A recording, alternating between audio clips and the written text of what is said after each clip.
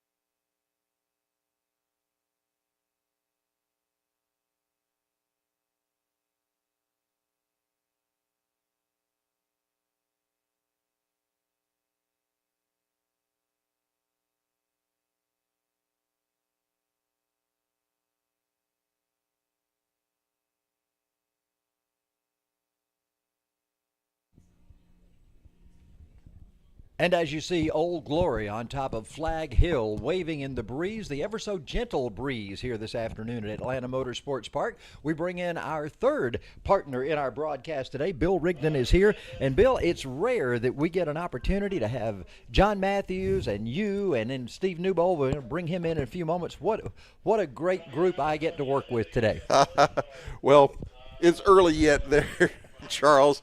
The saying goes, "Too many cooks spoil the pot," but let's hope we don't spoil it today for you. There's going to be a great afternoon of racing, as it always is when these karts get out here at the kart track at Atlanta Motorsports Park. And I'll be the first one to mention that we'll mention this several times during the broadcast this afternoon, that if you like what you see, you can come out here and run the track karts out here at Atlanta Motorsports Park yourself and see what these drivers go with. It's the fastest karting you can find in this area of the country, and it's a tremendously challenging technical course here, and you will see some of the best kart drivers out here negotiating it today, which you could do it yourself. Just go out to the website and sign up and come on out and run out here. Very good, Bill. Very well said. We've got our fourth partner in our broadcast today, Steve Newbold. He's down trackside, and we get a little bit of information from him as we hear those karts roaring off, ready to start our first race. Good morning, guys. This is the first day of the Winter Series, but I'm standing here in shorts and a T-shirt because it's currently about 70 degrees. It's a little warm out here, won't you say?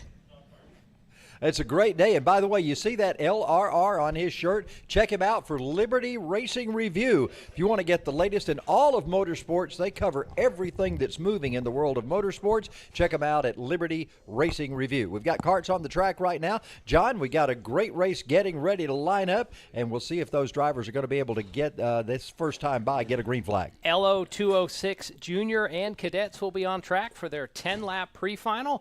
The way things will work today, race fans, each class will do a 10-lap pre-final.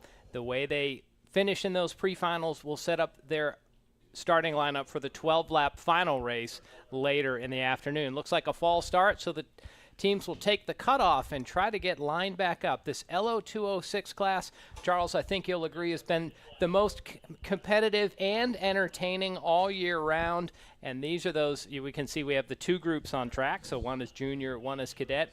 These karts, Charles, they're the ones that make the building shake when they start up in the staging area. A 4-stroke engine, so they have sort of a deep grumble, almost like a muscle car. Yeah, you can certainly hear them whenever this this stadium comes to life, or this building comes to life with those young drivers out there. Lincoln Massey stopped in a little earlier today, told us he had the pole for this one, so he had a really great qualifying run. And Bill, we've got drivers coming down. Let's see if we get a green flag start this time. You see the two groups on screen. So this is probably our junior with Lincoln, or excuse me, Lincoln's running cadet, I believe. That's right. Him on the pole in the blue card on the inside as the field charges towards turn number 1. Now they're going to head down into turn number 2 like a Dawsonville gold rush, trying to get single file. And now they'll head back up that 3-story climb. That is the signature turn here at Atlanta Motorsports Park's karting complex. And many of those drivers doing the Uden, or as you call it, the bobsled thing as they try to go up the hill there. And our buddy Al Edwards, who's back racing again today, by the way, Al tells us that that is not a fast way to go. You need to keep that head steady, and you need to keep watching where you're going and not take your attention off the track by trying to move it forward by shaking your head back and forth. It's that placebo effect, I am sure. So we see our field has made their way through turn 9 after the back straightaway. Now they are working uphill through turns 12, 13, and 14. And they'll briefly be in the shadows. Now this is one of the better passing zones. Turn 16, a tight left-hand turn that sets you up for turn 17 right there. And then they'll be on to the front straightaway. Lap number 1 goes into the boards. Cody Wright, your leader, Isaac Carvalho running in second. Well, Bill, we've got karts on the track right now. LO206, one of the strongest divisions here, and we've got a pass going on right now, looks like. Yep, we've got them side by side coming in through turns number 3 and 4 as they come underneath our position here up in the kart building. And we've got a battle going on there for that is second, third, and fourth, I believe. And you can see right there, you are riding in 5th place, one of our drone shots bringing you all the action this afternoon. The drivers will hit their maximum speed on that back straightaway. Looks like we have one leader slowly drawing away from this field, but Bill, all season long when these LO206s get out there, they almost draft. You have to wonder if those second 3 karts will be able to reel in the leader. If they can be disciplined enough to stay in line, it's when they start getting racy among themselves that they give the advantage to the leader. And any racing fan generally knows that. If you tighten up, you get nose to tail, you can draw up on the leader on a drafting track if you have the discipline to stay in line. Well, race fans, you can see it is a gorgeous day, as we had mentioned. Temperatures flirting with the 70-degree mark. Plentiful sunshine here and some last glimpses of foliage in our North Georgia fall foliage season as the field swings by our vantage point at turn 4 and 5. Down through the kink and then to the back straightaway. Into turn number 6, everybody nose to tail right now, single file as they head into turn number 6. While we're doing that, let's tell you about our group that's here today to bring you all of this. Will Rigdon is our executive producer. Michaela Danny is our producer. Mikey Lane is our director today. On camera, we have Francisco Lazaro. We also have our interview camera, Jim Abbott. On the drone today, Jeff Farver bringing you that shot right there. We also have Max Dorsey, he goes by Baymax, as the FPV. That means the first-person view. We'll be seeing him go along there as well. You saw a shot just a moment ago from the Al cam. That's the Will Bite racing camera. That's strapped to Al's trailer over there coming in through turn 16. You'll see those shots throughout the day. And our interview today, Steve Newbold. We introduced you to him earlier as our drivers now work their way through turn number 4 right by our vantage point here in the tower. And this is Baymax flying the drone. You see the kink here at turn 6 and 7, and the drivers getting single file, almost clumping back together. And now we have a battle into turn number 9. Our first pass for the lead, and it looks like Luke Giglio was able to move to the inside of our early leader, so a new leader out front. Yeah, now Luke has not been here every race this year. He did a lot of touring earlier in the year. He's been back the last few races. Always a driver that we see that cart near the front or up front. And right now he is in that number 1 position as they head down to turn number 16. They'll work wide through 17 and come back to start-finish. At that point, they will put 4 laps onto the board.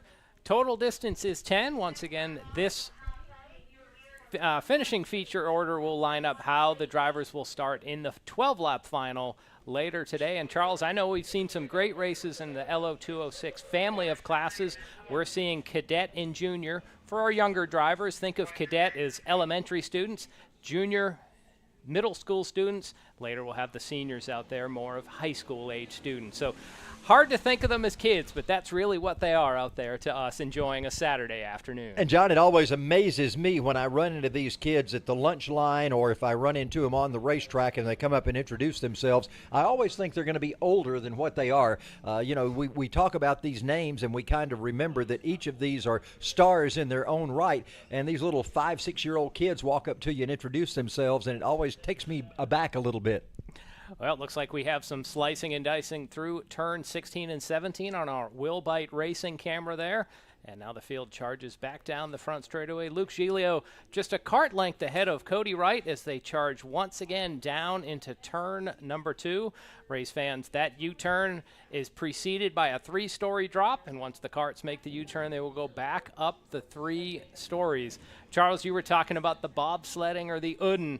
It must be a placebo effect. We see a lot of drivers do it, but as you have described, it doesn't really change how the kart makes it up the hill. Yeah, as a matter of fact, Al Edwards tells us that he really, the drivers that he coaches and helps to mentor, he tells them don't do that. It will actually detract because clearly every action has an opposite and equal reaction. So if you're going up with your head, at some point you got to go back with your head and do just the opposite. So it's of no value whatsoever, and it actually slows you down because you take your focus away from what you should try to be doing, and that's running the racetrack as best possible. They come around now to complete lap number 6. Yeah, Bill, what you got? I was going to say, if you had Newton's first law on your bingo card, you can go ahead and mark that one off. Yeah, I was just thinking that very same thing. Is that for every it's got to come back. Yeah, for every you got a done, right? That's right. All right. I don't know what law of science that is, but you're riding in 3rd place right now, courtesy of Baymax. Luke Giglio is the red helmet, and then Cody Wright is in 2nd. Down through that kink, the lowest portion of the course, and they'll be at maximum velocity until they hit the brakes right about there. Turn 9 is a great passing opportunity, but for now, Cody just content to ride in 2nd. Well, Cody's not merely riding in 2nd. He is pressing. He is on the tail. If he can bump draft in these karts, this is what he's doing. He's waiting patiently, I guess, for a mistake or for that last opportunity on the last lap, but he's not giving Luke Giglio any quarter at all. Well, in a pre-final, if they finish this way, both of these drivers would be on the front row. So there's not maximum urgency right now. I have a feeling when we get to the final later today, there won't be as much quarter given. Cody Wright maybe snuck a peek there, but falls right back in line. Yeah, he snuck a little look to the inside, and you got a feeling he's trying to figure out what he can set up, or maybe he's playing some mind games with Luke. Maybe he wants to pull out to the side there and let Luke think he's going to pass on the high side, which he always passes on the high side. He never goes low. There's our first Days of Thunder reference. Do you want to say it's it's a 2-driver joust down the back straightaway into turn number 9. You have to wonder, maybe Wright is going to make Giglio hear some footsteps at 60 miles an hour, but for now those two have drawn well clear of the pack.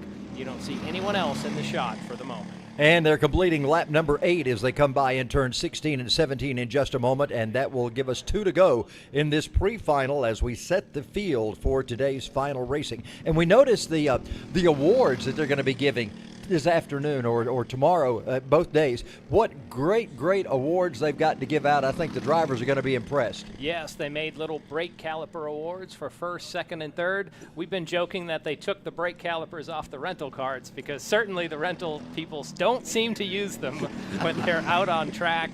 And again, as Bill had mentioned earlier in the broadcast, that's a great way for, if you're watching at home and want this sensation of speed, Our arrive and drive carts reach speeds of 55 miles an hour, just a couple inches from the ground. You won't find anything like it in North Georgia. Now, John, you had an opportunity to drive some of those rental carts earlier during a Dad's Day here at Atlanta Motorsports Park, and I'll bet you said you probably got up to 75, right? I don't think I did. I was not quite that quick. The elevation of this course really is a challenge that we talk about 17 corners, and most of them, they're all different out there. Even this corner number 17, you want to carry a lot of speed so you can maybe make a pass down the front straightaway as we see the white flag in the air. But it's downhill. Almost every corner is either up or downhill or off camber, the cart wanting to go to the outside and not make the turn. So I have to know, did you do the bobsled effect going up from turn number 2? No, I was just trying to not embarrass myself in front of all the people that were watching the dads go out there for 110 race. But you succeeded in embarrassing yourself, correct? I'm not going to put that on air. As we see our lead duo make their way through turn 9 for the final time in this LO206 pre-final, Luke Giglio leads Cody Wright. We're going to take a moment to look further back in the field. So a good 4-cart battle for third, but all eyes once again focus on first and second. Giglio, wow, Cody Wright in second, and maybe going to force the issue here, Charles, as they come to the line. Man, coming down to the line right now. What a great shot there from our FPV drone. Oh, look at this. Check this out. Cody Wright looks down to the inside. Who's it going to be at the line? Oh, at the line, a hand in the air. We're saying it's Cody Wright, although timing and scoring, Charles, has them with the exact same time in timing and scoring. So we have to wonder if there'll be a photo finish. Well, that was just a tremendous finish. Cody Wright kept setting up Luke Giglio throughout that last lap. You saw him gaining ground, and he took an inside line coming through turn 17. Tremendous job of getting the victory. Congratulations to Cody Wright. I believe Steve Newbold's going to have a very excited guy to talk with. Here's the replay. Check out this replay. You can see Wright on the left side of your screen has the lead. Oh, Giglio coming at the line, wow. And it really makes you wonder where that scoring loop was there. Timing and scoring in Race Monitor has the difference as 0, that there was no difference between the two. So what an electrifying appetizer here for round 1 of our winter series. And I'm separated by 2 Toastmasters, so I'm going to say, Bill, Cody did it the what? The right way. Yes, yeah, Cody right. did it absolutely the right way when he came down turn 17. He came out and went high. I think he might have gotten in Giglio's mind that he was going to take him on the outside. I don't know if that necessarily altered Luke's line, but it allowed Cody to get underneath and briefly be ahead and at least pull the tie off there at the line. And you thought that Cody may have thought he had such a lead on Luke, he may have backed off just a little bit coming to the flag. These kids don't back off. but Luke looked like he had a burst of speed, and that's what made me wonder about that, was that burst of speed he had coming in there to almost get the victory away from Cody. There you see Lincoln Massey, his hands over his head. Don't know exactly where Lincoln finished. We're going to find out in just a moment as Steve checks him out down there. Lincoln had told me he had the pole for his part of this race, and we did not get a winner in that particular division, so we'll find out in just a moment. By the way, Talon Laney I have as the top junior. Okay. 6th overall, but yeah, number 48, Talon Laney, was our junior winner. All right, Steve's getting in position right now. We're going to get Cody down to talk with him in just a moment as that fantastic finish. It'll be interesting to hear from the driver exactly what he felt and what he thought when he came off turn number 17. There's Luke Giglio. You see him down there as he's talking with Lincoln Massey right now, and they're kind of going over what they could have done better. Let's go down to Steve Newbold. He's got Lincoln Massey right now. Now, Lincoln is down here in Victory Lane, which is nothing new for you, buddy. You dominate this track every time you're out here. Why don't you tell us how you did it again today? Well, we didn't make the practice. We barely made it to qualifying. We've had a little bit of troubles with the engine, but we got them resolved. And it was a great race between me and Luke. I just waited to the last lap and got him at what I call my signature turn, where I go to the outside and Luke goes to the inside, and he shoots out wide, and then I take the inside. But he was catching me on the straight, and from what I've heard, it was an exact tie. So we'll just have to see if Luke gets teched or what happened, or if I get teched. But other than that, great race.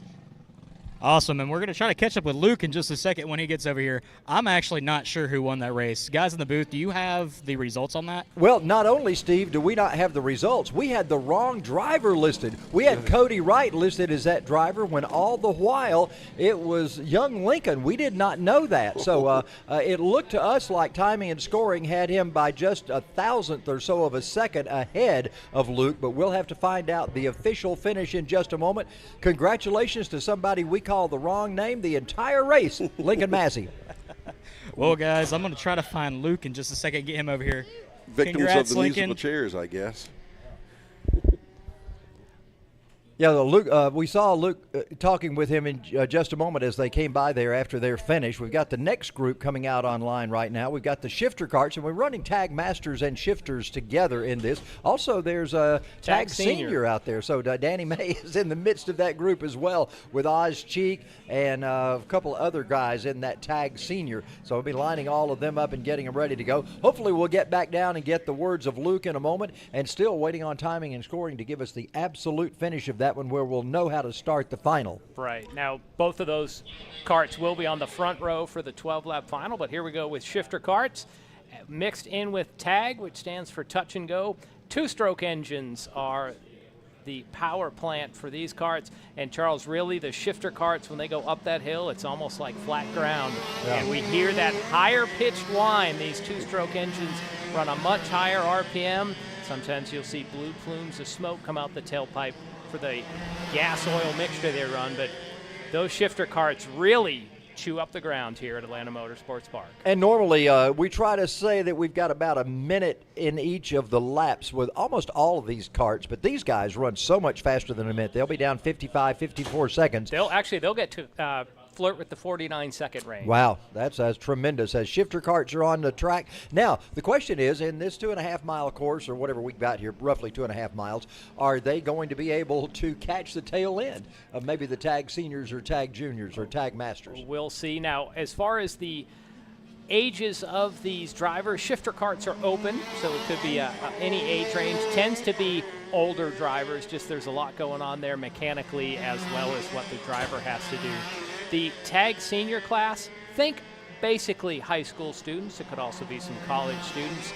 Master, we're going to just say they're a little more seasoned out there, maybe 30 years and above. The tag senior and master, the only difference cart-wise is the masters carry a little bit more weight, and by that I mean the cart has to weigh more. Although, Charles, you're laughing that the drivers might weigh a little bit more than the high schoolers as well. Yeah, Bill, we see these shifter carts out there. Generally, these shifter carts are drivers who have work their way through other divisions, and this is sort of the epitome of what they get to do as an adult. So shifter carts are drivers that have a lot of things going on in that cart as they're going up and down the course. They've got to change gears. They've got things happening, and it's good to see those shifter carts on the track out here ahead of everybody else. Yeah, you definitely need to have experience in karting in general before you can take on those shifters, because that's one more thing to keep in mind as you're flying along at 75 miles an hour over the ground.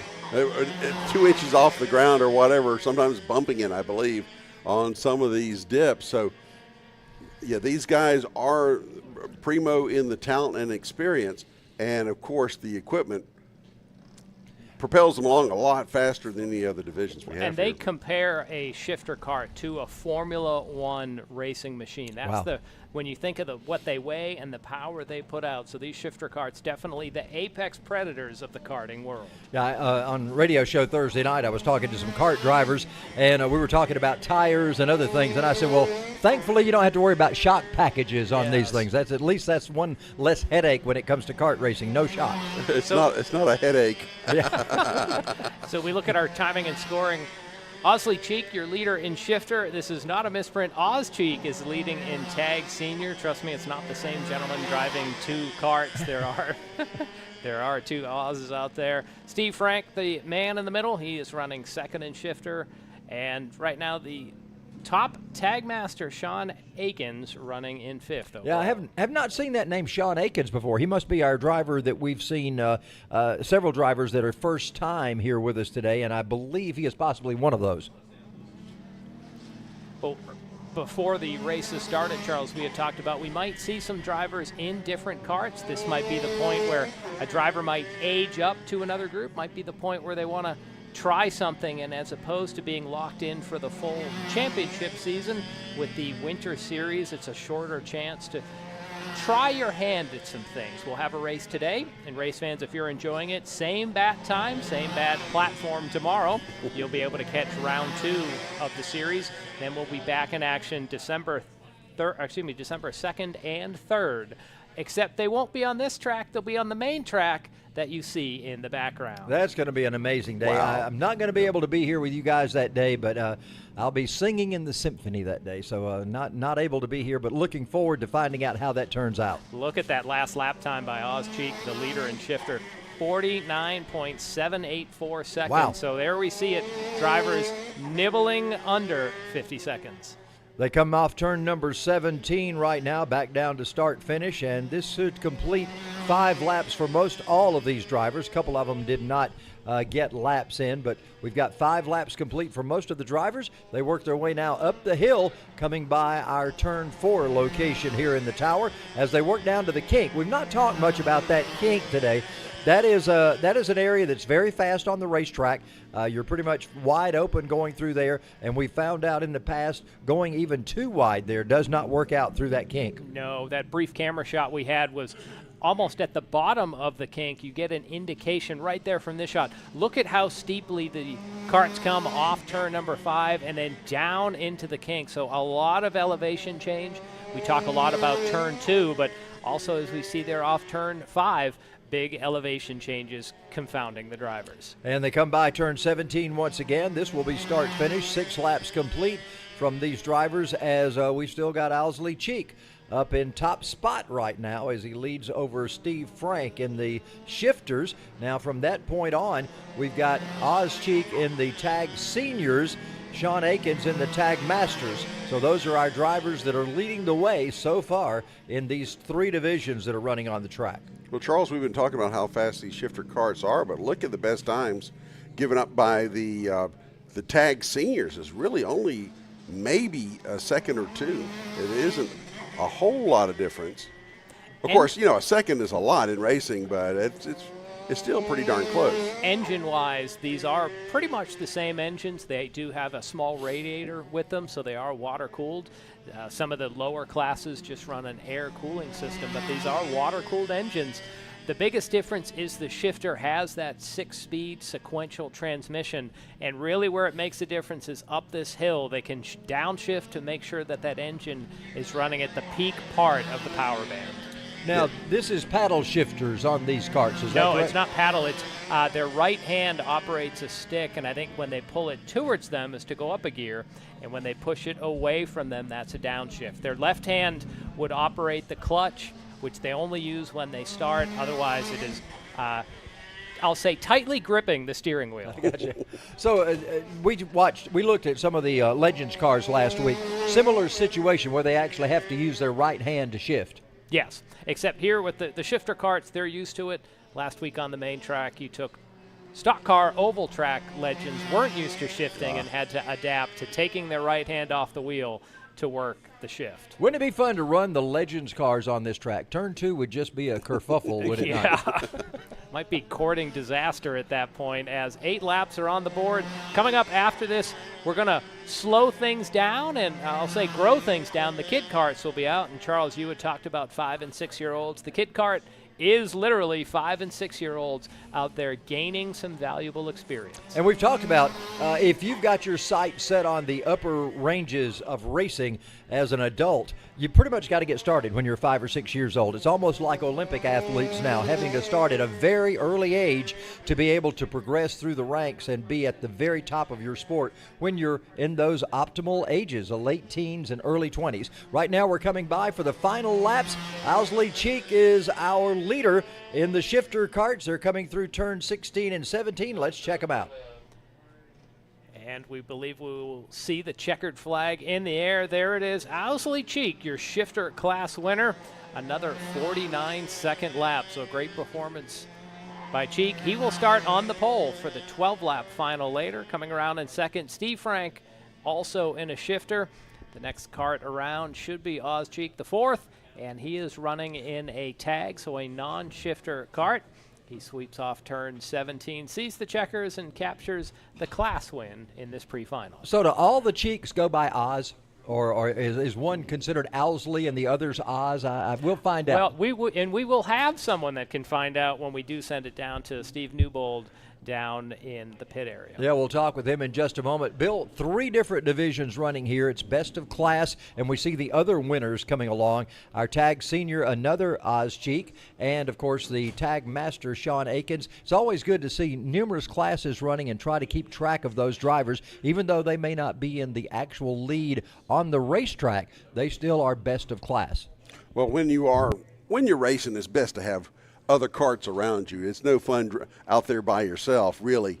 So putting several classes on the track at the same time, one is more expedient as far as getting the program along, but second, it gives drivers more experience with dealing with things like traffic, slower or faster otherwise. And there you see our executive producer, Will Rigdon, who is doing his thing down there. He's climbing the hill. There you can really, once again, see the elevation change. You're looking at the building where we're broadcasting from today.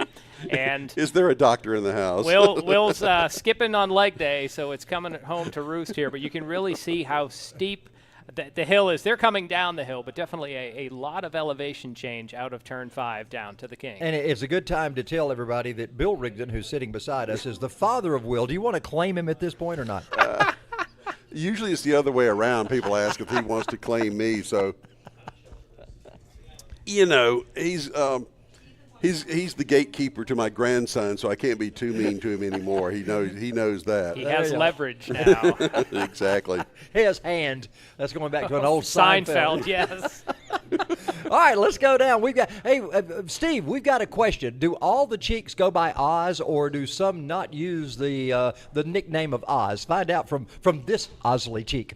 Yes, sir. Let's ask Mr. Oz that question. You heard what Charles was asking. Does everybody go by Oz? Everybody goes by Oz. That makes it pretty easy if you ask me. Anyways, that was an impressive performance in your shifter kart today. I heard them correctly. You're running like a 49-second lap time. Is that correct? Yeah, they were in the 49s. You know, it's track's hooking up good today. So how is the grip out there? It's not bad. It's been a little different. We changed to a new set of tires, of course, for qualifying, and didn't hook up quite as good as we thought. So the temperature and the air pressure in the tires is maybe a little different than the summer for sure. All right, well, we're going to hand it back up to you guys in the booth. Well, we got the kids' karts, and they go from a standing start, so we don't have to worry about getting a good green flag start on this one. Green flag's already out as they head up the hill through the jelly bean. Smart work with our track officials today, because we always have false starts in this one. Well, Charles, this is one of 2 groups that will do a standing start. I think at this age, they're just not coordinated enough to come together 2 by 2. The shifter karts will use a standing start, so they have to actually use the clutch in first gear. But for the kid karts, it's just easiest to get them organized. They'll still run 10 laps, but this will go by quickly. As you see already, Harrison Marintish, our leader, putting 1 lap on the board with about a 28-second lap time. So they're running the jelly bean, as Charles had said. These little kid karts really wouldn't be able to climb up the hill coming out of turn 2, but this is a chance for really 5, 6, 7-year-olds to gain some initial seat time running on a track. And we talk about some of the drivers moving up divisions. We see some names here in this kid kart division we've not seen all year long. So maybe some kids just kind of getting acclimated to the kart scene to be ready to start with a full season next year. Well, the driver in third, Arlo Stowers, we've seen his brother Bo Stowers running before. So contact or almost contact with the little barrier as they went through the cutoff. We call this course the Jelly Bean. So we're going to ride right with our leader in that number 61 kart. This is Harrison Marintish coming around to put lap number 3 on the board. This is turn 1 on the main course. Then the drivers take this left hand and suddenly appear where turn 14 and 15 are on main track. And there you see Baymax with that great shot from the FPV drone as he works down to turn 16 right now with this lead kart, taking it right at the grass, right at eye level. Man, this is great drone footage that we're seeing right here coming to start finish. This is kind of the Mario Kart view, I think, of these guys, except they don't get to throw a turtle at the leader or anything like that. They work their way up through the jelly bean right now, and they come through there. Our leader is well ahead of the rest of the field as we're working 5 laps out of this 10-lap pre-race final. Sometimes there are different classes, and I think Harrison is running an LO206 kid kart. The others are in the Comer karts. Little different power and weight. I think the Comers are a touch slower, so that's probably why we're seeing Harrison open such a large lead. Yeah, a touch slower. Yeah. They're your second. How about a skosh? A skosh, yeah. Slower. They're coming through off of turn number 17 right now. This is your second, third, and fourth place karts. Harrison really checking out on this field. And as you say, he's in the LO206, so the little Briggs & Stratton engine doing a little more than what the Comer is doing right now.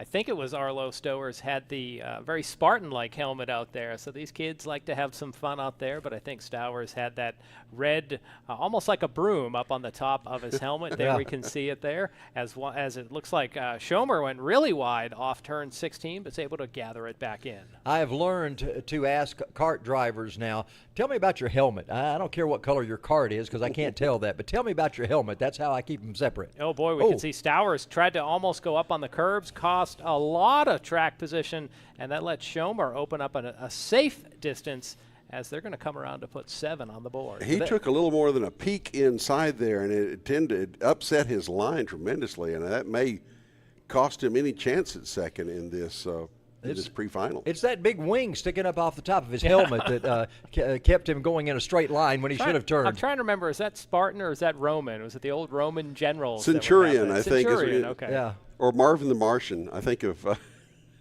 I think of that. His was green, I think, though, with the Pew 236 explosive phase modulator. No plutonium power in these. These are just a typical gas engine, 4-stroke. Really, once again, this class is about getting the driver some experience. And we see Stowers now in that sort of red kit, seeing the white flag. One more shot to try to get by Schomer. I spoke too soon as he closed back in on Schomer, but Stowers may have an opportunity, maybe right here, if he can just get the right angle, and if Schomer gives him the window, and there it is right there as they go side by side. Oh, there's big contact. Stowers sent it up the inside. Schomer holding on the outside. And for the moment, Stowers is going to get second as they come to the line once again. A close run. Oh, now I think that's the white flag in the air. We were 1 lap early, so we still get another lap here. I thought we saw a white flag before. Yeah, well, coming around. Here comes the checkers this time around. Coming around the jelly bean right now. They've started to separate themselves just a little, but boy, that was some tight racing action. No separation last time when they came through this part. I was channeling my inner Ken Squire as they were getting together. They're going into the last turn. Harrison was your winner, so this is the battle for second. Stowers. Oh, maybe they're calling that good. So I guess that was checkered flag after all. The announcers are the last to know. No, I never said. Well, I thought it was. I guess we have finished this. Here's the replay. Check it out. Wow. You could see the left wheels on Stowers' kart briefly get airborne a little bit there. He sent it up the inside. Check this block out. He did a good job of blocking also after he completed that in order to secure the victory. So what an outstanding race from the kid karts today. Not scared to shake it up a little bit as they needed to down there. Who says they end. can't touch out here? You know? Yeah. Rubbin's racing. Yes, absolutely. There you go. That was a little bit more than a rub. The way his head recoiled, I'd call that a little more than a rub. He didn't hit you. What's the line, John? He didn't hit you. He didn't bump you. He rubbed you. Yeah, but there's more to it. There's more to it than that. He didn't bump you. He didn't wreck you. He didn't. There's about 3 things that he says in there. He rubbed you. Rubbin is racing. Rubbin's racing. Here you're getting a great look at the facilities for Atlanta Motorsports Park's karting complex. The website for the facility is www.atlantamotorsportspark.com. From there you can find out all the details about the main track you see in the background, as well as the kart track, arrive and drive karting, karting schools, or stunt schools over at the main track. They have a host of activities on that 2-mile complex as well. And you never know when they're going to have a special event that someone has rented the track for. I remember coming up here and there were about 25 of the new Cadillac electric vehicles out there. Cadillac was doing a test here of their electric vehicles. So many times you'll have manufacturers who come in and do that type of thing here at Atlanta Sports Park as well. Very respected among not only racers but also the manufacturers.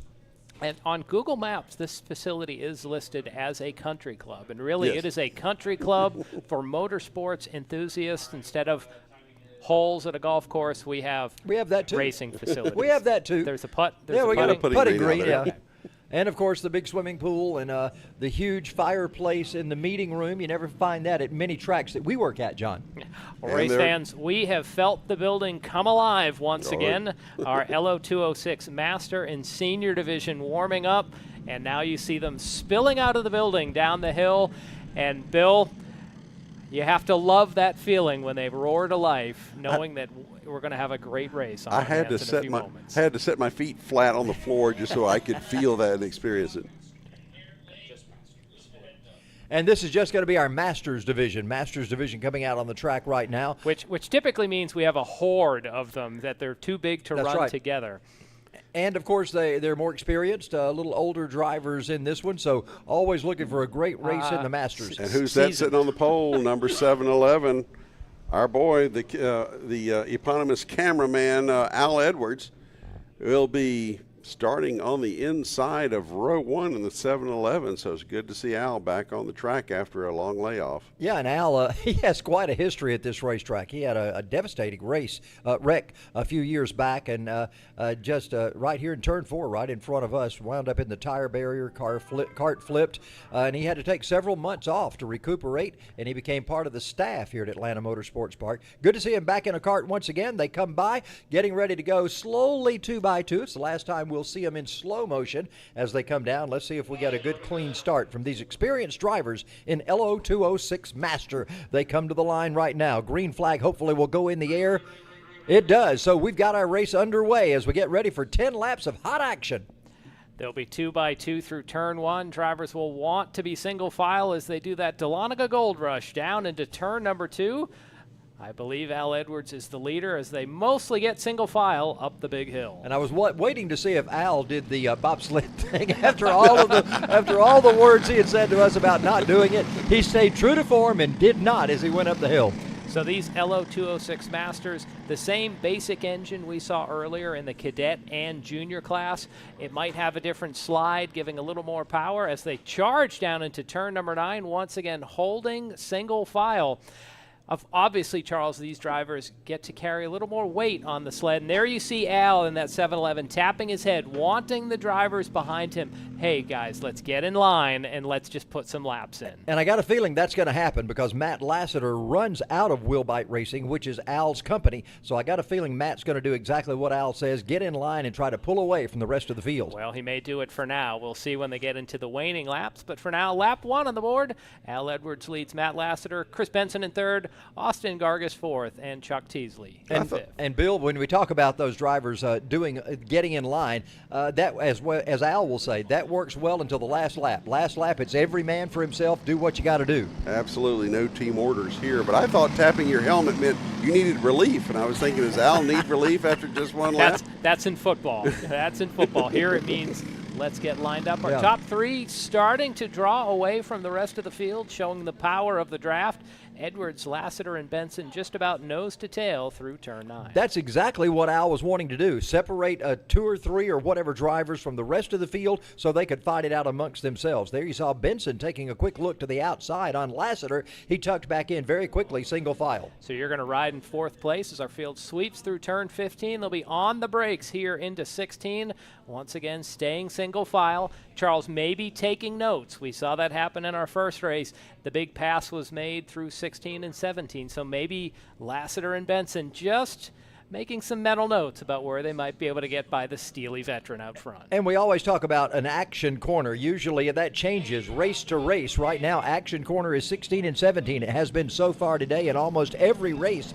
Let's see if it's going to continue to be that as our LO206 Masters come by us in turn 4. Bill, we got a little bit of a breakaway. How important is that for those 3 drivers up front? Well, it gives you a little bit of a respite from the mayhem behind you, but you can't rest on your laurels because if they get lined up as well, they can close it back up and make that a 6-car freight train one more time. They may very well be doing that. It just depends on how fanned out the front 3 get, but they look like they've got their act pretty much together, but so do the second 3. As you look at them, there's like 3 little small trains looking to link up.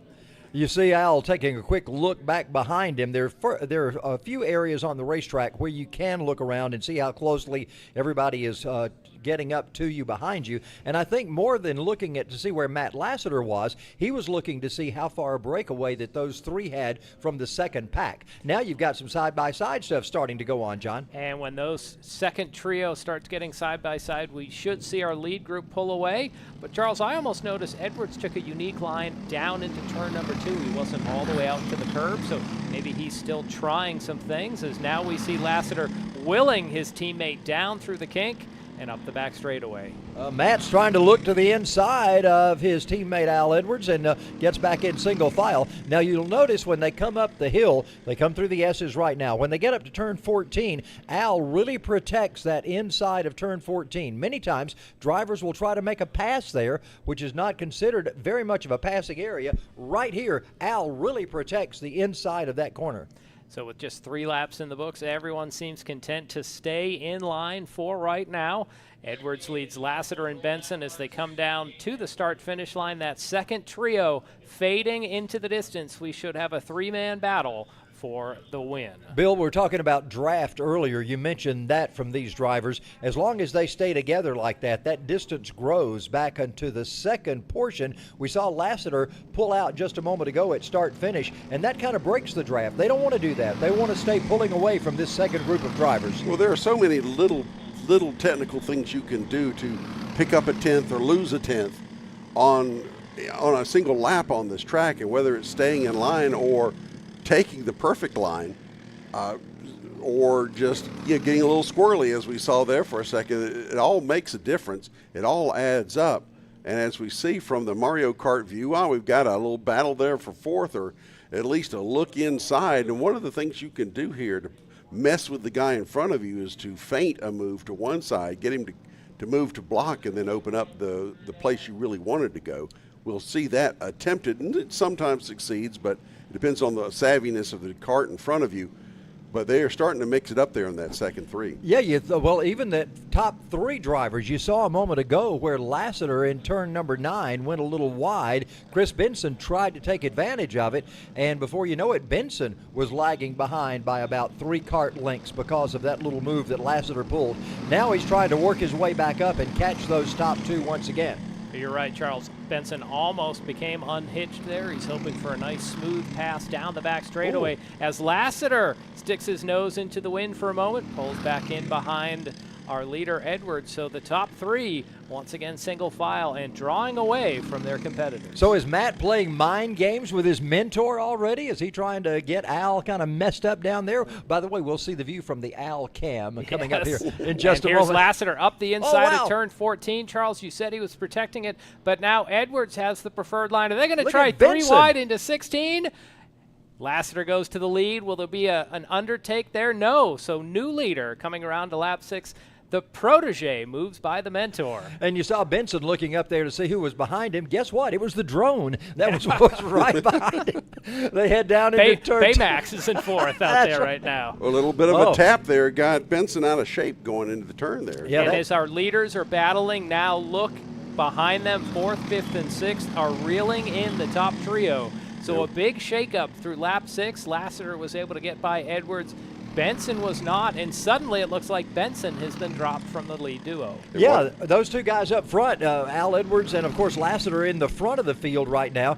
They're trying to get Benson back there with that second pack of cars, and he's got some work to do to try to catch up with that duo once again. Bill, they're working up the hill. It's quite an elevation change. It doesn't really show well from our camera. Well, look right as we said it, Bill. Look at that. Wow. Al Edwards posterizes Lassiter up the hill into turn 14. Yeah, he decided, Matt, you did this to me last lap. Guess what? Here I am. And now we have a basketball term. Now we had our football reference. Now we have our basketball reference. And here we go down to complete lap number 7. 3 to go here. So they're starting to get a bit racy. And just as we said, when they start getting side by side up front, it gives the karts in back a chance to catch up. And here we go again as Lassiter looking inside Edwards. Nothing doing this time. But he's setting him up for what's coming up in the the next 3 laps. Well, and what's coming up is Benson in third. He is back with the lead duo. So several laps of churn, and they're right back where they seem to be. Benson in third in that blue 76. Lassiter in the red, white, and blue colors in the middle. And Al Edwards, the leader, in the white helmet. And the reason Benson was able to catch back up was because Lassiter and Al were battling back and forth, and that slowed them down just enough for Benson to be able to catch him once again. In order to make a pass, you've got to get out of your ideal line, or the cart in front of you has got to get out of the ideal line. So that's going to cut down the lap time and allow trailing carts to close in as they are dicing it up. Coming down for 2 laps to go now, 2 laps to go in this pre-final. I loved Earnhardt's statement whenever somebody asked him, they said, how do you win races? And he said, go where they ain't. Yeah. And that's pretty much sums it up right there. Well, we're going to go down into turn number 2 once again, up the hill, as we see Lassiter again take a peek on the outside of Edwards for the lead, and that's going to let Benson get up the inside through turn 4. Tough to be too wide, but they're going to do it. But Benson pulls back in behind because you can't be too wide through the King. They're racing like this is coming back to the checkers, and we've still got a lap to go. Check this out. Benson once again looks high on Lassiter. They head down into turn numbers 9, and it's going to be, oh, look at this, side by side, working through the S's. That ain't going to work. No, Benson had the crossover, but when they went through the S's some more, had to yield to Lassiter. And this lets Edwards, for the first time today, open up a little breathing space. So it's 1 pursued by 5, and this time they're going to be coming around for the white flag. Can't wait till we get to hear from Al in just a little while if he goes on to win this one, because it's been quite an interesting race for him. Lost that lead for a while. Now Benson once again inside of Lassiter. Then they tuck back in single file as they come by the white flag. And Miller and Teasley just swept by Gargis, coming through 16 and 17 as well, so we have a change in the second 3 as well. Man, a lot of racing going on in both packs. Lassiter goes a little wide off turn 2, and that's lets Benson get right to the rear bumper. So Al Edwards, your leader for all but 1 lap with the Wilbite Racing Team. His protege and teammate behind him. Then it's Benson, Teasley, and Miller down the back straightaway. Turn 9 is a great passing opportunity. Will we have any takers? Now, will Lassiter and Benson stay in line so they can catch up with Edwards, or are they going to settle it among themselves and settle for second place? They're coming up to where the change has taken place both times for the lead. Al lost it right here coming up into turn 14, and then Lassiter lost it back to Al. What's going to happen this time? He protects the inside. Lassiter looks to the outside now. He's going to is he going to make a move in 17? Let's see. We'll see. So Lassiter maybe takes a peek to the inside. There he goes. He gets a little push, little contact off 17, but it won't be enough. Al Edwards, your LO206 pre-final Master winner. Lassiter in second and Benson in third. Coming into 17, that looked like it was going to shape up to be a 3 wide there at the line. And Baymax finishes in 4th, right behind our top 3. Yeah, here they come right again. And look at that great shot coming in there as they come across start finish. What a great win for Al. He's a happy boy. Put that right hand in the air. Absolutely. So once again, a great hors d'oeuvre. They'll be out for 12 laps later. And Charles, when they run 12, Bill, we'll probably want to be calling for 15 when they go out there. And I'm sure they're going to probably call it. They're older. They want to be 8 laps, right? All right, let's go down to our winner. Steve's got him down in Victory Lane. What a great race it was for Kid Karts today. So we have a little treat right now, which is kind of unusual. We usually do not get the Kid Kart drivers on board for the interviews. So we're here with Harrison. Tell me a little bit about your karting experience. How long have you been racing, buddy? 8 months. 8 months? So, again, 8 months is what he said. So tell us about the different tracks you run at. Your mom was telling me that you run at 3 different tracks. What's the biggest track that you run at? Tennessee. In Tennessee? Now, Mom, what was the name of that? Oh, it's called Tennessee Karting. So, or Mid-Pond. We're plugging them, so you guys are welcome. But anyways, buddy, great race. Hopefully we can see you back in Victory Lane again later on today. Can I get a fist bump? Hey, Steve, ask him, get the official pronunciation of his last name for us so we get it right.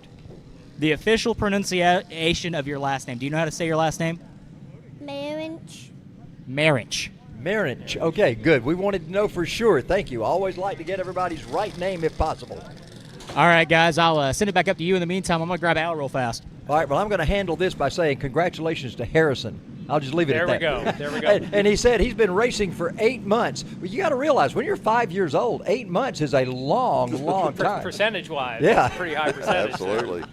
The building once again rumbling. The next group of carts on the track will be our tag, cadet, and rookie. No, that bit, that Excuse me, you're right. rumbling. That is the LO206 Senior, yes. That rumbling that you hear is Al Edwards beating his chest after getting a big win. We're going to hear from him in just a moment down in Victory Lane. There's Al. Yeah, he's beating his chest and he's doing jumping the icky around. shuffle. That's down right, there. little icky. That's a All really right. icky shuffle. Take it away, Steve. Now, the last time I saw Al in Victory Lane had to be, God, at least 5 years ago when I was working here as a corner worker. How's it feel to finally be back in Victory Lane? It feels great. I've been out since April, attending some family issues and then running the team here, as well as announcing with these two crazy guys up here. And let me tell you, first time in the seat, literally first time in the seat today since April. And got to hand it to Matt Lassiter and Chris Benson there, both Will Bite Racing, Atlanta Light Engine customers. Wow, what a race. We were touching the whole way. We really enjoyed that, other than his unload on me. And we kind of got together there in 6, but that's okay. So thanks a lot to all the competitors and the AMP for putting on such a great series. Well, you heard it from Will. Back up to you guys. Hey, ask Al this question. He got passed, man. Whoa, did he turn up the intensity level, or was it racing as normal on that lap when he got passed? I didn't hear it. He said, was it racing as normal when you got passed on that last lap, or did you just send it? Oh, man. So Matt always sends it, right? And I had to take it back to him. That's the bottom line. But, leading the whole time, you just got a big target on your back. And that's always the issue. You're always trying to drive with eyes at the back of your head. And let me tell you, they raced me clean. I'm really happy with it. So I'll take home a W anytime I can. Back up to you guys in the booth. All right, thanks. Congratulations to Al Edwards. We've got LO206 Seniors underway right now. Look at this goodness. big field. Three Wow. wide through turn 3. Charles, about 24 carts. As Ken Squire would have said, looks like an Oklahoma land rush back there. Passing the grass there, coming through turn number 4. 4 wide. That won't work through the kink. Ooh, one car just said you just cut the corner right off. Wow. So action aplenty here. This is the high schoolers compared to the Masters division. LO206 Senior. Charles, we love that feeling when this building comes alive. As you can see, the leader once again rub his helmet saying, let's get in line. And now the field, like a snake, slithers its way down to turn 16. Well, Jacob Loomis is your leader. Eric Evans is in second spot. Caden Jarvis third. Steve Roberts fourth. Juan Pablo Garcia rounds out the top 5 right now. I believe we got a little bit of difference in our scoring monitor, but I believe that's the way those drivers have lined up, pretty much that same way. Steve Roberts is now shown in the 5th spot, possibly. I'm not sure about our number 1 leader right now as they work their way up the hill, coming up to turn number 4 as they work their way by. What a massive group of carts. Absolutely. Trying to go 2 wide through turn 4 and 5 into the kink. They just barely get into single file once again down the back straightaway. So the field chaotic, we'll say at this point, as they're going to go 2 wide again through turn 9. Maybe some contact there. And Lincoln Massey has joined us up here. When we get an opportunity for this race, if it gets into some laps where there's not a lot going on, we'll have a chance to talk with Lincoln. Otherwise, Lincoln, you may have to wait a few minutes, man. We got a lot of action happening here. Check this out. Back in 3rd, 4th, 5th, and 6th spots, those guys are really mixing it up. And they're not just going to stay single file. Looks like we had somebody poking a nose into the wind for a moment, so we'll come down to the line. Looks like Caden Jarvis is in 2nd, Carson Craig in 3rd. Elijah Skaggs, your leader, in that number 2 cart, just scant inches ahead of 2nd place. Carson needs a good race. Carson has, oh my goodness, trouble in turn number 2. Looks like one cart got spun around and then made contact with another, and you can see everyone darting and jiving around. Maybe a couple of carts just lost momentum up the hill, and again, they're 3 and 4 wide. We talked about Carson Craig. He's had a lot of difficulty this year. Seems like things just haven't gone well with Carson. He has traveled the world this year, racing in a lot of different places, and it's good to see him having a good run right now. So I believe that's Skaggs, your leader, Carson Craig in 2nd. Slightly breaking away. Yes, it is Craig in that 55 machine with the pure white helmet. and they've broken away from 5 behind them. We'll have to see, will these 5 fight amongst themselves or work like a family to redraw in those 2 leaders? Well, they come off turn number 17 right now. We will complete 3 laps at this point when these drivers work their way by. Carson Craig still working on Elijah Skaggs, who is our race leader, and they are still tightly together as they go down into turn number 2. Bill, they work their way up the hill. Looks like a little cleaner than they went through last time. Well, it's harder to stay in line the more carts there are, because if you see a bunch of carts in front of you, you're going to want to pass as many. Your inclination is to want to get around them as quickly as possible. Well, Carson Craig just got freight trained by 3 carts. I think that was actually Craig's still up in second. Oh, it's so Carson. Okay. Nick Laferdo is the 00 car. I think he is running in 3rd right now, so it might have been Caden Jarvis who lost several spots. As our top 2, about an 8 cart length advantage over 3rd back through 7th place. And 3rd through 7th, they don't really have a good draft going. They are not close enough to really start to depend on the draft. While those 2 guys up front, they can start to separate themselves if that second group doesn't get a little tighter. So lap 4 going on the board. Hey, race fans, whether you're watching on Facebook or YouTube, or if you're enjoying yourself today, hit that like button and the subscribe button, so anytime we go live at Atlanta Motorsports Park, you'll get content pushed to you, and that would include round number 2 coming up tomorrow afternoon. And make sure you put in the comments where you're viewing from. We always like to know where you're coming from, especially if you're from overseas. We like to get those international views as well. So our top 2 holding, once again, about 6 to 8 cart lengths ahead of 3rd place. So Nicholas Laferdo looked like he made a big chomp into that advantage. So what was 2 might very well now be 4. He did make a pass through 16 and 17 to get into 3rd as well on that last lap. So it looks like Nicholas Laferdo is the man on the move if he can get a little help behind him to close in on that front 2. Yeah, Carson is still in 2nd spot. There's a good shot as they come through 16 and 17 and work back down towards start finish. There you see Nick. He's trying to close in on Carson, so maybe he'll have a chance to catch that duo up front. So at this point, you have to think 5 laps in, the tension starting to rise in the field. Laferdo gets right to the rear bumper of Carson Craig, letting him know that he is there. Takes a quick look back as now we have 4 carts in view. Carson Craig in 2nd. Elijah Skaggs, your leader. Well, they tighten up right now. We've got a 3-cart breakaway, almost 4. We was very close to getting in that lead draft with these drivers. They go down into turn number 9 once again. They got to get hard on the binders here as they work through that corner. And here comes your 4th cart getting up in that top group. And you could see Craig wiggle through the middle of turns 9 and 10 as Laferdo briefly took a peek to the inside. Bill, you have to think the driver's starting to compile some notes on their opponents and where they can make moves for later in this race. Well, we're more than halfway through now, so it comes time to plot your end game. You don't have a whole lot of time. 10 laps isn't very much, but speaking of which, here comes Nicholas Laferdo around Carson Craig coming down to the line, and he'll actually, he pulled back in line. Craig had the horsepower down the straightaway, so our top 4. Now we see Laferdo going to the inside at turn 2.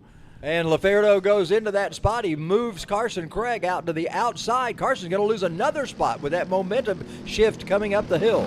And so Steve Roberts goes up into 3rd, a 2-for-1 loss for Craig there. Skaggs still your leader. Now Laferdo applying maximum pressure to the back of that number 2 machine. Well, Nick is right there in 2nd spot, and Carson Craig's going to have to watch it. He may lose that draft of these top 3 carts. And that's where conservation of momentum comes in very handy going up that hill, and that's what Roberts had. A physics lesson breaking out here we go. mid-race. We're going to start quoting 3rd law now, too. Now, I think you brought up something we'll want to ask Lincoln Massey when we have a chance. When a driver loses a couple of spots real quick, emotionally, mentally, what changes and what do they have to do to get back into focus as lap 7 goes on the board? Skaggs, your leader, Laferdo in 2nd, then it's Roberts, and a little gap back to Craig in 4th. Well, they tuck back in single file now as they work up the hill, and once again, they get back double file as they try to make their way up that big elevation change.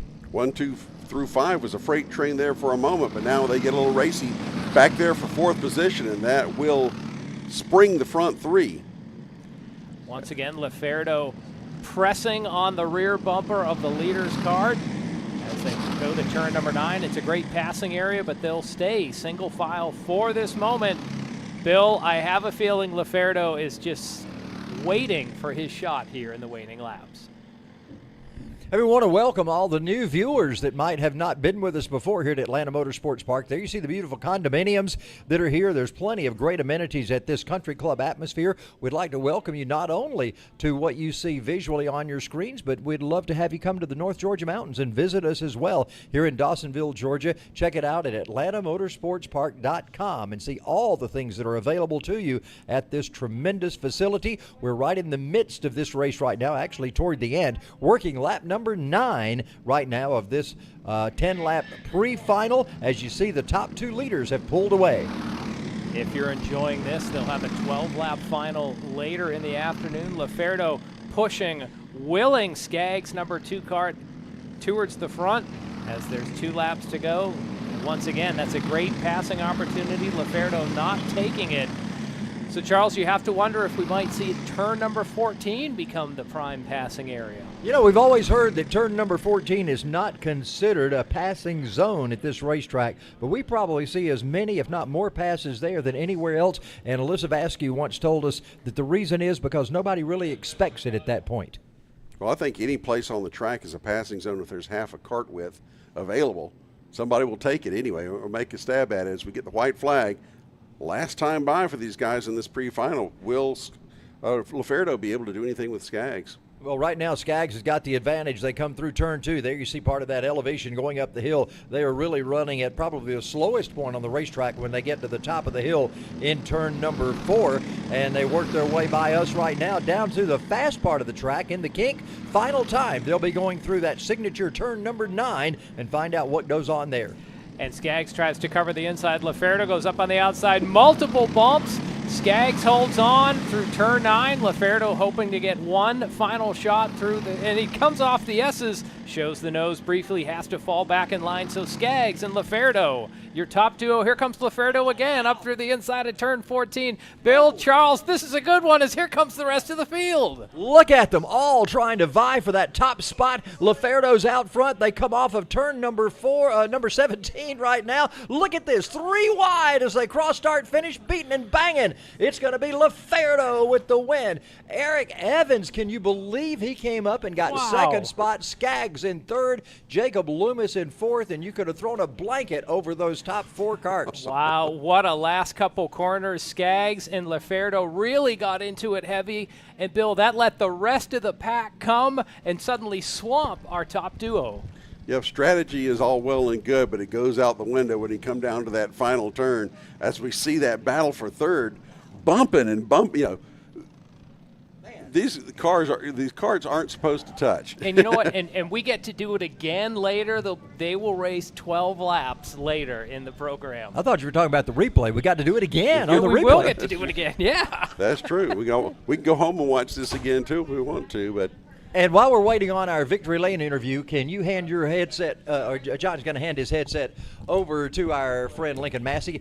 Lincoln, we had your name wrong the entire time on Receiver. We should have known that was you out there by the look of your helmet.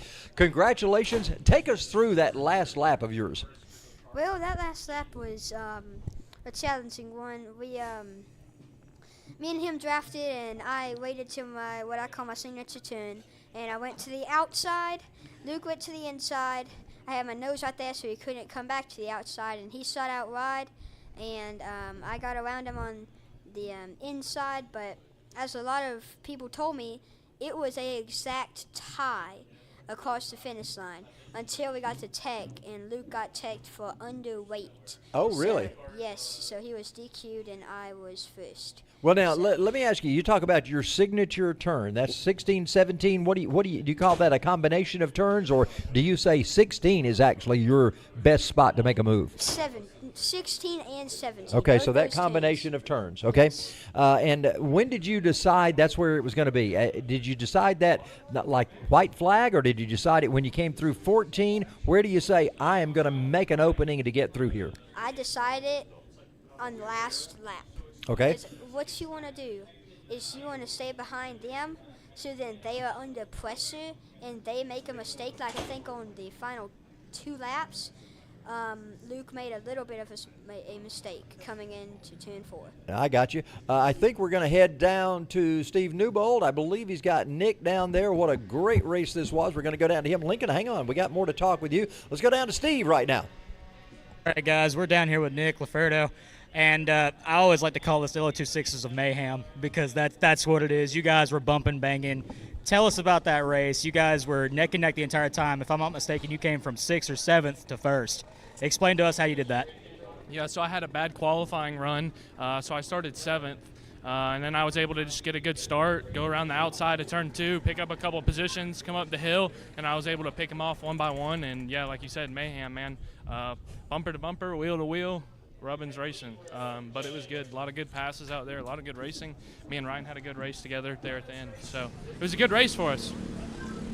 Awesome. So tell us a little bit about your jersey here. If I'm not mistaken, you're with Racing for Children. Is that correct? Yeah. So our whole team here, we got about 5 carts today. It's Racing for Children's for childhood cancer, and we have I guess a good group of guys, a whole race team, and we all come out here and race and have fun and race for the kids. So we actually raise money for childhood cancer, and all the money goes to that. So we have fun, go race, and then help kids out as well. And so we got Racing for Children's, we got kinetic karting engines, super fast engines on all of our carts here.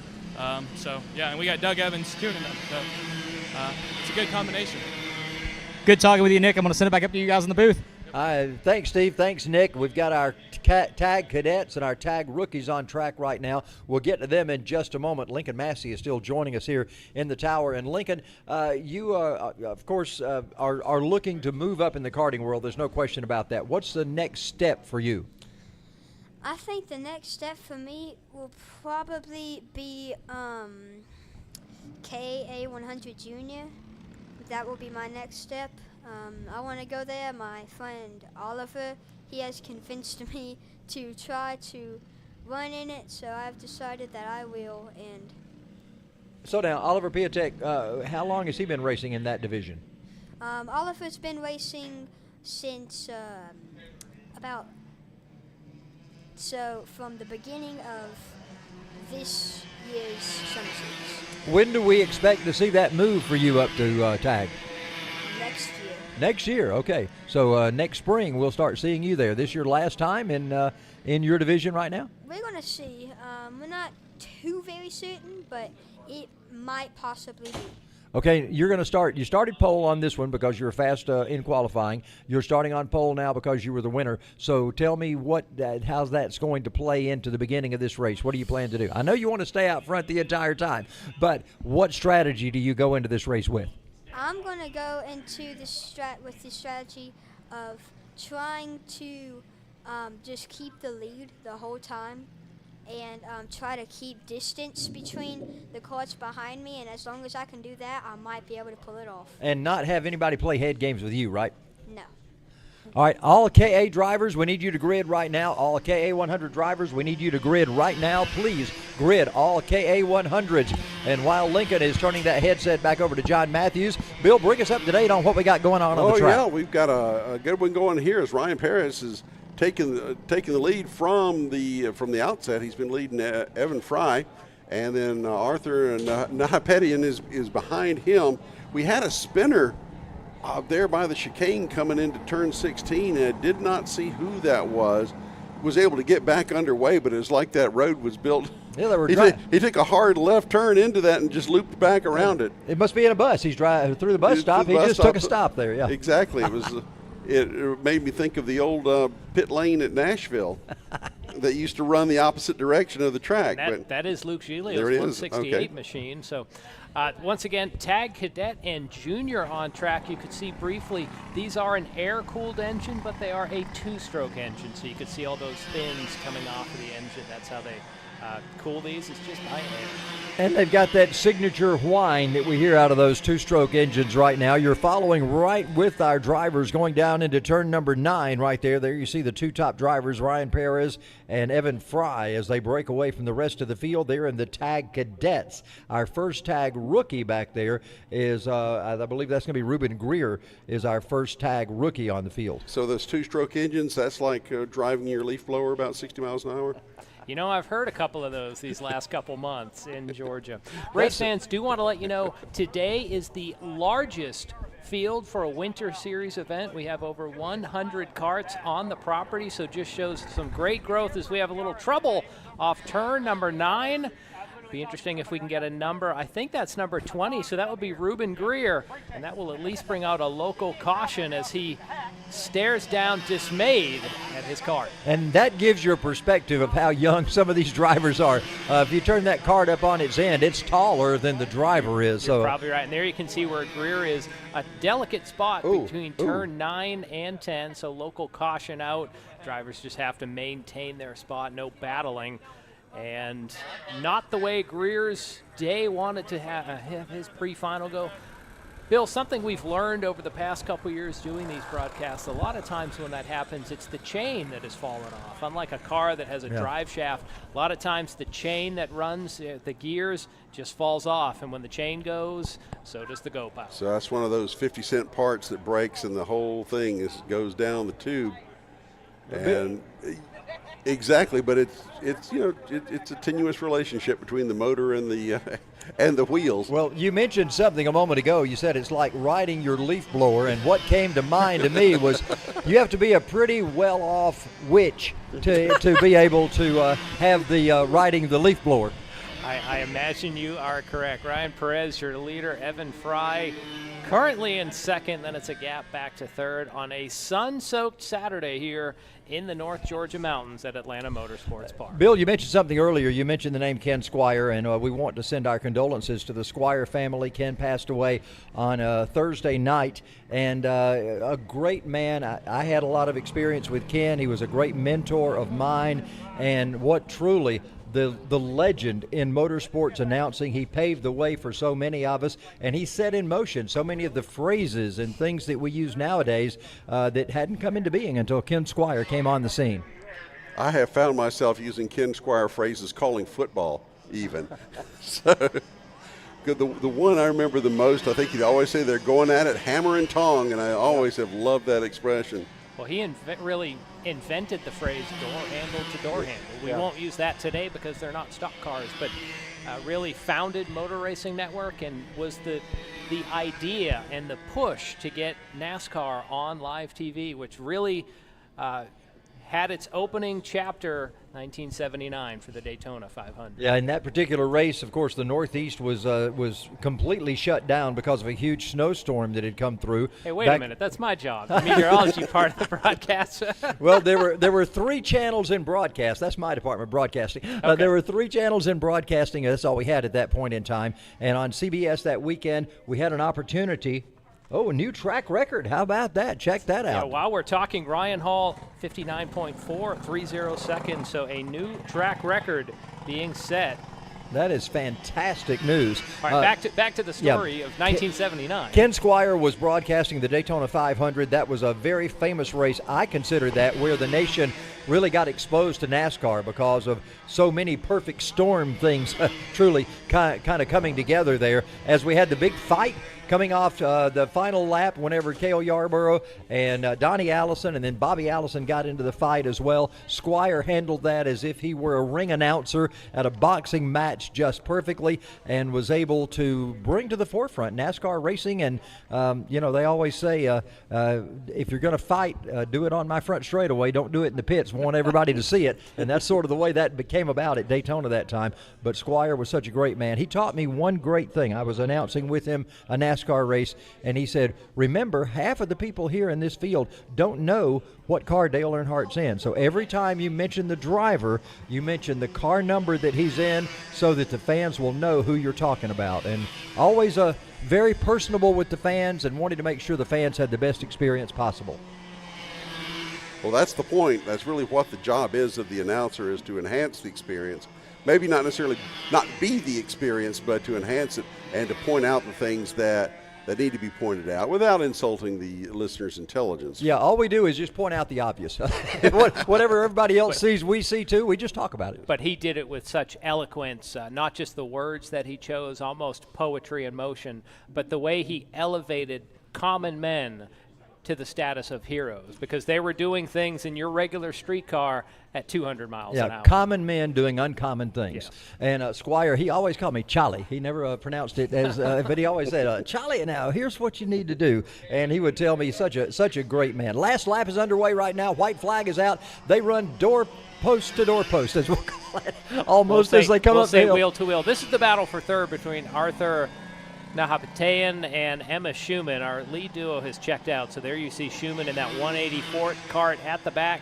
She's currently in fourth, battling with the drone cam, so Baymax running in fifth right now. You're seeing the view as they head up towards turn 9. You know, you don't really realize there's that much elevation change from down at the bottom of the kink till you work up into that area toward turn 9, but quite an elevation change there as they have to work uphill while turning at the same time.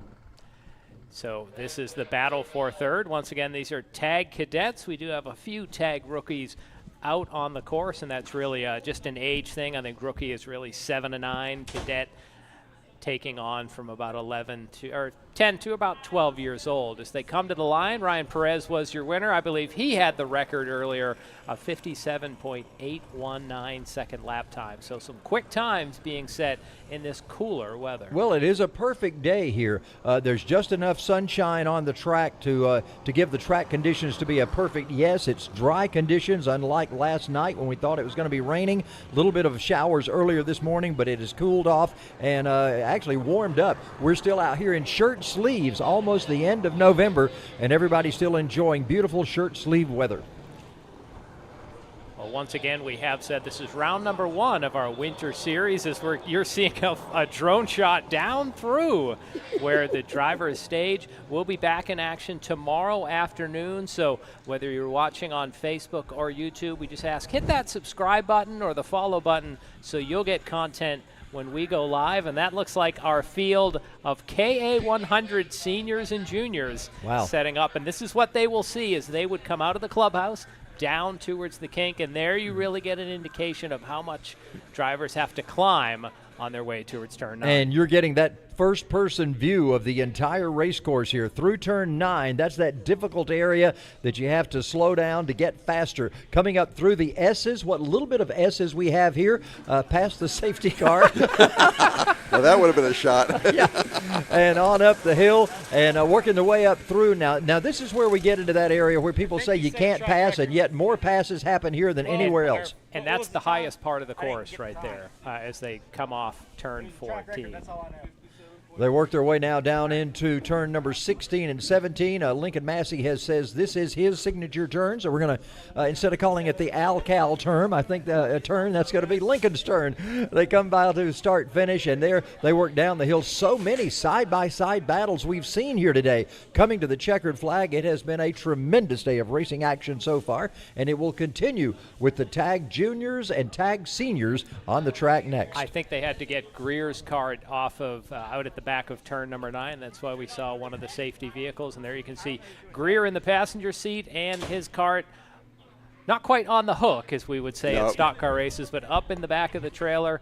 They'll get him cleared out. Then we should be able to get underway with KA. And, of course, Luke Giglio's cart was also in the bus stop. They had to clear that cart as well. It sat there for the entire race. Now we go down to our winner, Ryan Perez. Not only was he the winner, he set fastest time ever track record during that race today. Ryan, what about that? Get Steve to ask you about that. Now, Ryan, the guys up at the booth are talking. You just set a track record out here in your division. I don't remember the exact time. I think your dad or somebody just showed me what the time was. Guys in the booth, what was that time? It was fast. It was fast. It was fast. It was in the 57-second range. Like 57 seconds or so. It was a very fast record-setting time. Well, that's all that really matters. It was a record-setting time. Do you have anybody to thank for that? Oh, my dad and my mom and my brother, sister, because they support me, and my dad's my mechanic, and my mom just helps me to put my clothes on and stuff. Yeah. That's what moms are good for, helping you put your clothes on and stuff. Mine too. So ask him how old he is, Steve. How old are you, buddy? 10. So he's 10, setting track records. How long's he been racing? For 5 years. Ah, cool. Wow, 5 years already. Half and he's his 10 life. years old. Half Yeah. your His life. Yeah. So half his life, if anybody that's currently, bored watching the F1 race in Vegas or whatever they're doing out there, this kid's 10, he's ready. Come on. Hey, he's a record-setting track driver here at Atlanta Motorsports Park. Ryan Perez, any closing words, Ryan? Ryan, you got anything else to say for the guys at home? Thank you for my grandma to be watching. Well, we're happy to do it. Good. Where's she watching from? Now, where's her home? Where's she watching from? She's watching at her house right now for supporting me. And what town would she be in? I believe Woodstock. Okay. So she's in the metro Atlanta area. Yeah. All right, good deal. Ryan, congratulations on a great win today. All right, guys, I'm seeing the smoke coming out of the building, so back up to you. Smoke coming out of the building, is They that could be one us? of two things. No, that would be because these KA100s are two-stroke engines, so they Oh, I have thought that oil-gas mixture. You see two clumps on the track, juniors and seniors. I They're thought running separate together out there, so we'll see if we get a start here. I thought the Chick-fil-A had arrived. That was all. And the first clump comes to turn number 1, as John And so it looks- eloquently put it. It looks like they're saying no start. That red and yellow flag being waved vigorously by the marshals, so we'll try to do this again. We saw one kart had some issue on the back straightaway on the startup lap, very Roberto Guerrero-like in the Indy 500 several years ago, where he spun on a parade lap. So there you see that smoke billowing up out of these machines. They're a two-stroke engine, so it'll be high RPMs, high-pitch sound, and high power when they do get up to that high rev range. And the marshal in the middle of the race field down there says that they're going to not do it. Now we're calling it off once again. Got to keep it a little tighter than that up front especially. So the exuberance of youth here, not quite wanting to just be patient to get a start. So there we see, I believe it's the juniors, or it might be the seniors out front, then the juniors behind. Well, we'll get them lined up and ready to go here in a moment once again as we get them set to go. Oliver Nybert's going to be up front. At least that's the way it shows on our screen right now. Eli Dunn, Harry Cunningham, Aiden Augustine, and Gabriel Lopez Velarde. Those are your drivers that are set for the top 5. It appears, it doesn't seem like that numerically on the left lower side of your screen, but we'll find out in just a moment. That second group getting awfully close to the first group, as this time they seem like they're true. They come down to the stripe. Green flags in the air. We're underway. KA100 Junior Senior pre-final. They work up the hill, Bill. They're going down to a treacherous turn number 2. First lap, no heat in the tires. What do they expect? Well, I expect that when you are going downhill and you've got that momentum, let's go back to the physics lesson again, you've got to have something to stop you before you get to that tight turn number 2. But you still need to conserve as much momentum as possible to get back up the hill. But when your tires are cold or your nerves are on edge because you're ready to get going, anything can happen. So you have to be especially on your toes at that point. And for the most part, they stay single file on that first lap. We did see in the back of the field a couple of guys getting out to the side. There you see some scooting out to the inside and the outside of each other. But pretty much single file. They come down to complete lap number 1 as they work off turn number 17 towards start finish. And we'll find out some running order here in just a moment, John. Looks like the top 3 is pulled away. Danny Perez, Andrew Hamill, Jarvis Lee are that lead trio. Perez, a familiar name here at Atlanta Motorsports Park on the karting complex, so he is your early leader in the senior division. The juniors started behind, but now they've all seemed to merge into one snake accordioning its way through the kink. And that snake, as snakes do, you cut the head of a snake off and it grows another one. Is that right? I think that's earthworms. I'm not certain that's how that works, the snakes. But let's stick with physics, not biology. Yeah, let's. Well, anyway, I was going to say we have a number of snakes trying to all come to life here on this race course right now, and the top snake is Danny Perez, Andrew Hamill, and Jarvis Lee. We'll put that to bed at this when point. bad analogies collide. I am so trying not to say you're thinking about flatworms, not snakes, but All right, gentlemen, let's go back to racing terms. They are Okay. nose to tail coming up through the turn 2 area right now. We got 2 karts trying to break away from that third kart. They're trying to separate themselves from Jarvis Lee. Saw Jarvis in the lunch line a little earlier today, and he was excited about his day, and so far a good run in third. Last week, Jarvis was over at Main Track and was, I don't know if it was doing a school or actually competing in some of the events. So some of these drivers you start to see as they grow older and get experience here will move across to the main track and really continue their growth towards what you can imagine will be a professional career. And we've seen some of these drivers. Matter of fact, I can't remember who it was, but one of our drivers from the kart track, his dad was telling me on Facebook, they had gone down to Cordele running late models down there. So they're starting to venture into other areas of the discipline of auto racing as well, not just kart racing. Cordele, a 3/8 mile clay oval in Middle Georgia, so definitely a different discipline. Asphalt. Oh, Cordele, you're right. I was thinking Cochran. You're right. Cordele would be an asphalt oval. Definitely a different discipline than what we have here this afternoon. That's down in my neck of the woods. I'm from that area, actually. And hate to say I've never been to Cordele. I spent most of my racing fanage back in the day at Valdosta, but there's some great racing down there, and I'm glad to see it still going on. Well, I was announcing the race down there when we officially named it Watermelon Capital Speedway at Cordele. So that goes back about 20 years ago whenever they named it Watermelon Capital Speedway. Great little racetrack, and I always talk to the drivers about going down there. Turn 4 just jumps out at you. You're not expecting that corner to end as quickly as it does, and it's sort of like the Darlington Stripe. If you don't have a turn 4 smash on the side of your car, you've not really raced hard at Cordele. Well, Bill, we need to get you down there. My last race that I took in there was in January. It was when they have Speed Fest. Georgia's own Bubba Pollard came home the winner that day. So we got to get you down there. It's a fun little track just off Interstate 75. I need to go down and visit Mama anyway, so that'd be a good time to get up there. You lost your racetrack in Valdosta. They had a great Southern Motorsports Park, or whatever it was called. Down there, or at least the one I'm talking about, most recently called Thunderbolt Speedway. Or when I was down there as a kid, it was North Valdosta Racetrack, and it was a 3/8 mile high banked dirt oval where they had run those sportsman cars. They would get those old 30s vintage coupes and sedans with no front fenders, and it was such that the left front never touched the track, so they'd put a passenger car tire on the front left, and the other 3 would be racing tires, or dirt racing tires. Well, you're talking about some older cars. Race fans, coming up after this, the vintage karts will be on track. It'll be interesting to see what that is, but always great to see the older cars on track. They bring back so many memories across generations. Those vintage karts that run here, generally I think we're talking about flathead engines, old-timey Briggs & Stratton motors, and those kind of things, so we'll look forward to seeing those coming out on the track a little later. Danny Perez leads us right now. We're halfway through this race as Perez is up front, and he leads us. We're going through turn number 9 right now with the back of the field of our drivers in the KA100 Senior and also our KA100 Junior Cadet. What we got out there? Junior and Senior. Junior and Senior, yes. And I'm thinking these, I don't see a radiator on these, so I think these are air-cooled engines.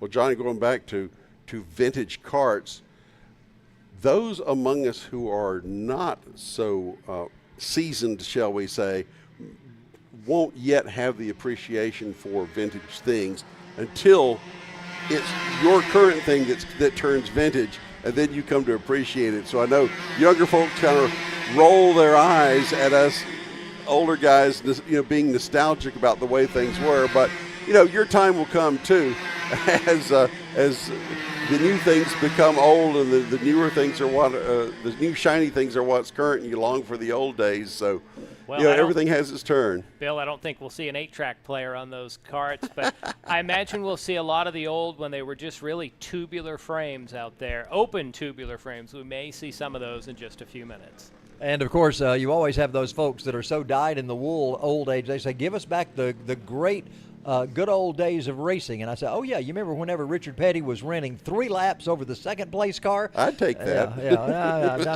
Well, I like to see a little better competition than that coming down to the wire. And give me 1967 anytime. Yeah, those days, remember David Pearson and Dick Trickle had cigarette lighters in their cars back in those days. I don't think you'll see that on many karts out here at the racetrack. You can see pictures of Pearson smoking during caution. Well, especially now, especially here on the karting tracks, but most forms of motorsports used a closed-face helmet. Yeah. In the old days of NASCAR, they reached a certain point, they took off the bubble mask, and it just was an open face, so you could smoke while you were out there. Well, not only that, it was great to interview drivers in a car when they had open face helmets. I did that many years, and I was there, of course, at Earnhardt's death, and then when 9/11 occurred and they started requiring full face helmets, and I never knew where to put the microphone. Put it in the opening at their eyes or down below, and I could never read their lips and see what they were saying. Either way, it sounds like Kenny from Yeah. South Park. Yeah. But that was a changeover time in the world of NASCAR racing right after Dale Earnhardt's death, and safety started to be more at the forefront.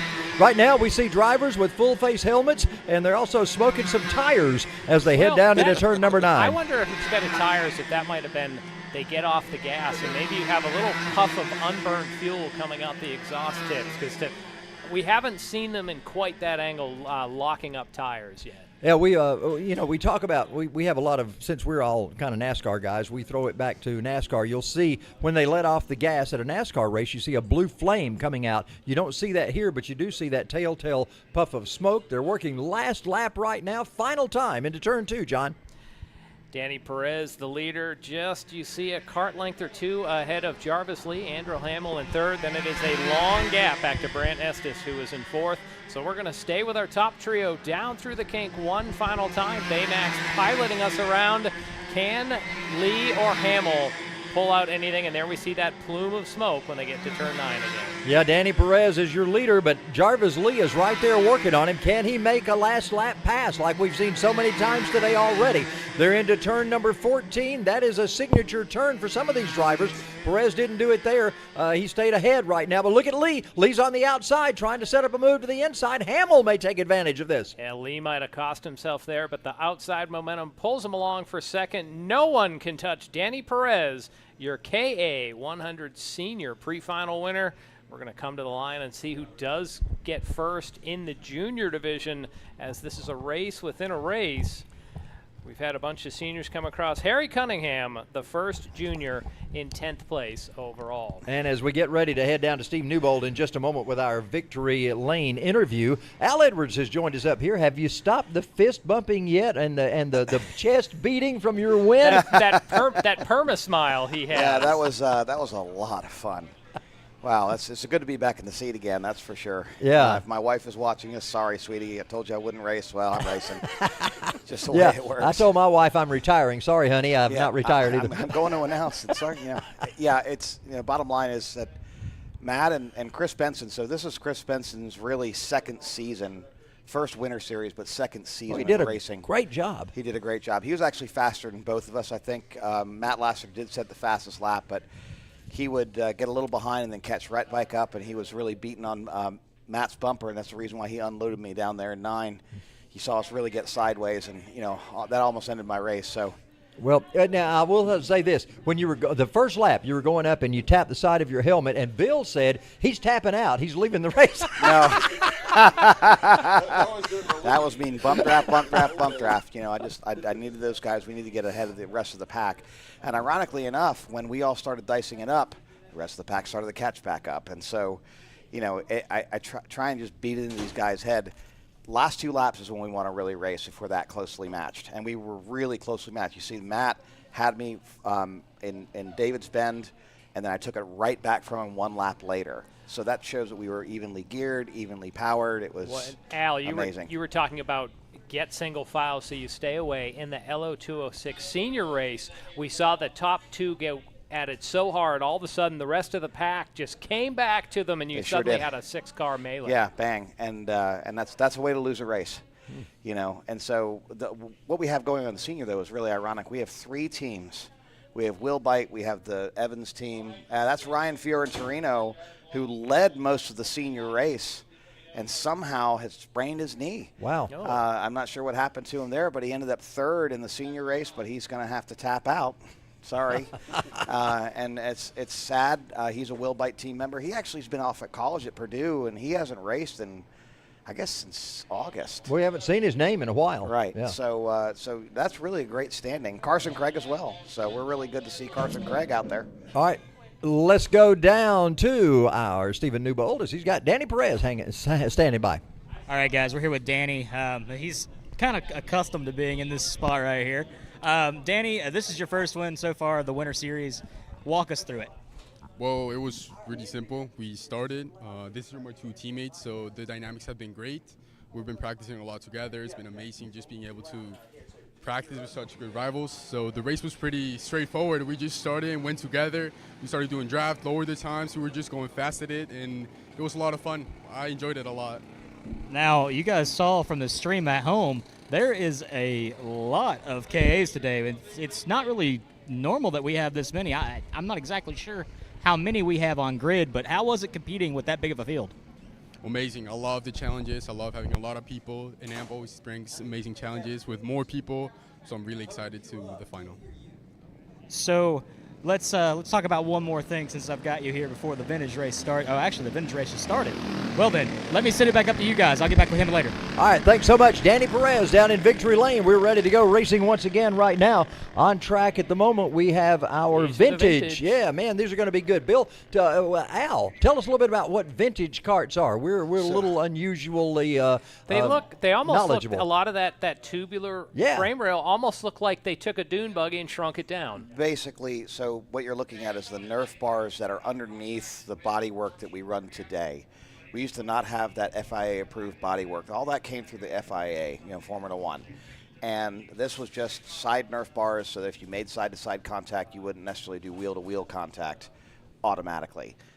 These chassis are 1990 and older, so they are well used. The engines also have to be 19. It looks like we had a spinner there in turn 16. The bottom line is that these things they run on methanol. And oh my goodness! Yeah, and so that's why they have that real raspy sound. And you see that the first 3 here are really battling it out. They're pretty closely matched. This is a horsepower game, so there's a set of rules that they have to go by. But I think it's Matt Gully is here supporting all these guys. He builds all their engines. He's a Barnesville guy. And now these are all old Briggs engines, right? Old Briggs flathead engines that you have. As we have a quick look to the inside of turn 9. Yeah. Oh wow! Really they got getting contact. wild. There's some contact there. So either way, I'm not going to get into announcing because, Lord, we have 4 people up here now that could do it very well. It's that scene from The Naked Gun where they have all the announcers up in the booth. So I just wanted to come by and say hello to you guys. I miss you, and so always good Al, to be one here. tech question. We Sure. noticed on the KAs when they went down the back straightaway, about where they got to the braking zone, because of the sun angle, we could see it in the camera. We saw a plume of smoke. Do those 2-stroke engines kind of let a puff out when the drivers let off the gas? When they chop the throttle like that, they get a big, fat piece of fuel just for a split second as the engine spools down, and so that's just part of it. That fuel, when they crack the throttle back open, it really gives them a push. So that's just normal for a KA100. So now we're going to see you back out there in a little while, and you're excited about the day, see right? if I can keep these guys off my rear end. Let me tell you, they were beating me up. So we'll see if we can fend them off. Well, you've named David's Bend here. Now we have named the Al Cam because we've got that, or the wheel bike cam. Well, what's funny is that turn actually is named after me. We have someone who spun there in 6. That's the number 30. Anthony Lazaro was running in 3rd. Oh, no. That's too bad. They're racing hard. These look like yard carts, so you can kind of go through the yard in these things. Yeah. They look like it, but they're really not. They some of these are Margay, Espionage, all the kind of the old school type of carts that, these things don't have alignment on them at all. You have to bend the chassis to make them align properly. They're really layback seats. You see that they're laying way back there to kind of reduce their profile. I noticed the drivers have names on the back. That makes it easier for us announcers sure out here in the booth. I noticed Anthony Lazaro. I have announced Anthony Lazaro for years. I don't know if it's Legends Racing or Bandoleros or late models or what, but that name just sticks out at me. I've known that name for a lot of years. There was an Anthony Lazaro that ran at IMSA for a long time as well. And he's still around. He's much older, though. I think he's in his 70s now. Okay. Fusco actually knows him really well. So, guys, I'm going to bid you adieu. I've got to get back down to the pits and get ready to go. Well, have fun, and don't lose the lead this time. I will try not to, but if I do, I will take it right back. All right. The words of Al Edwards as he gets ready for a tremendous day today. By the way, I think the last time he raced, I called him Alistair Edwards, so I'm going to go with that again today. That's a real name, by the way. Thanks, Al. So once again, vintage cars on track for their 10-lap pre-final. As we've been joking about, these karts don't have all the bodywork that the newer karts have. These have to be built in 1990 or prior to that. So, Charles, there's a good chance that these karts are older than many of the drivers, the majority of the drivers that we'll see on track today. And if you've ever rebuilt an engine, you know that part of that is shaving a little bit off the heads because you have to get them flat again. And so you can imagine if it's a 1990s vintage and these engines have been rebuilt a number of times, they've built some extra compression in there because they've probably gotten to about every tolerance they could to get these old racing engines going. So, Bill, the horsepower is in full swing there as they head up the hill. Well, looking at best times, they're maybe, well, let's say 15 seconds slower than the shifter karts. So that's kind of to put it into a little bit of perspective. Or here's a different perspective. The LO206s were about a minute two, so these would be 2 to 3 seconds slower than, say, newer Briggs & Stratton engines. And Al talked about the fairings. There are no fairings on these karts whatsoever. So that may affect the aerodynamics as well. They may not have quite the draft going on that the others have. Yeah, and I think you even see some of these guys out there just in jeans. Maybe that gives you the vintage feeling out there where most of the drivers in all the other classes, they're not a fire suit that you'd see in stock car racing. They are for abrasion. So they have like a nylon or almost like a canvas feel as we have a battle Pass here for the in lead. the pass. I believe that's the lead, yeah. I think the leaders have already, the leaders have already gone by. This is our trio of 4th, 5th, and 6th. Yeah, that's right. I remember when I first started racing back in the early 70s, our driver's uniform consisted of blue jeans, white T-shirt, and tennis shoes. That was the driver's suit of the day. And a pack of Luckies rolled up in the sleeve. Yeah, I didn't go that route, but I do remember distinctly my first race. I remember having to siphon gas out of my car to put it in the race car, and I was so nervous I sucked down about a quart of gas getting ready to go race that day. So and that with a couple of track dogs, I had an upset stomach, believe me. Well, that was the state of the science then. Now it's a different science, but it is constantly evolving, and that desire to get more speed hasn't changed, whether it's vintage karts or the other classes we've seen today. So a great battle here. Steven Johnson running in 4th in this shot, Donnie Munda in 5th, and Jessica Epting in 6th. I will say one more thing about that old racing. I finally learned about my 2nd or 3rd race to go to the airport and get aviation fuel. Okay. And we started using that instead of pump gas, and that gave us about 110 octane. So that boosted us just a little bit more.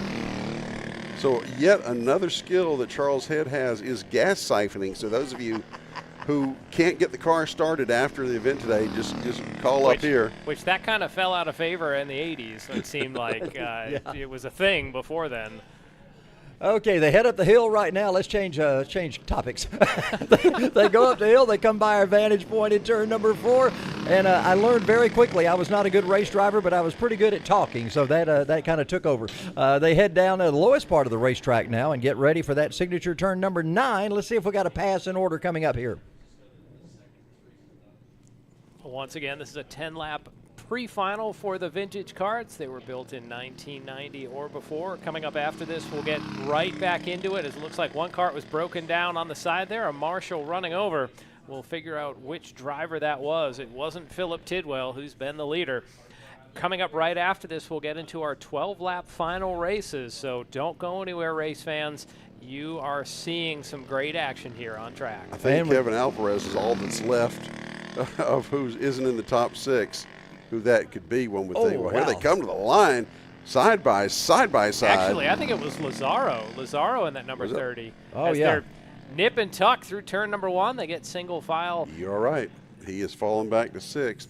So Tidwell is out front, but right now the action is right here with this 4th, 5th, and 6th plate. Well, 3rd, 4th, and 5th right now, I guess it is. And another one off track. Of them, just pulled off to the pit area, so some sort of mechanical issue. Attrition a factor here in our vintage karts. Well, we like to say they don't build them like they used to, but I'm not so sure now. Yeah, well, they're having quite a, as not Ken Squire, but an announcer I once heard say the nutrition value is in full effect here this afternoon. They're working their way up the hill as they head to turn 14. There you see the corner workers kind of monitoring that cart that's off to the side. And that was Lazaro. That was the color of his driving suit that he had on. So a tough break. Let's hope he can make repairs and get back out for the final. They're coming by now. We have already completed 8 laps with our first 2 drivers. Here come the next 2 by as the checkered flag is actually in the air right now. So they're going to call it quits on this one at the end of 8 laps for our drivers in the historic or the vintage carts, and that will bring this one to a close. A couple of drivers not able to make it. You saw Lazaro's cart on the side of the race course, and of course he only completed 6 out of these 8 laps. And it must have been Donnie Munda that pulled off into the pits. We saw one cart when they came up the hill just shoot off to the pit area. So right now we're getting ready for our next group. I believe, are we close to starting finals at this point? That was our last pre-final, so coming up next would be the finals. Hey, viewers, we definitely encourage you to follow Atlanta Motorsports Park, whether it's our website, atlantamotorsportspark.com, or follow us on Instagram, Twitter, Facebook, so you can find out about the news and notes that's happening. The big news around yesterday was that the team here at AMP was doing a workout together. So there is a photo of that. Even our own race director, Lucas, was working out in the weight room that they have here on the facility for members. Well, I can see Lucas and I can see Eli. I can see those guys working out. I don't think that's a problem. Now, when it comes to some of the other folks here at the racetrack, I can't envision them spending a lot of time in the weight room. Where you want to go with that, John? I didn't think we were going to go there. Well, I'm not going to mention names. I'm just saying, you know. You're just going to say certain people weren't in the photo is what you're saying. I can read between the lines on that one. Certain people may be in a different kind of weight room. All right. Once again, Philip Tidwell was the winner in our vintage class.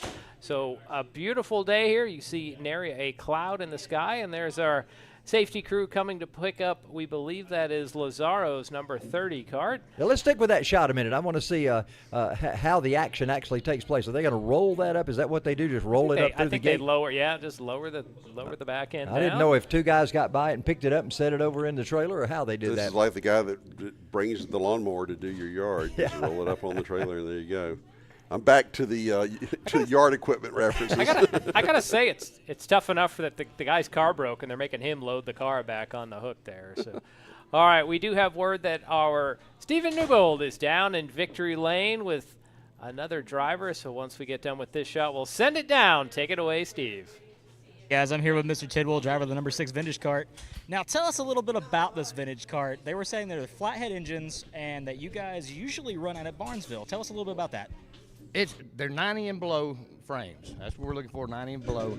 I started racing in the early 80s, and that's what I grew up on, and just an awesome class to run with the old flatheads. It brings back memories. I mean, it's growing and growing and growing. Just a great class. I will say the last time you guys were out here, I don't think there was this many carts, but, I mean, today there is quite a number. How do you guys manage to source everything for these carts? Because, you know, with them being vintage, it's got to be a little difficult to find parts. Dino Cams, they make a good bit of the valve springs, valves, and you can get the rods and everything through them. But most of the stuff you just have to search for, the heads, the blocks, and stuff like that. There's still a bunch of stuff people have in barns that we find all the time, and we try to buy all of it we can. So eBay is your friend. eBay is our friend. Yeah, eBay is our friend. Marketplace also. So if you had any advice for the people at home that want to get into vintage karting, what would you tell them? I would tell them find them an older cart. You can find them on Marketplace all the time for $500 and below. And heck, that's what we do. We'll take them apart and go through them all the way, have them powder coated, and just come from the ground up. And it's a fun thing to do. Well, congrats on your win. I'm going to send it back up to you guys in the booth. Yeah, of course, barn finds, those are great things, and no better place to find barns than Barnesville, right? Barnesville, yeah, absolutely. Truth in advertising. Yeah, yeah. Chamber of Commerce can send their check, too, and I'll give you that. All right, so we had our French class with Al and his bonjour, and now we've got history class with Barnesville. Math class is coming up. And, of course, geography. We haven't got a little geography We in have a there little as well. geography in, that's true, especially elevations and such, so we're good there. All right, so coming up next, we've got we start with our finals. It'll be 12-lap events, and we got the first group. Man, we can hear the rumble down underneath us right now as they get ready for the 12-lap finals to come underway. They exit the tower here at Atlanta Motorsports Park, and we're ready to get a green flag. These kids are all, they've got the adrenaline pumping right now, and that may be the reason we see so many restarts. They're just ready to go before they're supposed to be ready to go sometimes. The exuberance, the urgency to go. So the LO206 Juniors and Cadets will be on track. They get a little more distance as opposed to 10 laps in our pre-finals. Each race here will be 12 laps. Lineups were set up by the finishing order in the pre-final earlier today. So once again, this is our LO206 Junior and Cadet. Junior, think middle school age students. Cadets, think of elementary students. So I think we'll see our juniors out ahead. Lincoln Massey picked up the win in the first round. So we'll see how they get staged up. Once again, two groups. Bill, we'll see if they can get this together for the first start. Here they come. Let's find out. I think we're hearing false start from the, false start coming. That's from so our track unusual for marshals. these guys, too. Yeah. I don't have sarcasm font here, but there you go. So we'll get them squared away the next time by. In the earlier pre-final, it was Luke Giglio in second with Lincoln Massey taking home the win in Cadet. So I believe our Cadets are going to be the first group on track. Talon Laney was the winner in our juniors. The juniors were just entering the screen on that previous shot. So let's see. We have 6 Cadets. They're stacked up 2 by 2. Let's see if we get a good start this time. Nope, we get a false start from race control. And so for you folks who are watching this from afar, if you can get up to Dawsonville, Georgia, even tomorrow or for the next weekend next month, this is a great racing to see in person as well. Absolutely. You just come up and say, I want to go to the kart track. They'll point you the right direction and just come hang out, meet some of these folks, watch this great racing here. It's a whole lot of fun.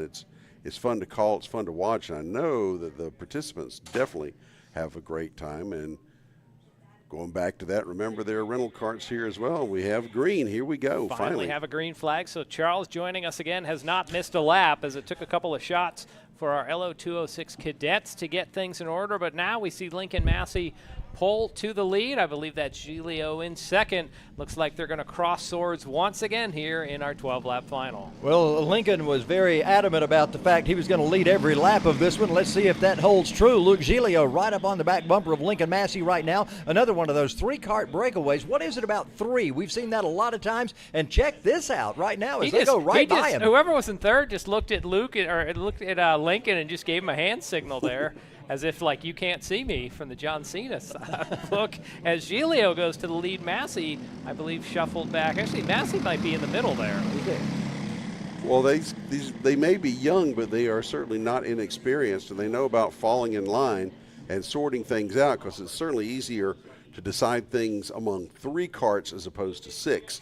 So I think cooperation in the early laps, anyhow, is very important for your own self-preservation. Yeah, for some reason we have Cody Wright. That was the name that was apparently given to Lincoln Massey. That is actually his cart. It's Lincoln Massey's alter ego. Yeah, I'd say so, yeah. So they put him in witness protection? Is that what it is? Apparently that's the case. We have to ask him what he did. Well, I was kidding him about his Halloween costume. Maybe this is his Halloween alter ego that's coming out. Yeah. Well, Bill, if he's in witness protection, being on the internet giving interviews is a bad way to protect yourself. But here we see our top duo, Luke Giglio and Lincoln Massey. Is that Lincoln with the little plume on his helmet? No, that's a GoPro. That's a GoPro. Okay. All right. Well, I would imagine that is him right now as he's trying to check out what's going on. He goes through turn number 14, and he is glued right to the bumper of Luke Giglio as they head down to that big, sweeping 16 and 17 combination. Well, when we see Lincoln again, let's ask him where he's publishing that GoPro video, because I'll bet you that's really good. Yeah, I bet it is too. And most drivers somewhere have a GoPro on the cart or on their helmet so that they can go back and watch the film and learn. As we see Giglio maybe a little squiggle down at the bottom of turn 2, the cart getting a bit upset for a moment, but he's able to hold off the charge of Massey for now. I should do that. I have a GoPro. I'll just attach it to the top of my headset, and we'll see where I went wrong during the webcast. Yeah, if I did that, there'd be so many places. I don't ever listen back to myself. I know I'm supposed to be good, but I just can't stand the way I sound sometimes. Can't do that. Can't stand the sound of my own voice. Oh, my goodness. Lincoln Massey, I asked him earlier who his coach was. You know, so many of these drivers have a coach like Al Edwards or Eugene Panenko or whomever might be their coach. And he said, of course, his dad is. Nick is doing a great job with Lincoln and is leading him well. And Lincoln looking to move up next year. First of the year, he's going to move up a class. So we're excited for him in that case. Right now, they cross start finish once again. So Massey wearing out the back bumper of Luke Giglio, the leader. 3 laps in the books. Don't forget, we go 12 laps in our final. So these drivers will have a couple more circuits to figure things out. We breezed through the pre-final today. It was amazing to me that in less than 2 hours we went through that pre-final. Got a feeling our finals are going to go fairly fast as well today. Just great racing action and drivers. Oh, check this out. As we have a pass right there, that's back in the field for those drivers in our, that's a 6th, 7th, and 8th position, making a little bit of change right there. And not just 6th, 7th, and 8th. That's our leaders in the junior group. So Talon Laney was the leader, but now we saw Javier Soto move to the inside. They're side by side up the hill, but this is a race within a race. These are our top juniors. Yeah, juniors where Lincoln Massey's going to advance to next year. You got to remember, he's going to be racing against these same people. He'll just be a different class that he'll be involved in. And now here we see Laney's going to lose 2 positions, it seems like, on this lap. Scotty Arnold moving up to the inside. Well, they come through turn number 9 right now as they make their way by. That's still that battle with Luke Giglio and Lincoln Massey still working another part of the track. But here you see that midpoint of the track where they got a lot of action going on and some side-by-side action getting ready to happen up top of the hill. Soto protecting the inside under pressure from Scotty Arnold. Now Arnold looks to the outside. Soto once again blocking the inside. Let's see if we see a crossover. Soto so wide, 3 wide. You're right, Bill. And Talon Laney led the lap, lost 2 spots, and at the line looks like nothing ever changed. How about that? Talon Laney able to come back on that whole deal right there. Just a brilliant move out of turn 17. So we're working up the hill right now off of turn 2. They're coming up into turns 3 and then by us here in turn number 4. Again, that's the mid part of the race. That is the battle for the juniors and their lead in this race. Javier Soto in this group was with us last week over on the main track when we had Legends and Bandoleros. So Javier getting a little time on that track. And it might pay off because race fans coming up December 2nd and 3rd when we have rounds 3 and 4 of our winter series. It will be here at AMP, but not on this track you see. It will be on the main track. We don't know exactly what configuration they'll use, but Charles, Karts on the big track coming up in a few weeks. That's going to be amazing. I would probably think that they will cut it off there at turn number 10 and 11A as we called it last time. But wouldn't it be great to see them run the entire course in that big sweeping turn into 13, 14, 15? The kids will love it. The engine builders maybe not so much because these engines will be absolutely on the rivet for maybe up to a minute in one stretch. Wow, that's a fast part of the race course, and we would love to see those karts doing that. Right now, there's the top battle going on. That is Luke Giglio and Lincoln Massey as they come off turn number 17. Now this will complete lap number 6. We're halfway through. At this point, Giglio has to wonder what's going on back there because Massey's just wearing out the back of his kart as they head down into turn number 2. Charles, both of these drivers have had a lot of success here, and now we finally get to see them go head-to-head. And, of course, the last race in the pre-final when they came out, they were so close that timing and scoring couldn't even tell the difference in their finishing times. They were exactly even crossing the stripe, so you can imagine they're very evenly matched right now. And I can guarantee you, knowing Lincoln Massey as I do, he's not going to be content to run second. We'll find out some kind of move before the end of this. So Giglio holding on, just opens up a couple of feet of daylight. We'll see what happens as they head up to the high point of this track. But, Bill, another great show back in the pack here with our juniors. There we go. We have some slicing and dicing coming down the hill through 2 and up and back up the hill. They'll be coming by our position, but they are 2 and 3 wide. Wow. crossover moves. Threatening 4 wide at certain points, but of course they do straighten out single file going through the kink. Bill, these drivers got to be enjoying this. I mean, they've had crossover moves just about every lap at least, and sometimes 2 or 3 times during a lap. This got to be fun for them. That's what it's about. It's going faster than the guy in front of you and outmaneuvering the guy in front of you. And that's what they're doing here is doing that slicing and dicing here, and it's really entertaining for the fans and announcers alike. Yeah, they're going 2 wide right now, and who's going to be hung on the outside? Who's going to make some moves on the inside? Oh, my. That Soto has really got pushed out wide, and he might lose 2 spots here, as I believe when they come to the line, Talon Laney back up to the lead of this group. As many passes as we've seen, it always seems like Laney has scored as the leader of this clump. Javier seems to always be on the losing end of that deal. He gets a run and gets up in head of this group, and then all of a sudden when he gets to start finish in the scoring stripe, he's back in 3rd in this particular group once again. Now we're on lap number 8, so we have less than 5 laps to go in this final. So it's going to come down to cases very soon here among this group of 4 here and our top 2. And you know, the pre-finals are fun. They get you a winner's interview and all that kind of stuff.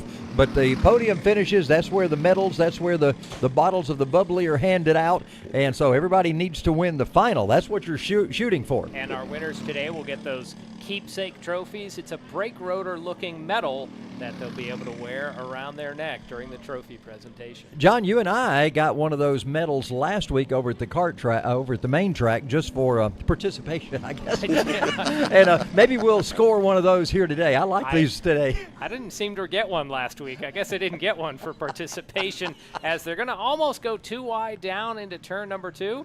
Once again, these are the leaders of our junior class on track. Talon Laney, Javier Soto, Luke Corman, and Scotty Arnold. They're waging war. Meanwhile, out front, Luke Giglio, a mere 1/10 of a second ahead of Lincoln Massey. Wow. Final laps are underway right now. We're working lap number 10, so 2 and a half, I guess we say, about 2.5 laps to go, Bill. Well, the beauty of this is we don't know where to look because there's action all over the track.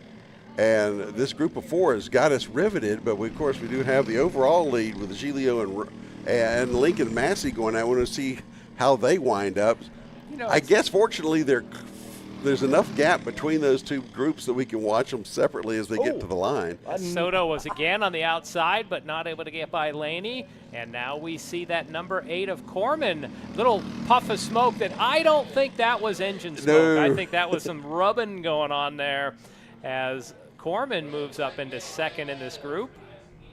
And it looked to me like on the right side of our screen a little bit ago, it looks like Giglio has quite a bit of a lead now over Lincoln. Was that not right? It's that the mystery man, Cody Wright, is not scored in the timing and scoring. So Giglio still leads 0.3 of a second the last time around ahead of Lincoln Massey. Yeah, I thought I saw some difference there. Interesting to note, the cadets, even though they're younger, are a little bit quicker than what we're seeing for lap times in the junior class, and that could just be the slide that's in the engine as well as the weight. Right. Again, juniors, they're middle school students, they're not going to be as light as someone that's in elementary school.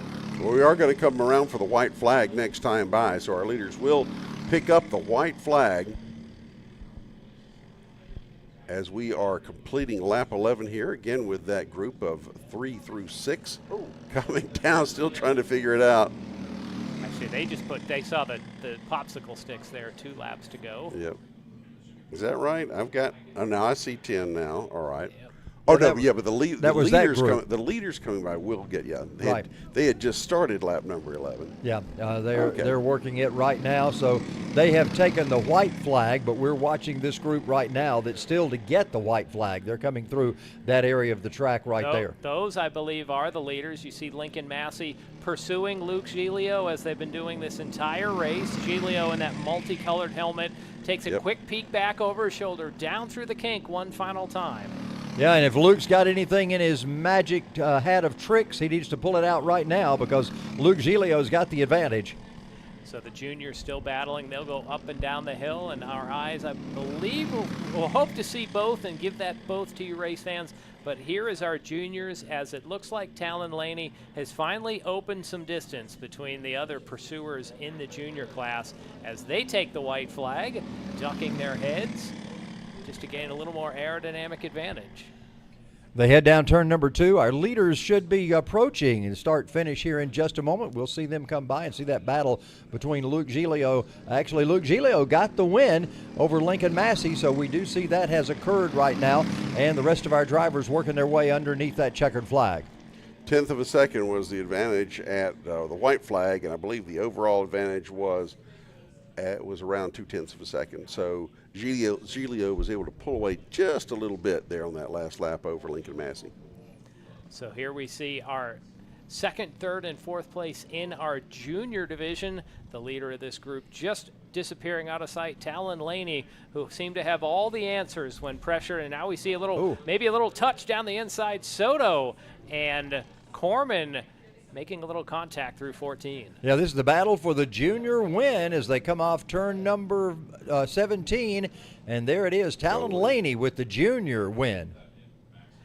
Luke Corman coming home in second in that group, followed by Scotty Arnold and Javier Soto. So an interesting battle up front and a great battle for the junior championship further in the back. There you see Luke Giglio with his hand in the air as he gets the win, and congratulations to him. We'll be talking to him in just a few moments. Steve Newbold will have him down in victory lane as we get ready for that interview. Matter of fact, I believe he's got him pretty close to being there right now. So, Steve, tell us what you got down there and what Mr. Giglio has to say. All right, guys, I'm here with Luke Giglio. Now, Luke, tell us a little bit about that race. It seemed like you and Callum were neck and neck the entire race. Tell us a little bit about it. So I knew that I came from the back, and if I got in the front, I knew Lincoln would push me. That's what he did when we cut lap traffic. We got a little jumbled up. I tried to get through the lap traffic as quick as I could. I got a little gap. At the end, he tried to pass me in the little kink right there, and he didn't have enough room, so I was able to pull away and get the win. So this is your first win of this particular series, winter series. Now, are we going to see you back here tomorrow? Yes. So you're going to be Yes. All right, so he's going to be back tomorrow for the round 2. So are you going to go to the big track? What is that, December 2nd and 3rd? Is that right, guys? Yep. You going to go up to the big track and run the big track? Yeah. You excited about that? Yeah. I've been waiting for it. Hey, Steve, ask him about, he has not spent the entire season with us here at Atlanta Motorsports Park. He did some traveling. Where all did he go to run this year? I went to Las Vegas, Supernats. How did you finish in Supernats? The first couple days I was top 5, but then I lost my speed and went back down to 36, 40. So that's kind of crazy. You think how many drivers are out there at Vegas and Supernats. There's probably 50, 60 karts on track at time, correct? Yeah. That's crazy. All right, guys, I'm going to send it back up to you. Yeah, thanks so much. Thanks to Luke Giglio for being with us, and congratulations to him. You know, it's amazing with it. You get a chance at that age to go somewhere like Las Vegas and race. That's just pretty cool to have that experience behind you, something you'll always draw on. John, you and I have mentioned this in the past. You go to school on Monday morning and they say, show and tell. What did you do this weekend? Well, I was in Las Vegas racing this weekend. How cool does that make you sound to the rest of the class? Yeah, that's going to beat any, hey, I went camping for the weekend type story from your classmates. So there'll be stories to tell for Luke Giglio, although a lot of kids won't have school this week since we're going into Thanksgiving. A lot of school districts in the area have already ended school on Friday. They'll get the week off. Or I built a terrarium over the weekend. How about that? We're getting a science thing in there. No, as soon as he says Las Vegas, my eyes glaze over. I want to know where they run in Las Vegas. Is it at the Speedway, or is there a kart track around that area? That's a good question. I don't know. That's something we'll have to ask one of our competitors. I would ask him how he did on the tables, but I don't sure. think that's quite appropriate for. Well, I tore my engine down on this particular table, and we rebuilt it overnight. That's what those kids need to be thinking, Bill. All right, so now we are getting ready for our next group to come out on the track. John, what's our next thing on the schedule? Scheduled to come up will be the 12-lap final for our tag, senior, master, and the shifter kart. So we should see a standing start coming up. I believe they'll put the shifters out front. The shifters use the standing start so they can fully exercise the gearbox. This will be the only time they use the clutch and have the cart in first gear. But boy, they accelerate so rapidly, like a bullet shot out of a gun. They will launch off the line, and then we'll have the seniors and the masters mixed in the field with them. They will go to turn one probably as fast as they will on any succeeding lap. Normally when you start a race, you don't go into turn one under full speed, and that is that off-camber kind of turn going into turn one, and the shifter carts will experience that on the very first lap. You're absolutely right. So we're seeing those plumes of bluish white smoke coming out. All the carts in this race run a two-stroke engine, so they have that oil-gas mixture, much like a weed whacker or a chainsaw. I've been learning a lot about next weekend. I'm doing a race at a dirt kart facility at Georgia Karting Complex, and I'm learning more about dirt karting. I've never even been to a dirt kart race, and so I'm learning about clone engines and Predator engines and all that differs from our KA100s and LO206s and those kinds of things here at this track. I see that Predator name and I think of the movie, well, which clearly it's not. Yeah, clearly it's not that. It sounds so great, and when you find out it's what you go to Harbor Freight and buy, it's just called a Predator, a cheap old Predator engine that you put on your cart. So sounds much better than it really is. Now with these shifter carts, since they can downshift and really put so much torque through these tires, they run the soft tires out there so that they can really grip the asphalt. When you hear one of these carts go by, especially in a braking area, Bill, you can really hear the tires literally shredding themselves upon the asphalt. That's right. That's the advantage of running these shorter races. 12 laps isn't all that long, but it's long enough for the tires to wear out on you. So you gotta gauge that just right. You gotta have just enough tire to make that 12-lap run. And they also don't have rear ends like we think about in a car, where they have sequential transverse, whatever you want to call it. Positraction. Yeah, positraction. They don't have that kind of thing. They're having to skid one tire while the other tire is making the longer way around. So a lot of tire wear on these carts. Why not? What is positraction? That's a movie quote. Yes. We're going to let you soak in that one. So if my cousin Vinny taught us anything, it was how to distinguish a Buick from a Pontiac GTO. So. And also the beauty of the Utes, right? The Utes. We got some Utes running out right here now. As the Pontiac Tempest and the Buick Skylark right. convertible. Yeah, great battle shaping up here. Shifters and tags all look like they're in one line, although the shifters should have drawn clear. Oz Cheek, your early leader. And you might ask, what is a grit? Grit is what these kids right here have on the racetrack as they work their way on that off-camber turn up in turn one. When I watch these shifter carts go up this hill, that to me is the biggest difference, is seeing that they can make it up that hill with no temptation to scoot in the seat to get to coax the cart up there. That's right. Because where the other classes have to gear the car, and that's usually coming off that turn, they have the lowest amount of power. The shifters just downshift and grab another gear, and it literally looks like they're going on flat ground as opposed to up a 3-story climb. Yeah, and Oz Cheek the third is your leader in this one, while Oz Cheek the fourth is the leader in the seniors down there. You see that? So both Cheeks out front right now. You have been waiting all afternoon to say that, I'm sure, Charles. I honestly didn't even think about that. I am so sorry. I would have made more of it if I had thought of that. I had heard there was a comment about cheek to cheek when they were over at Lanier one night. So,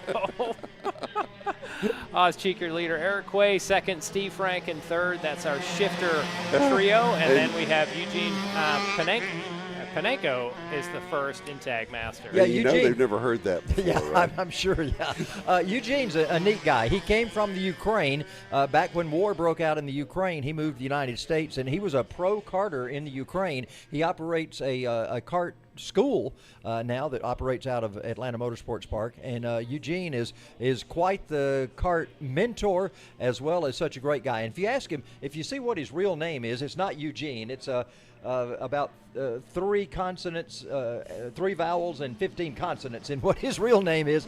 But what a great guy and a great story of Eugene Panenko. So he is our lead in the Tag Master, and we've had a swap in the battle for Tag Senior. Oz Cheek the fourth and Danny May are battling for the lead there. That is one name, Danny May, that we have heard many times this season. And I did not know this until recently.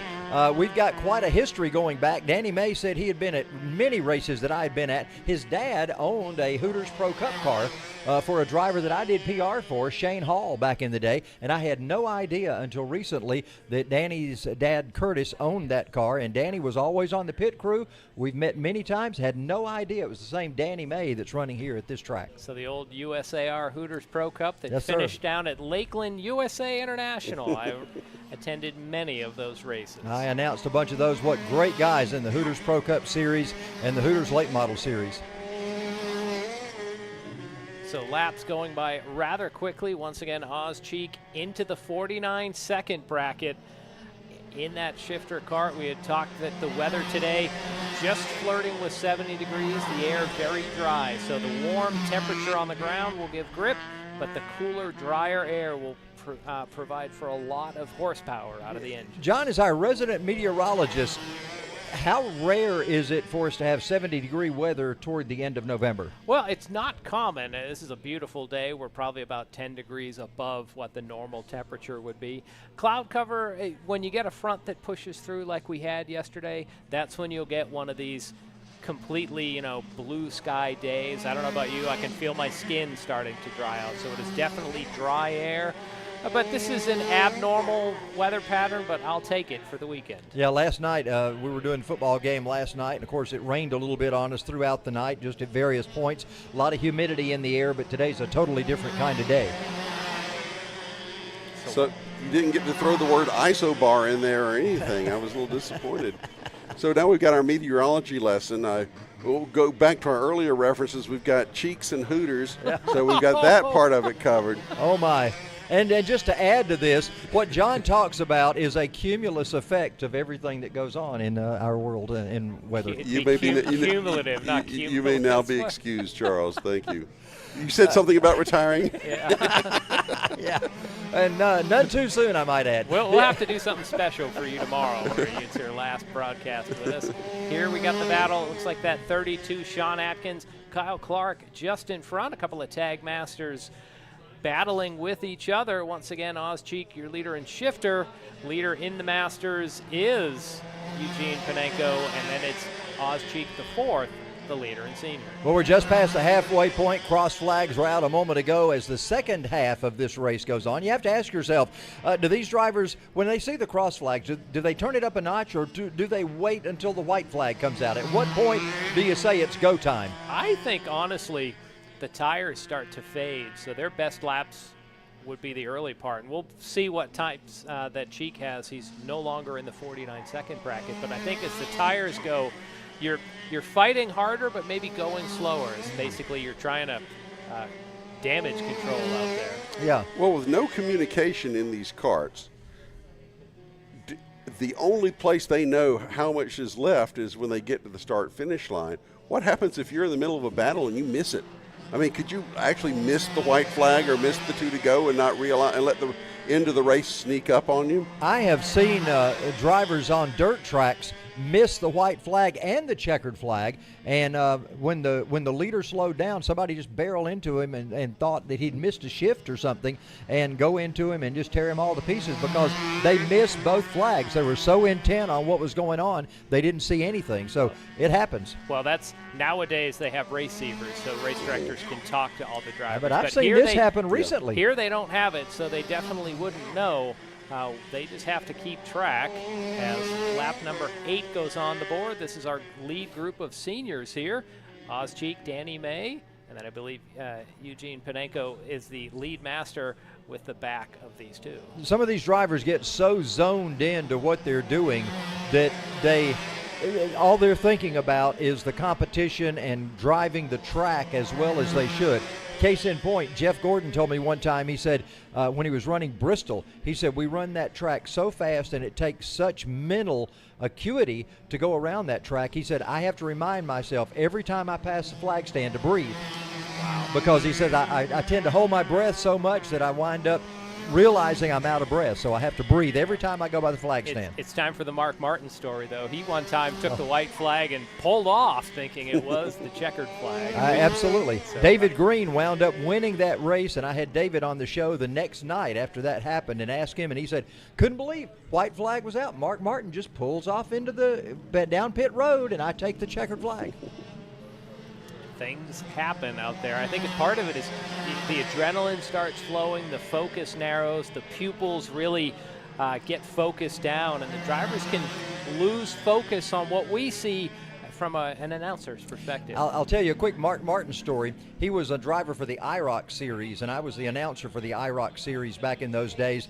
And Mark won $1 million. He won the championship and $1 million. Now, he didn't have to split that with a team. He didn't have to split that with car owners. He flat got a check for $1 million.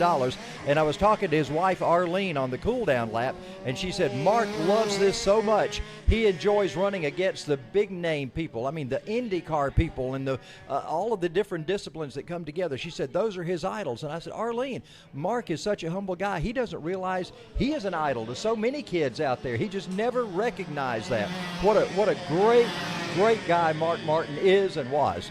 When I lived in Florida, I know Mark Martin had his son out doing a little different type of karting, that sort of quarter midget.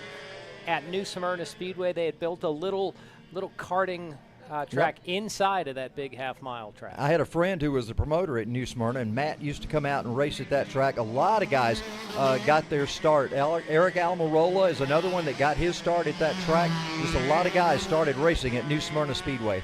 Well, Mark Martin is probably the victim of the biggest karmic injustice in that he's the best driver never to have won a Winston Cup or a NASCAR Cup championship. That is absolutely true. Finished second so many times and just such a great ambassador for the sport. And he's the all-time winner in the sportsman division. Yeah, the Busch Grand National or whatever, Xfinity Series as it's called now. So once again, watching the battle with our top couple of seniors, it looks like Oz Cheek is drawn away out front. Oz Cheek III just picked up the win in the shifter division, but we'll stick with our tag senior class here. Seems like Danny May, the handling has gone away, and that's allowed Oz Cheek to pull about a second ahead. And then we have Eugene Panenko, our lead master, right behind Danny May. And, of course, laps winding down now for some of these guys. They're coming to the checkered flag. One more little Mark Martin thing I'm going to tell you about, and that was back when I was announcing with NASCAR, I could just about record and welcome into Victory Lane the number 60 Winn-Dixie car, Mark Martin, because that seemed to happen week after week after week. Mark Martin was the top driver in that division. So right now, Oz Cheek gets the win, and Oz Cheek gets the win. So we got two Oz Cheeks going to be winners here in both shifter and in the tag senior. And Eugene Panenko, I believe, was he was the master the winner in the Masters. So three divisions running out there, and those are the three winners. We'll see who all Steve's going to be able to wrangle around here in just a moment for Victory Lane interviews. By the way, our Victory Lane cameraman today, Jim Abbott, is down there holding the camera steady and getting those good shots for Steve Newbold and our winners in Victory Lane. We'll go down there in a moment. John, what's coming out next? Next group will be the Kid Kart, so we'll focus just on that little jelly bean you see there. It'll be a standing start, 12 laps for our 5 to 7 year olds. And kudos to our track workers who go out and put those little blue track markers out there and little barriers out there. So a lot of work goes on behind the scenes, and they don't get mentioned very often. So we appreciate all of the track workers here at Atlanta Motorsports Park who do such a great job. Got a little action, some Corvette action going on over on the main track right now as well. Steve's wrangling up the drivers down there. We'll start getting some interviews coming up here in just a moment as our winners of those three different divisions work their karts through the tech area.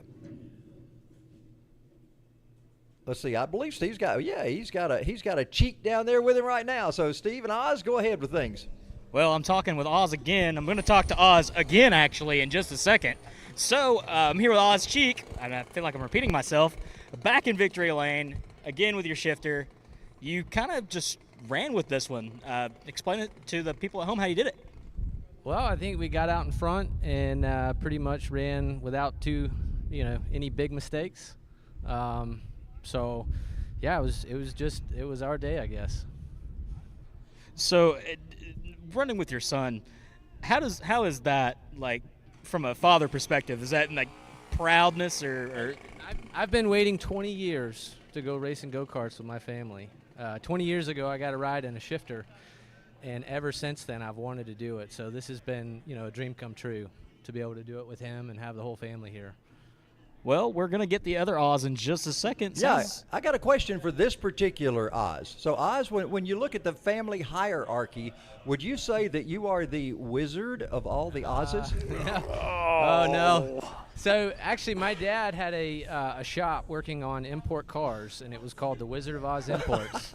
And so people started calling him Oz, and so he would have to be, he's the main one. Well, listen, and here's another question. Owsley is quite a unique name. What's the etymology of that name? So Owsley's been used in our family history as first names, middle names, last names, and so yeah, it's definitely a different name. It makes for some character building experiences growing up. All right, thanks so much. We'll get the second Oz cheat or the fourth Oz cheat coming up in just a moment. Yeah, I'd like to say thank you to my Lord and Savior Jesus Christ, and I'd also like to say thanks to Frank Baldozier and Factory Kart. They've been a tremendous help to both me and my son, and so yeah, want to make sure and say thanks to those folks. Yeah, and we echo those same sentiments. Thank you for bringing that up, Steve. Who else you got standing by over there? Well, it looks like the other Oz might have drove off. I don't see him anywhere. Well, meanwhile, on track, we do have the Kid Kart race underway. Harrison, who's running in the LO206, out to the early lead. We'll see the battle as a couple of karts up into the fence off 16. So action aplenty here on the opening lap. Once again, they use a standing start, which lets them, they don't have any false starts, but we have one of our track officials, marshals, coming over. Looks like we might have one kart stuck up against the fence. Yeah, we can see just the top of the helmet of one of the drivers there. They're working on that kart. Got him going once again, so good to go with that one over in turn 16. That might have been Harrison. He hasn't scored a lap yet. So Luca Valdez, your leader, Alex Schumer, right now scored in second. So Kid Karts, not as many as we've seen here in the past. Matter of fact, we've got one clear. I think that's the leader. No, the leader's coming by right now. So Alex Schomer is your leader. I believe that is Harrison in the very back. It took him a while to get back going once again, so he will complete his second lap while the other drivers are working lap number 3 right now. Watch out, though. That LO206, the Briggs & Stratton, a little more speed, a little more power than the Comer, so it might be on display here. He's almost a lap down. He might unlap himself. As Schomer, your leader, Valdez in second, Stowers in third. Don't forget it was in the last race. Stowers was able to get to the inside of Schomer coming to the checkers. It's going to be interesting to watch that LO206 and see how he performs with the rest of these. If he runs some flawless laps, he may be able to try to catch this field. We got a side-by-side battle going on right now as they head into 15. There comes your leader, Schomer. He's coming by right now. He'll go by start-finish. So that's Valadez and Stowers going to be your second and third karts. Those are the ones right there in your shot as they come to start-finish once again with Valadez in second spot. Stowers has that trademark Centurion helmet topper. So the red bristles flowing in the air. There you see him on the right of the pair. If you happen to be a Freemason, that would be the commandery hat of Freemasonry right there as they work their way down into 16 once again. Do you have to kill us now that you've told us that? Yeah, that's right, yeah. All right, well, let's keep an eye then on the differential there for Harrison Marinch as he seeks to get back into contention here after his early race spin. As we've been saying, he's the one in the LO206, so he may have a little advantage if you've just got enough time as we go along here. Let's see what he's 22 seconds, 22.7 behind at the moment, so let's keep a close eye on and that. lap time wise, he's not really gaining on Schomer. Yeah, he's not. So it's something to track, but right now Schomer, a 9-second lead. He's the big victor so far, but they still have 6 more laps. Yeah, look at the distance right there between those two. He's already in turn 17 right now while we've got our second place driver in turn 15. So quite a distance that Schomer's got over the rest of this field. Yeah, it looks like Harrison Marinch is fading just a little bit as his difference is back. Well, now it keeps changing on me. It was 22, now it's 13, now it's 11. Well, so he last lap time, Schumer still the quickest laps out there in the 27-second bracket. So Marinch and Stower is in the 28-second bracket. So as much as we thought Marinch might reel cars back in, he is actually not the quickest time out there as Schumer lays down his quickest lap of the race on lap 8. Yeah, it's amazing how this kart's coming to him at this point in the race. 8 laps complete. We've got 4 more to go, 3.5, 3 1/4, I guess, at this point as he gets ready to round turn number 17 once again. And this is a little back in the pack right here with the 57 Kart, and I don't see the number 57. I think that was screen. Marinch going by. Yeah. And coming across the line right now, that's your leader, Schomer. 9 laps down, 3 more to go. You have to wonder if Marinch might have had some damage to the kart after some contact and then hitting the wall. Maybe the toe is knocked out a little bit, or something else just a little bit off on that number 61 kart. John, last week we saw some of the Bandolero cars, which are, I won't say similar, but they are akin, I guess you'd say, to these karts. And we saw the damage to that sprocket and that area of where the drive chain was, just from a little bit of contact on the track. So these are lightweight parts. It doesn't take much to damage them. Absolutely. The Bandolero's a little heavier. The front is very much like one of these karts. There's no springs. They do have some springs in the back, but they're also a chain-driven rear engine vehicle. So basically a grown-up version of what we see here in the karts today. And here we've got lap number 10, 11 complete with the white flag out. One more lap around as Alex Schomer is shown as the leader right now. And if nothing goes wrong, it's his race as he comes out through turn number 16 and getting ready to take the checkered flag here next time by. Let's check out Schomer as they come down to the checkered flag. It'll go in the air here in just a moment as his kart gets ready to come by. So there's the white flag in the air. We turn around. There's the checkered. Alex Schomer, your kid kart winner for the final this afternoon in round 1 of the Winter Series at Atlanta Motorsports Park. And the rest of the field, they're very spread out on the field right now. The rest of the field comes through, and they will complete their final as they come through there. So we'll get ready for our next group right now. And I got a feeling we're going to hear the underside of this building come to life here in just a few minutes as our next drivers come out. We'll get a word with Alex Schomer in just a moment as he visits down with Steve Newbold. Let's hope he'll get there in just a minute. We'll be able to talk with him. Rest of the cars coming by, they're on their cool down lap right now as this race has been completed for the kid karts.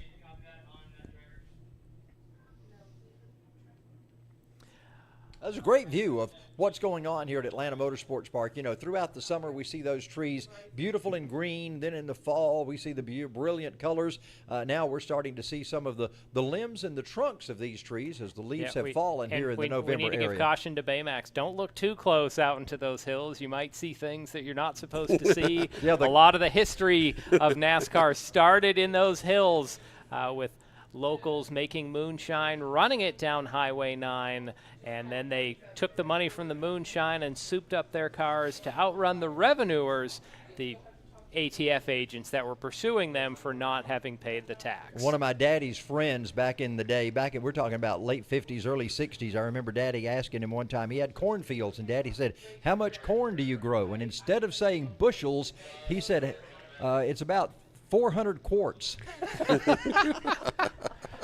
Well, back in the day when you had mostly an agrarian economy, people needed cash to buy things like clothing, but also to pay the taxes on the land. And one of the ways that they could get cash was by selling moonshine. Now we peer down in the building. There's Al. He's already waving at us. LO206 Masters. Al Edwards with the black driving suit and white helmet on the right side of your screen, preparing for battle. He'll have 12 laps. And now we're going to take a look back. You can see our vantage point. We're inside the door with the white tent there. So once again, fans, thank you for watching this afternoon. We just encourage you to hit the like button and go down in the comment section. Let us know where you're watching from. And let us know what class race you've enjoyed the most this afternoon. Yeah, I believe we're getting ready to go down for a quick interview down in Victory Lane. Jim Abbott's got a good shot there of Steve Newbold in our winner. Let's go down and talk with Steve and find out who we got in Victory Lane. First time winner here at Atlanta Motorsports Park. All right, guys, I'm standing here with one of our kid kart drivers. Buddy, what's your name? Alex. Your name's Alex? So, Alex, tell us about your racing experience. How long have you been doing this? Pretty much for 1 year. Well, how old are you? 6. So he's 6. He's been out here for a year.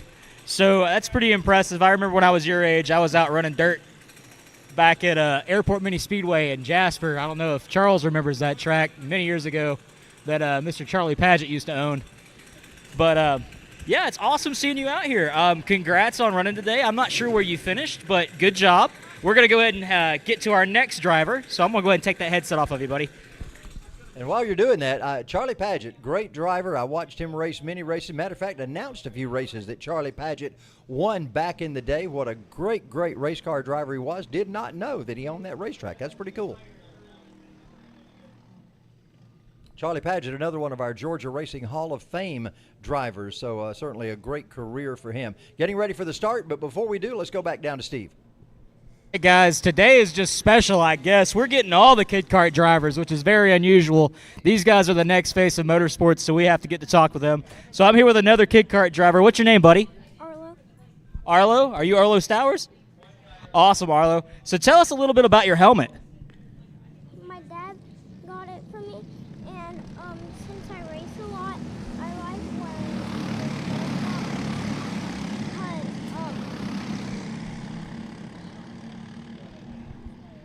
You like your helmet? Awesome, buddy. Well, congrats on your race today. Can I get a fist bump? Yeah, there we go. All right, guys, back up to you. Yeah, we like Arlo Stowers' helmet, too. That's pretty cool. Glad to have that out here. It's certainly noticeable on the racetrack. Well, we got racing going on right now. They're working their way up the hill, and our buddy's in second spot all of a Yeah, sudden. I believe he is faded back. We're trying to figure out if that's Laferdo in first or one of the other drivers. Timing and scoring is out for the moment, but you can see the top 5 locked bumper to bumper, drawing away from the rest of the field. We saw 10 laps of great action as they're 3 wide off turn 17. We get to see 12 laps this time. Laferdo leads with Al Edwards in second. Yeah, Al has got that signature white helmet with his black driving suit, so we can tell that's him in second spot as he follows Nick Laferdo up the hill right now into turn number 3. And there's Laferdo in his 87 cart. Al Edwards just behind him. They work their way. Al, by the way, the 711 cart working his way down the hill through the kink. And I got a feeling Al's going to be trying to set Nick up for a pass at some point. We'll find out when he's going to try to take advantage of that. He tightens up right now, very close on the back bumper. Bill, they work through an area of the track right now where Al has been known to make some passes.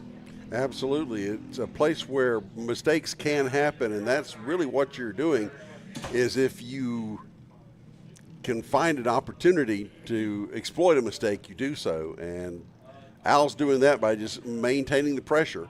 And I think we had Lincoln telling us about maintaining pressure, and that's how you do it. What I wanted to ask Lincoln is, what if you're the guy in front? What do you do when they're applying the pressure? Is there more pressure on you not to make mistakes? Well, Lincoln, you could see him wincing in the seat when he was here waiting to come on with us earlier. He'd probably be wincing right now as Nick Laferdo opens a little daylight but goes so wide off turn 2.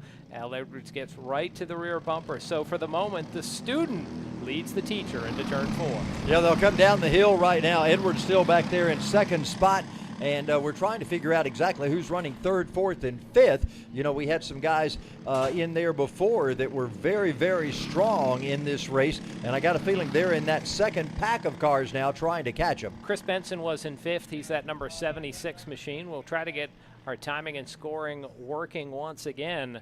One of the names from earlier, these are all the Masters. I'm thinking of some of the senior names. That race will be on track next. Yeah, and Matt Lassiter was the guy that was up there before with Al popping back and forth into that top spot, and we haven't seen Lassiter's name pop up. And Lassiter is the leader. You could see Edwards just look briefly to the inside as Lassiter went way wide off turn number 17. So that's a couple turns. We've seen Lassiter swing very, very wide. He did it in turn 2 this last time as it's Grupo Compacto, all of our top 5 together once again. So that is Matt. That's Lassiter in the 87. Matt Lassiter in the 87. I got Al you. Edwards in second, then can't quite get numbers. That last one, 76, is Chris Benson. He finished 3rd in our opening race. So that's the same. You're talking about Benson is in the very rear there. Benson in the is 76? in the rear in 5th. He finished 3rd in the pre-final. Just can't quite grab a number on the other carts that are currently running in 3rd and 4th. Last time by, though, that top 5, 0.7 of a second separating 1st from 5th. Wow. Well, they are certainly tied together as they come up to the top of the hill right there. Highest point on the race course as they work their way by. They'll head down toward turn number 16 right now. And look at this. We got one looking to the inside. Made the pass, but can he hang on to it? That is Benson moving up to the inside. So Chris Benson moves up to 4th place. It's the 211 that slides back into 5th. We'll try to get a name on that driver, but great action here in our LO206 Master final. And they're going up the hill right now, slowing down just a little because of that elevation of the hill going into turn number 3. Top of the hill, come around our vantage point, and down they'll go once again, down into the kink. Everybody single file right now with Matt Lassiter out in front of Al Edwards. Al's got some competition in the back right now. He's got somebody working on his back bumper going into turn 9. So once again, we'll try to get some numbers. We believe that top 5, Chuck Teasley would be in there, Brandon Miller, as well as Chris Benson. We'll try to get timing and scoring back on screen for you. But right now, Matt Lassiter leads, Al Edwards in 2nd. Bill, you're that 3rd place driver. We talked about pressure. Matter of fact, Lincoln Massey was talking about pressure, keeping the pressure on the guy up front. We'll talk with Lincoln in just a moment about that question you asked about what it's like when you're the guy being pressured. But right now, we got pressure going on from 2nd, 3rd, and 4th place. The vise slowly tightening here as lap 4 goes on the board. Lassiter leads, Edwards in 2nd, then it's Miller, Teasley, and Miller taking a peek on the inside coming through. Nothing doing so far. Lassiter's out front. Al Edwards a couple of kart lengths back to Al, and he's got his own troubles going on behind him right now.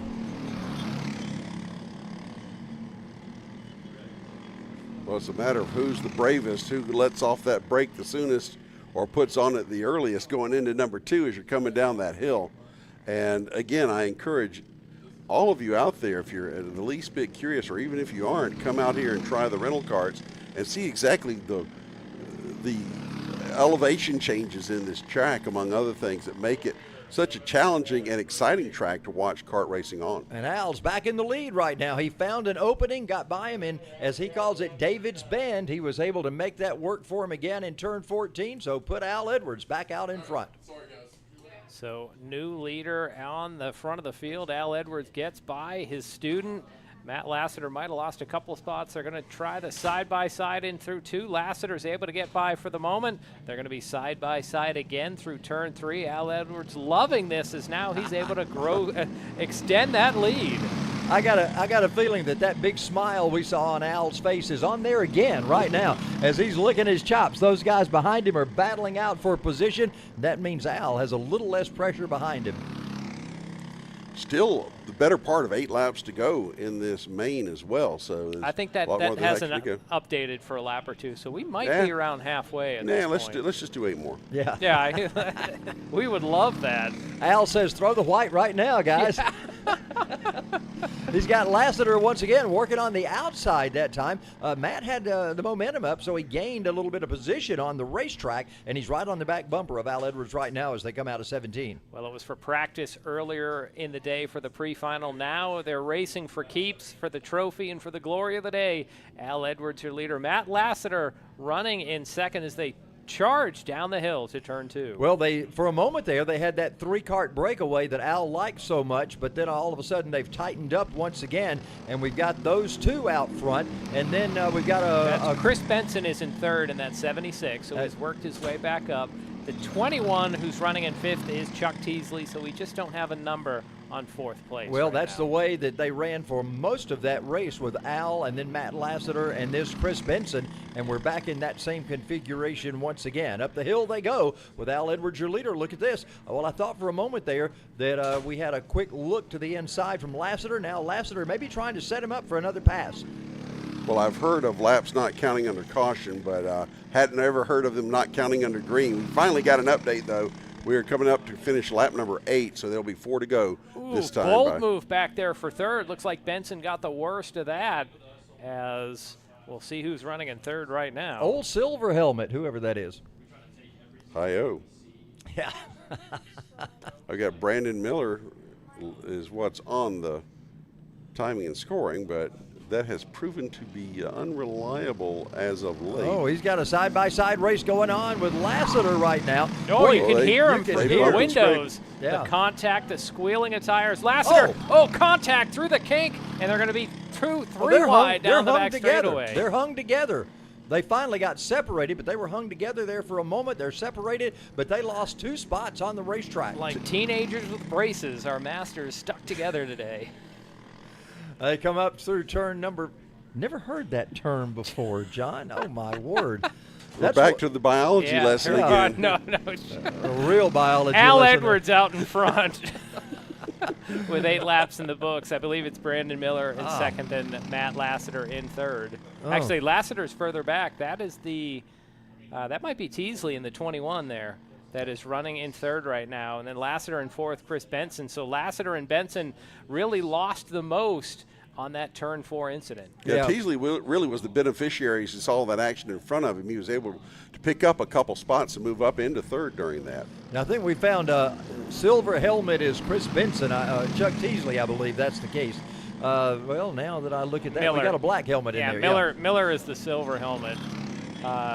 Boy, you could really hear the sound of those carts sideways as they went by our vantage point, that odd squealing sound the tires make. And let me say to our production team here, we have a new ambient microphone outside. We're able to hear much more of the action from the racetrack than we have in races past, and it's good to be able to hear that ambient noise from outside on the racetrack as the drivers make their way by. We're working lap number 10 right now. Al Edwards has got the competition of Brandon Miller right behind him. Miller goes down the inside. Oh, Al's the odd man out. Boy, Brandon just sent it. Yeah, almost a kamikaze move there, and that puts the number 31 silver helmet of Brandon Miller to the lead. It looked almost like he transported himself beside him. It was so quick. Well, Al does not like that whenever he gets past. He's going to try to pass him back. We'll see if that happens. You see Miller looking back to see where Al is. He was tapping his helmet as if to say, let's get in line. Now he says it, I think the entente has ended out there with less than 2 laps to go. Yeah, I don't think Al's going to heed that particular right. You see Al giving him a little love tap right now, like, guy, we ain't going to stay in line. We're going to do whatever it takes. Remember me? Yeah, remember me? That's the good old line from Russ Wheeler. And no, it's from Cole Trickle to Russ Wheeler, wasn't it? Yeah. Days of Thunder. So Brandon Miller, your leader, Al Edwards in second, and you can see just inches between our top 2. As here comes the rest of the field. Chuck Teasley in third. Now we see Matt Lassiter getting back in fourth. We're going to have 1 more lap to go. It could be anyone's race. Look at all these guys together, this tight together after 11 laps. Final lap is underway. White flag is in the air. Al Edwards trying to chase down Brandon Miller. He's got Chuck Teasley close behind him, so he can't do too much. Here we go, side by side. Oh, Lassiter sent it into turn 2. Was able to get by Chuck Teasley. Teasley lost 2 spots as Chris Benson came along for the ride. Up front, you have to wonder if Al Edwards will return the dive bomb into turn 16 that Miller used to get to the lead. Man, they're coming through down in turn in the kink and heading down toward turn number 9 right now. Al Edwards right up on the back of Brandon Miller, so we'll find out how this is going to work out as they come through the S's. Little nudge going through there back in third and fourth. But Al's really trying to set him up. The dive giveth and the dive taketh away. We've seen for Teasley. Edwards pushes the issue through 14, can't make it work, so they're on the thin edge now as they come to turn 16. Miller, your leader, Edwards looking for a crossover, cannot make it happen with the checkers in the air. Brandon Miller, one last hope to the line. Miller holds on for the win over Al Edwards. Matt Lassiter in third with Chris Benson and Chuck Teasley rounding out the top 5 in a wild Masters race. Wow, what a great race. Brandon Miller earned that one, no question about it whatsoever. Al Edwards gave it a valiant effort there at the end, but could not pull up alongside and get ahead of Miller. Even though he pulled alongside him, he just couldn't make it to victory lane. We'll be talking to Brandon Miller in just a moment. While we're getting there, let's talk with Lincoln Massey. Bill, can you hand Lincoln the headset there for a moment? Lincoln, it looked like you were going to have this race in hand. Didn't quite work out totally for you today. Yeah, I got behind some lap traffic. Luke was trying to signal to him that there was another driver behind him, but he did not give up position at all. And he just kept his line, so I had to let off a little bit. coming into 2 and 4, which gave Luke enough room to get ahead of me and stay that lead. But I'm hoping there'll be a little bit of a different outcome tomorrow, and maybe I can win the final, pre-final for tomorrow. Just on screen as we're chatting with Lincoln Massey, you could see when Lassiter and Benson got stuck together through the kink, so some of the action that happened, as well as that lead, or the pass for the lead that Miller made in turn 16. So back to Lincoln, since we have you in the booth. I think first we're going to go to Victory Lane. I think Steve Newbold has somebody down there. We'll do that, and we'll come back with Lincoln in just a moment. Steve, who you got? Got one of our kid kart drivers down here still. Again, it's awesome seeing all the kid kart drivers come up and actually wanting to talk with us today. I didn't catch your name, buddy. What was your name again? Luca. Luca? Awesome. Well, Luca, tell us about your karting experience. Your parents were saying this is your first actual race. It is. Man, I just love literal answers. It's awesome. But Luca, do you like racing? Is it fun? Yeah. So what do you want to be when you grow up? A race car driver. Do you want to go Formula One? Do you want to do NASCAR? Or do you want to do rally? All of them. Oh, he wants to do all of them, guys. That's the right answer. That's the only answer I like to hear. All right, buddy. Well, congrats on running today. Can I get a fist bump? There we go. All right, back up to you guys. All right, thanks so much, Steve. Lincoln Massey is here. And Lincoln, Bill had a question earlier. You mentioned about having pressure on the guy in front of you and how you tried to do that in order to either force a mistake or capitalize on a mistake. What about if you're that guy up front being pressured? How do you know that? How do you handle that when somebody's behind you doing it to you? Well, the way I like, I don't know, I guess defend off my position is I brake very late into the turns that I need to brake in. So then in case they try to brake late and I brake early, I don't get punted off track. And I kind of go into this defensive mode where I take a little bit of a different line that makes the driver behind me not be able to pass me. But it's really hard to explain what I do, but I try to get them to like bump draft with me, so then if there is somebody close behind us, we can leave them and then we can battle it out. I got you. Well, that's a good explanation. Let's go down to Victory Lane. Got another interview down there. Steve, who you got in Victory Lane? Our winner with silver helmet coming to us today, right? All right, guys. I'm here with Brandon Miller with Freedom Kart. Tell us a little bit about Freedom Kart. It's Kart Freedom Racing, and we're a racing team, provides services such as coaching, race day prep, tent services, and things like that. It's our other league coach is Eugene, which was just in the Tag Master, did a phenomenal job. We just took first place in LO Master as well, and we also had a KA Junior take first place in our team today. So many wins under the Kart Freedom tent this weekend. Awesome, guys. So you were racing Al Edwards pretty hard there. You guys made a little bit of contact there in the kink. Was sending it. I love racing with Al. Al's a great guy. Usually he's doing the commentating. I was shocked to see him down in the grid today. It was fun to race with Al. I thought it was a phenomenal race. It's glad to see Al back in the driver's seat. He's whooping up on people still. He's been retired for a little while, but he's not even paying attention to us right now. In his own world right now. Hey, Steve, ask him about Kart Freedom. Do they base themselves out of Atlanta Motorsports Park, or do they race at other tracks and teach there, or where? Yeah, so we're a nationally traveling event, so a team. So we do have a home base here at Atlanta Motor Speed Parkway, but we are doing 4 to 5 national events next year. We're actually even doing an international 24-hour endurance race in Italy next year as well. And we plan on doing all the race series here in Georgia, Barnesville, Linear, and all that stuff. But we do plan on going to GoPro, Miami, Orlando, and all that stuff. So we do both. We travel, and we do have a home base out of here. Awesome. Well, congrats on your victory today. Thank you so much. I'm going to hand it back up to you guys in the booth. All right. Thanks, Steve. And, man, what a great race that one was today for our drivers in LO206 Master. Right now we've got LO206 Senior and is this Senior and Cadet or just Senior? No, this is just Senior. They wow. had about 25 karts in their first race, so they're getting ready to lock horns. Get ready, race fans. 12 laps, LO206 Senior, And we hear that there's a false start. But, Charles, this was the race of the pre-final round.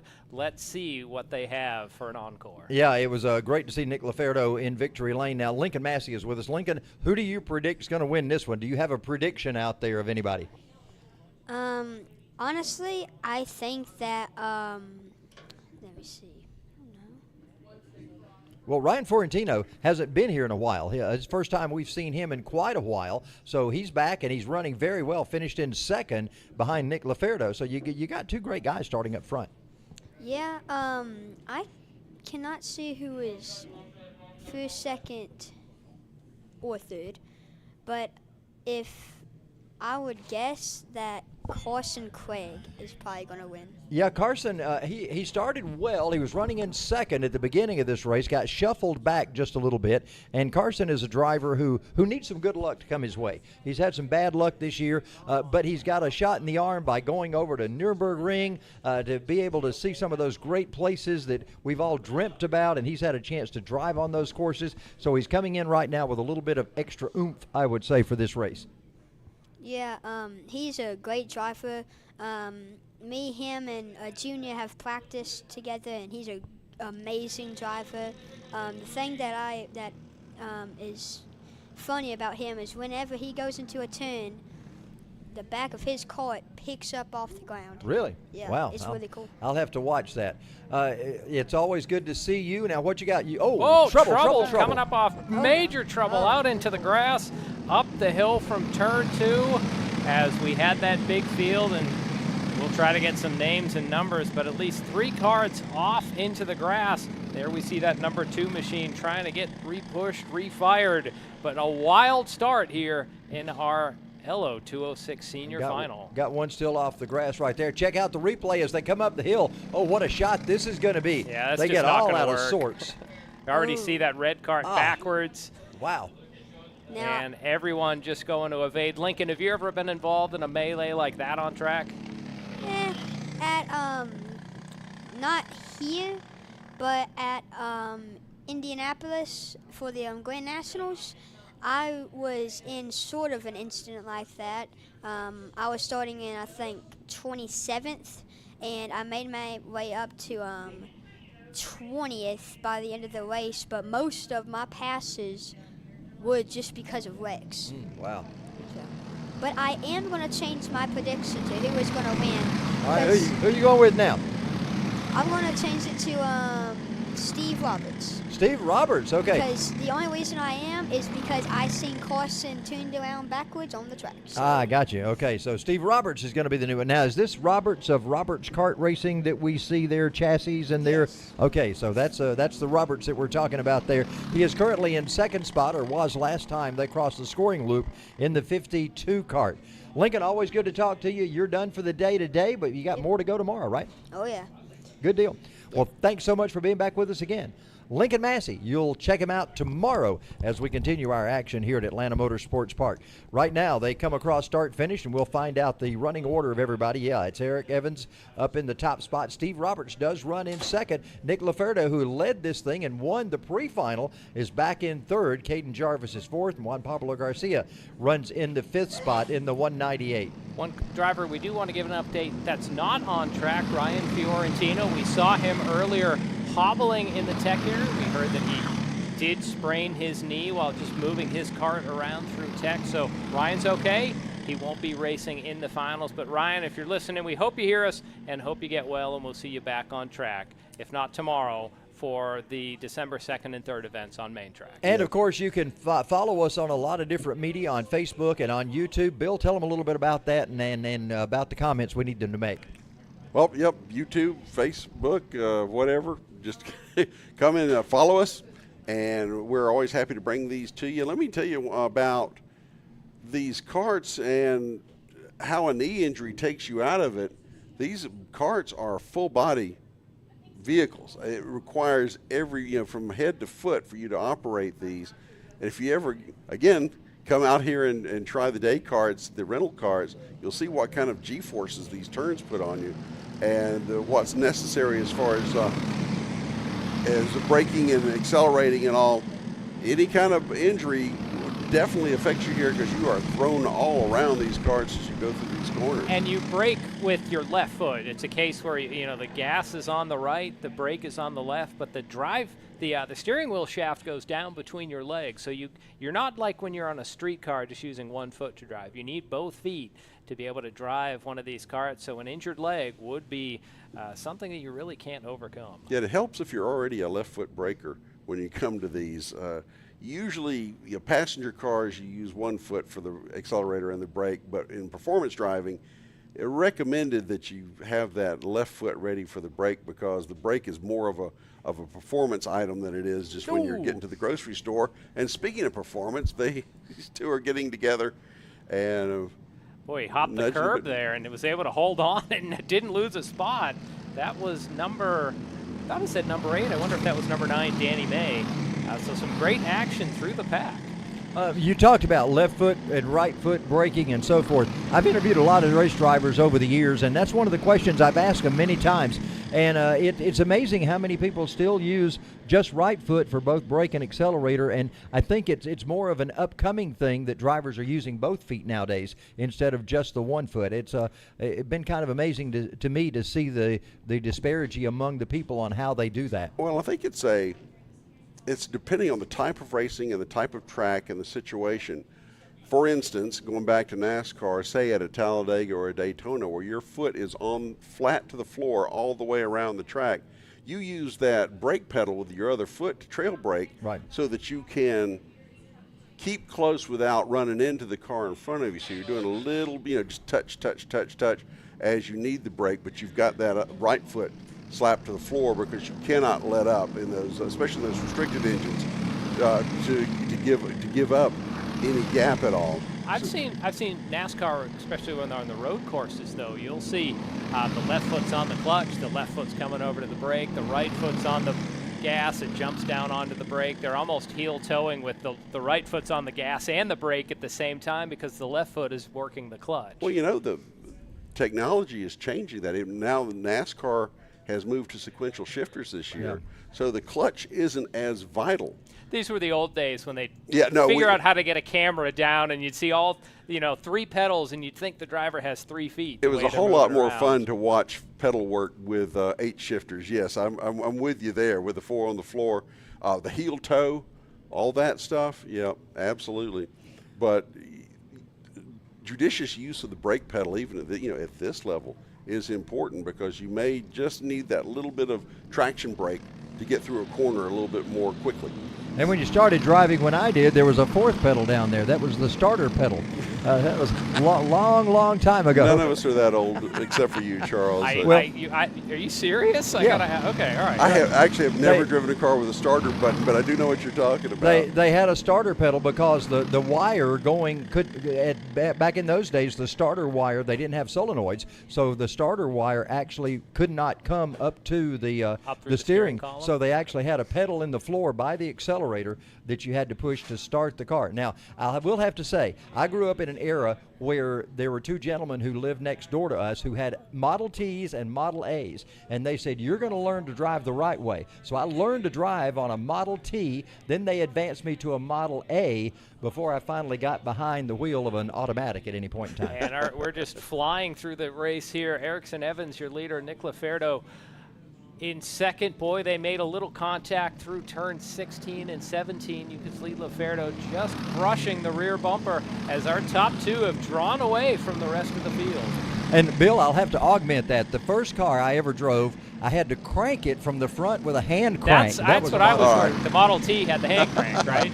Model A started with the floor pedal thing, but anyway, yeah, we had to hand crank it. And you had to pull your hand back in a hurry, or that crank would go backwards and break your arm. Break your arm, yep. Absolutely. But that just shows back when engines didn't have high compression That's like right. they do today. Maybe 6-to-1 compression. It was easier to turn an engine over by hand. And you had spark advance, and you had all these things. You had manual chokes and all these things that you had to work that were so much more different. We think getting in an automatic and just flipping a switch is something, but back in those days, you had to manhandle all of it. So we're 8 laps complete after a bunch of commentary that meant nothing to most anybody but me reminiscing. Eric Aronson is your race leader. Nick Laferdo is in second. Steve Roberts in third. Juan Pablo Garcia has advanced now up to 4th spot. Some of the names that are not having the race they wanted. Wesley Bacon only completed 1 lap. Joseph Skaggs, Carson Craig, and Elijah Skaggs completed no laps. Don't know if they didn't start the race, or perhaps they may have had problems on that opening incident up the hill. And Danny May is not having the race he normally has. Usually we see Danny May in the top 1 or 2 or 3, and he's back in 7th right now in that number 9. And you would say it's 2 lead 2, and then it's a group behind that. So our top duo, compared to in the Masters when they were all together, our top duo has drawn safely away from the rest of the field. And then we've got a duo behind them before we get to our next bigger group of karts as they separate themselves now. We'll complete 9 laps this time by 3 laps to go in this race for our LO206 Seniors.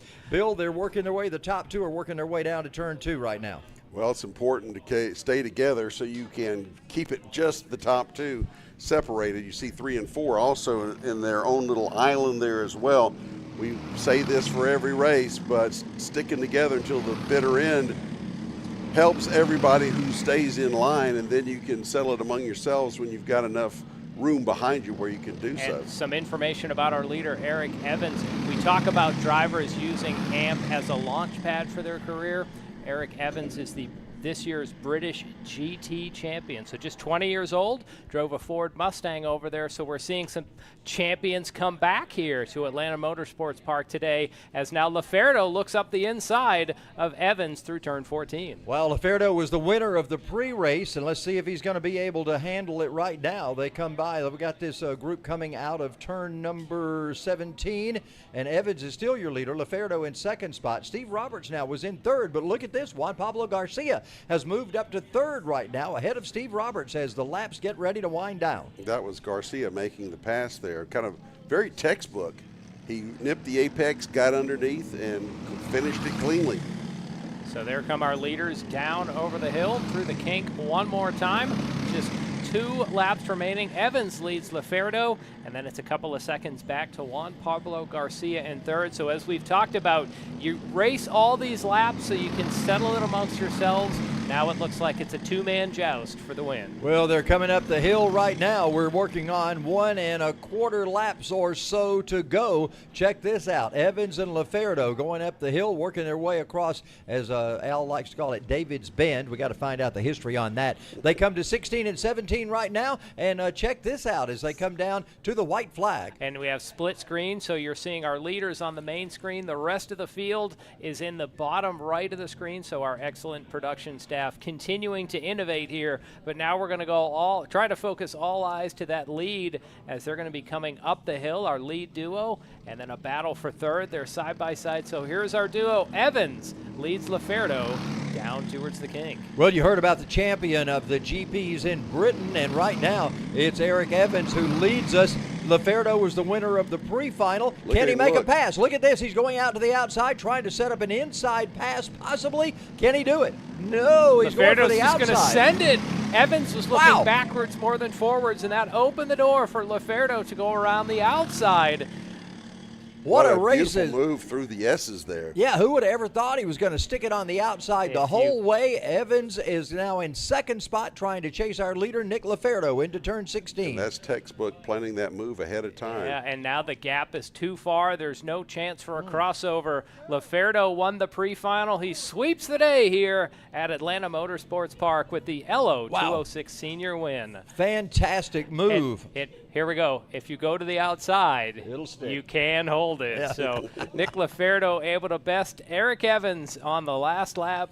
Stephen Roberts comes home 3rd. Juan Pablo Garcia 4th with Caden Jarvis. Max Trammell just snagging 10th right there at the line, by the way. Wow.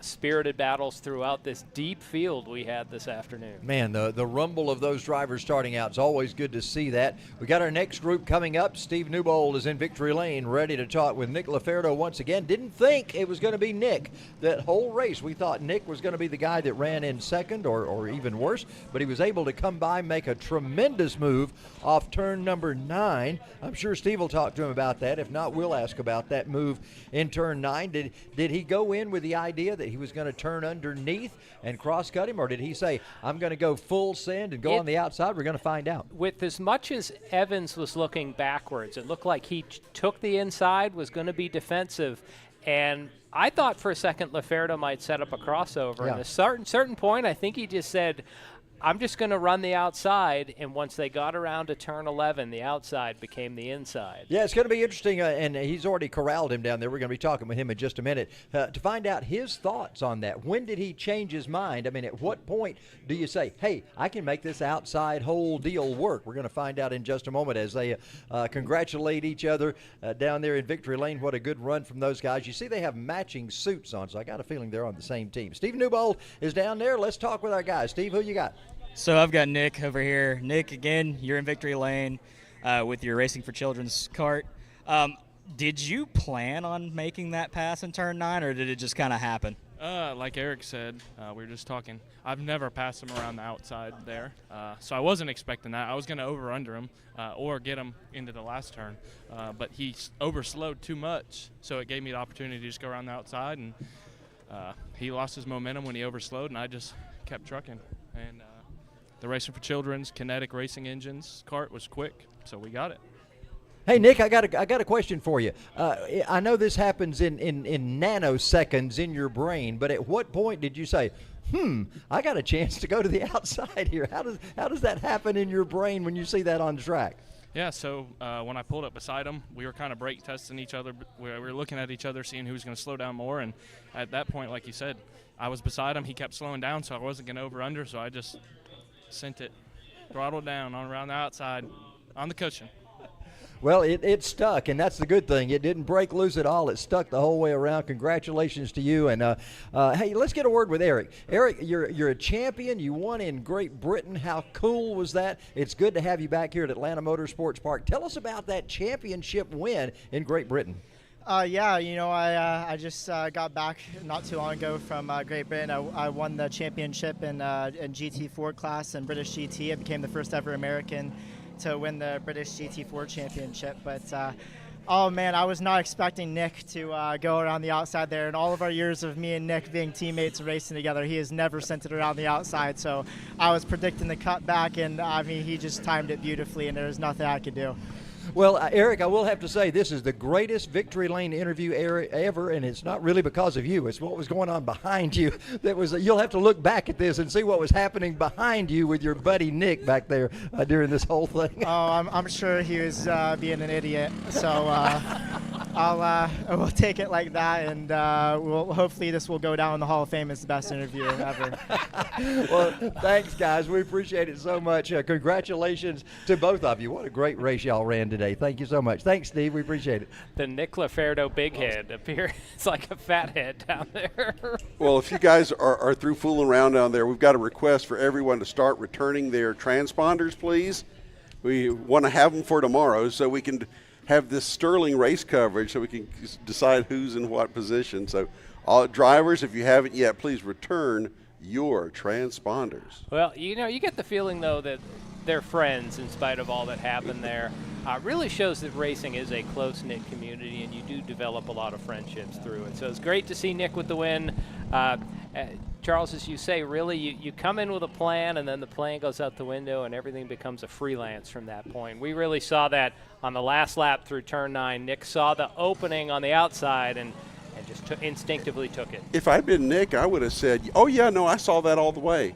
The thing is when you are out, when you're going into the S's, you're outside, you've got the inside the next time. As long as you can maintain that side by side, he had the advantage. And as he said, as Eric overbraked, then that gave him that inside position. He was good to go. Now, guys, I've got one more question for Eric. So, Eric, how do you like all this? I mean, AMP's changed a lot since you've been gone. I mean, we now have a full-on race broadcast for the main track and kart track. You know, this is a lot different from how it was when you were coming through the ranks at AMP. Yeah, obviously, you know, I started here at AMP. When I first came up here, it was just a dirt lot and a double-wide trailer with a little shed next to it full of go-karts. And now you guys have built all this. Now you have a full film crew, and I mean, it's come so far. I mean, even the past 7 months I've been over in England racing, you guys have stepped it up a whole nother level. I mean, this truly is starting to be one of the top tracks in all of America. Well, we like to hear that. Back up to you guys. Yeah, that's certainly good to hear. Thank you. Thanks for that, Eric. Maybe we And can thank you, export Steve. Will and the team over to Europe to show them how it's done. Yeah, I might come out of retirement for that one. See, you're not even retired, and you're coming out of retirement already. It looks like we had a false start here. On Race on Track will be our tag, cadet, and rookie running together. They'll run 12 laps. But I think really a lot of what was just shared there is thanks to the hard work of Will Rigdon and his team here at Atlanta Motorsports Park. Day in and day out, race in and race out, they've really built a really compelling product off the track with the broadcast as well as what we're seeing on the track. Really, every time we see the karts, it's great racing here. And John and Bill both, I think every time we come, there's a new piece of equipment in the broadcast area. There's a new, something new, something more innovative than before. It has just been a fantastic time working with all these great folks. All right, we do get a green this time. Look at all of them jockeying for position as they get ready to head to turn number 1. We got some side-by-side action going on. How long will that last? Well, they're a double wide down into turn number 2. We got one that's able to break free. Now they're mostly single file, and just as I say that, a driver tries to challenge up out of the hill. Now we're single file once again, 12 laps, tag, cadet, and rookie. Well, we can't, I believe that is Evan Fry, who is checked out on the field for the moment. The other guy's trying to catch him as the 133 kart, I believe that is, heading down into turn number 9. Yeah, Evan Fry is your race leader, as right now everybody else trying to play catch-up. Don't forget, in the pre-final when they were out, I think Giulio and definitely Ruben Greer had mechanical issues, so we'll see if Greer is able to jump in the field or if the problems he had were terminal for the day. But you're right, Fry saying bye to the rest of the field. Oh, wow, how good is that, John? Good work there. You were talking about the camaraderie among the drivers and the friendship among the drivers. I remember interviewing 2 drivers who are now in the Hall of Fame, and I was talking with them one day, and I remember them sitting in the chairs, and they were saying, you know, I never really had anything against you. They were bitter rivals on a racetrack, and he said, I never really had anything against you, but the promoter, Mr. Garland Sheriff, said he was paying me $25 a week to spin you out. And the guy looked at him and he said, he was paying me $25 a week to spin you out. And so a great rivalry ensued because of that, and nobody knew until many, many years later that they had that going on. Luke Giglio making his march through the field. He's already moved up to second. He's made, last I looked, he was 6th, and I look again, and he's in 2nd place. So keep an eye on that number 168 card. Didn't Giglio, was he the one that stopped in the bus stop chicane? So yeah, he had troubles, yeah. Luke had trouble in the pre-final, so yeah, he's definitely making up for lost time there. Well, they fixed it apparently as he is charging up through the field. Doesn't look like Greer was able to answer the call for this feature, so hopefully we'll see him tomorrow. Oh, no, wait, he's out there. He's running in 7th. Yeah, he's running in 7th and not running at all. We've got him in 2 different places, so that happens sometimes. That's on our breaking the laws of physics there. We've already had physics. Physics is over for today. So unlike with the Oz Cheeks, where we actually had 2 of them on the race course. Right now, Evan Fry still leads. It looks like that second group, which is actually 1 car now, but they're trying to see if they can tighten up. They're trying to catch him a little bit. I believe he doesn't have the lead on the field that he once had. I think Giglio and Fry were locked in a pretty good battle in the pre-final before Giglio had mechanical issues. So we will see what could happen. Maybe that other Greer out there is the Klingon Ruben Greer. If we can get a reference there for you, a Star Trek reference.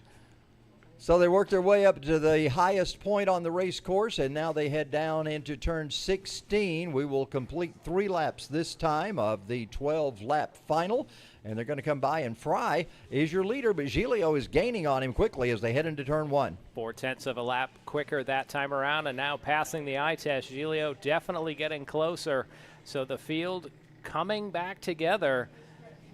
Giglio already a winner once today, looking for the double here at Atlanta Motorsports Park. You're right about Giglio visibly closing.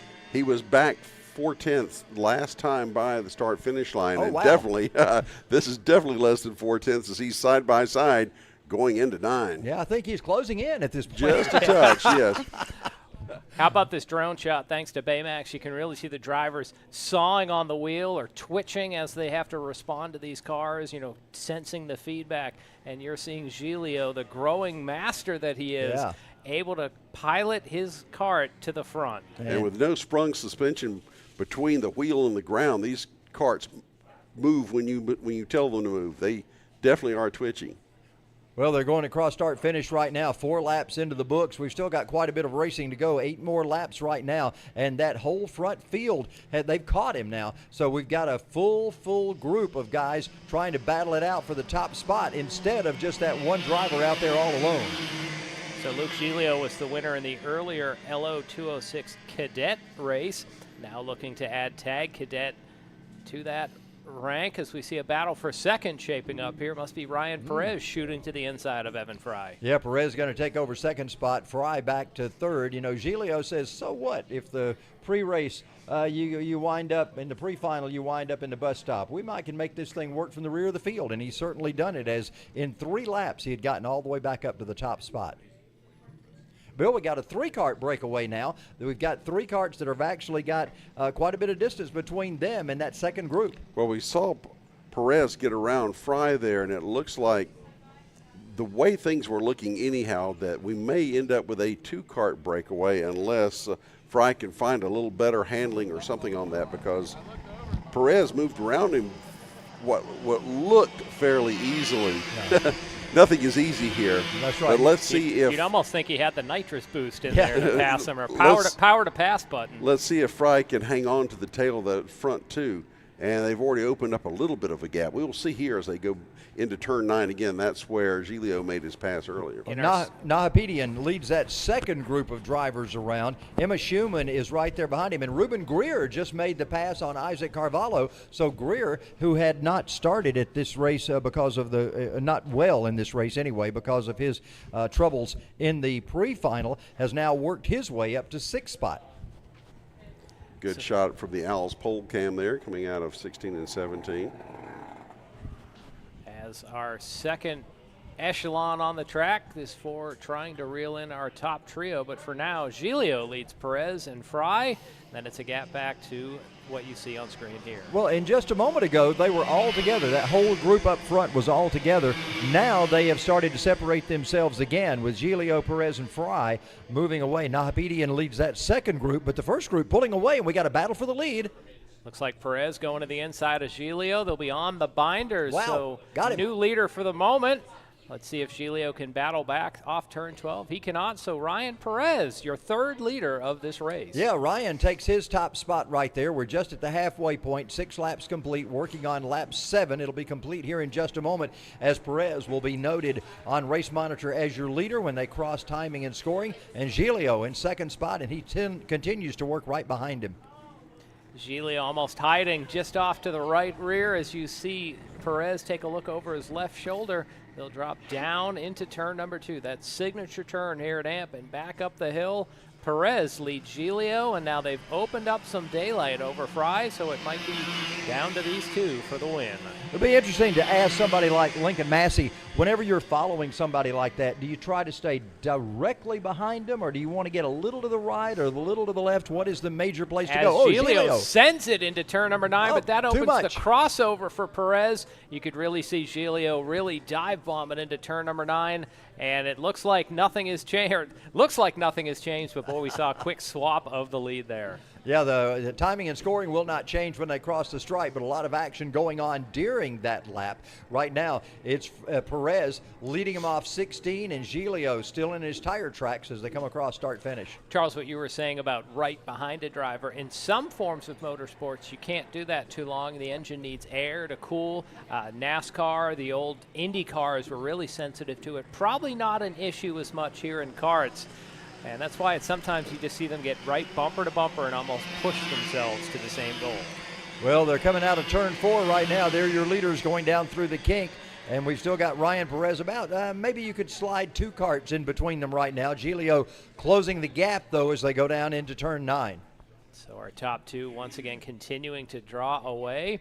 Giglio measuring where he can get by Perez. 8 laps in the book, so we're past halfway in the waning laps. Shadows growing along here at Atlanta Motorsports Park. Yeah, they're starting to get some shady areas of the track that they work through right now into turn number 16. Giglio still riding those tire tracks. I think he's waiting a while to try to make a move if there's a move to be made on Ryan Perez. They complete 9 laps this time. Further back in the field, how about Ruben Greer? Started at the end of this tail of this feature. It worked his way up to 4th. Probably doesn't have enough time to get up to our leaders, but what a performance. He was as far back as 7th, now worked his way up. And he got past Arthur Nahapedian, and so that moved him up to the 4th spot right now. So Evan Fry is still in 3rd, but that battle up front is Ryan Perez and Luke Giglio. Got him a bump there, gave him a little bit of the bump draft, that Lincoln Massey style bump draft. Oh, and they're wide. There's a pass. So they're side by side again, but Perez able to hold on. He washed wide off turn number 9 And there. that was just the opposite of what we saw before, because he was inside and then suddenly outside going through the S's. Wow, Ryan Perez still hanging on to it, but Giglio, look at him right on the back bumper right now. He knows it's 2 to go this time by. So what Giglio got in the bag to try to pull out on Ryan Perez on these last 2 laps? Well, both of these drivers digging deep into their suitcase of courage here. Down the hill once again. That time around, looking at timing and scoring, not much of a gap between our top duo. And they head up top of the hill. We'll follow them through here as they come by. Giglio, again, letting a little bit of distance go between him to try to get that run. Going down to turn number 9. You know that's where all the action has happened so far. And there once again we see Giglio go I'm going to go through Perez route there. Perez a little bit wider off turn 9, but not enough of an opening for Giglio to shoot the gap. Now they're bumper to bumper up the hill again. All right, Perez knows he's there, so what does he do? That's kind of been one of my questions for these drivers. How do you, I guess you just don't make a mistake. Yeah, That's all you can do. That's that whole thing about trying to pressure the guy in front of you so much that he does make a mistake. Right now, white flag is in the air. There's a 1 or 2 more mistake-prone areas. Let's see if that happens. It's easier said than done to not make a mistake. We'll see what these drivers can do. We do forget these are elementary-age students out there, so they're not 30-year veterans out there by any means. And now we see Perez open up a couple of kart lengths. He'll be down through the kink. So this time, will Giglio try to go through Perez, or will he pick a side? Because it seems like he has a little better speed here. He's going to go to the inside. Let's see what he can do. He's got the advantage. Can he hang on to it? Oh, that back end washed out. Oh, wow. Contact there through turn 10 and 11. Giglio that may have won the race for Luke Giglio right there, was that little bump onto the curb. Yep. And he is not going to be in area anywhere that Ryan Perez can get to him. Let's see if Perez can catch him. I don't think that's going to happen. Here but look comes at Ruben Greer. Oh, sent it and lost it in the same turn. That was going to be Giglio, such a great two finish. arms in the air. Your double winner Holy today. Mackerel. Ryan Perez comes home in second. Oh, heartbreak for Ruben Greer. He came from out of nowhere, went for the double dive bomb and was not able to hold it. Here's a replay. Watch that number 20 Kart. Goes to the inside of Perez. Keeps going for more, and he just locked up the rear end. If he could have kept it down on that curb, but I think the back end just locked up. Conservation of momentum. Yeah, here's an overhead view. You'll see Greer shoot down to the inside. Not and quite that enough back break. end just snapped around. It wasn't any contact with any driver. But he was able to regain his composure and finish in fourth, so he only lost a couple of spots there. But he could have had the win. At least it was looking like that. But Giglio did the look ma no hands as he came by with the win. Celebrating because he won earlier in our LO206 Cadet and picks up the win here in Tag Cadet. Yeah, congratulations. That was a great win for Luke Giglio. We'll talk with him again in just a moment as we get ready to bring out our next group. John, what's coming out next? Next up on the track will be our KA Senior and Junior class, and then we'll follow that up with our Vintage class to end the day. Wow, we got things ending here quickly. Remember, tomorrow we'll be back again here at Atlanta Motorsports Park as we continue round number 2, day number 2 of this winter series as we get it going tomorrow right here. We'll be on YouTube and on Facebook as well, so tune in tomorrow. What is airtime tomorrow? Are we looking at 11:30 or so again as airtime tomorrow? So that'll be tomorrow's airtime, so tune in Eastern time. We're going to say 11:30 Eastern time. Eastern Standard Time, by the way. So some states, we still have some states that don't do daylight saving time. We'll get to that because first we want to hear from a familiar voice down in Victory Lane, and with Luke Giglio, our winner, is Steve Newbold. All right, guys, I've got Luke in here again. This is the second time today. Luke, tell us a little bit about that last lap action that was going on in the S's. So going into 6, I passed him, I parked it, I was on the inside, and he sent it into the curve, and we made contact, and that kind of slowed him down, and I was able to get like a run, and then I was able to win. So the guys in the booth were telling me you did the no hands celebration. What made you want to do that celebration? Because I was happy I beat him, because I came from last to first, and he was fast and he was a good competitor, so I knew that it was a good celebration for me. Well, congratulations, Luke. It seems like there's karts on track, so I'm going to go ahead and send it back to you guys. Yeah, well, wait just a minute. Steve, I got a question for him. I know the term sent it and send it and all that stuff, but I've never heard him say the term I parked it. What does parked it mean? It means when you pass, you almost stop the cart so the person that you pass doesn't over-under you.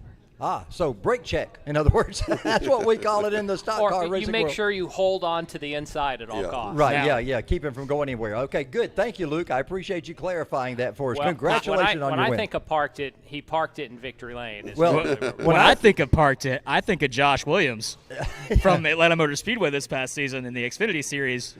Well, that's a different kind of parking it. Yes, Steve, you're exactly right. That was drew that a lot parked of it and then walked off the he drew a lot of attention with that. But when I thought he parked it during the pre-final. Okay, in the bus another stop. type of park.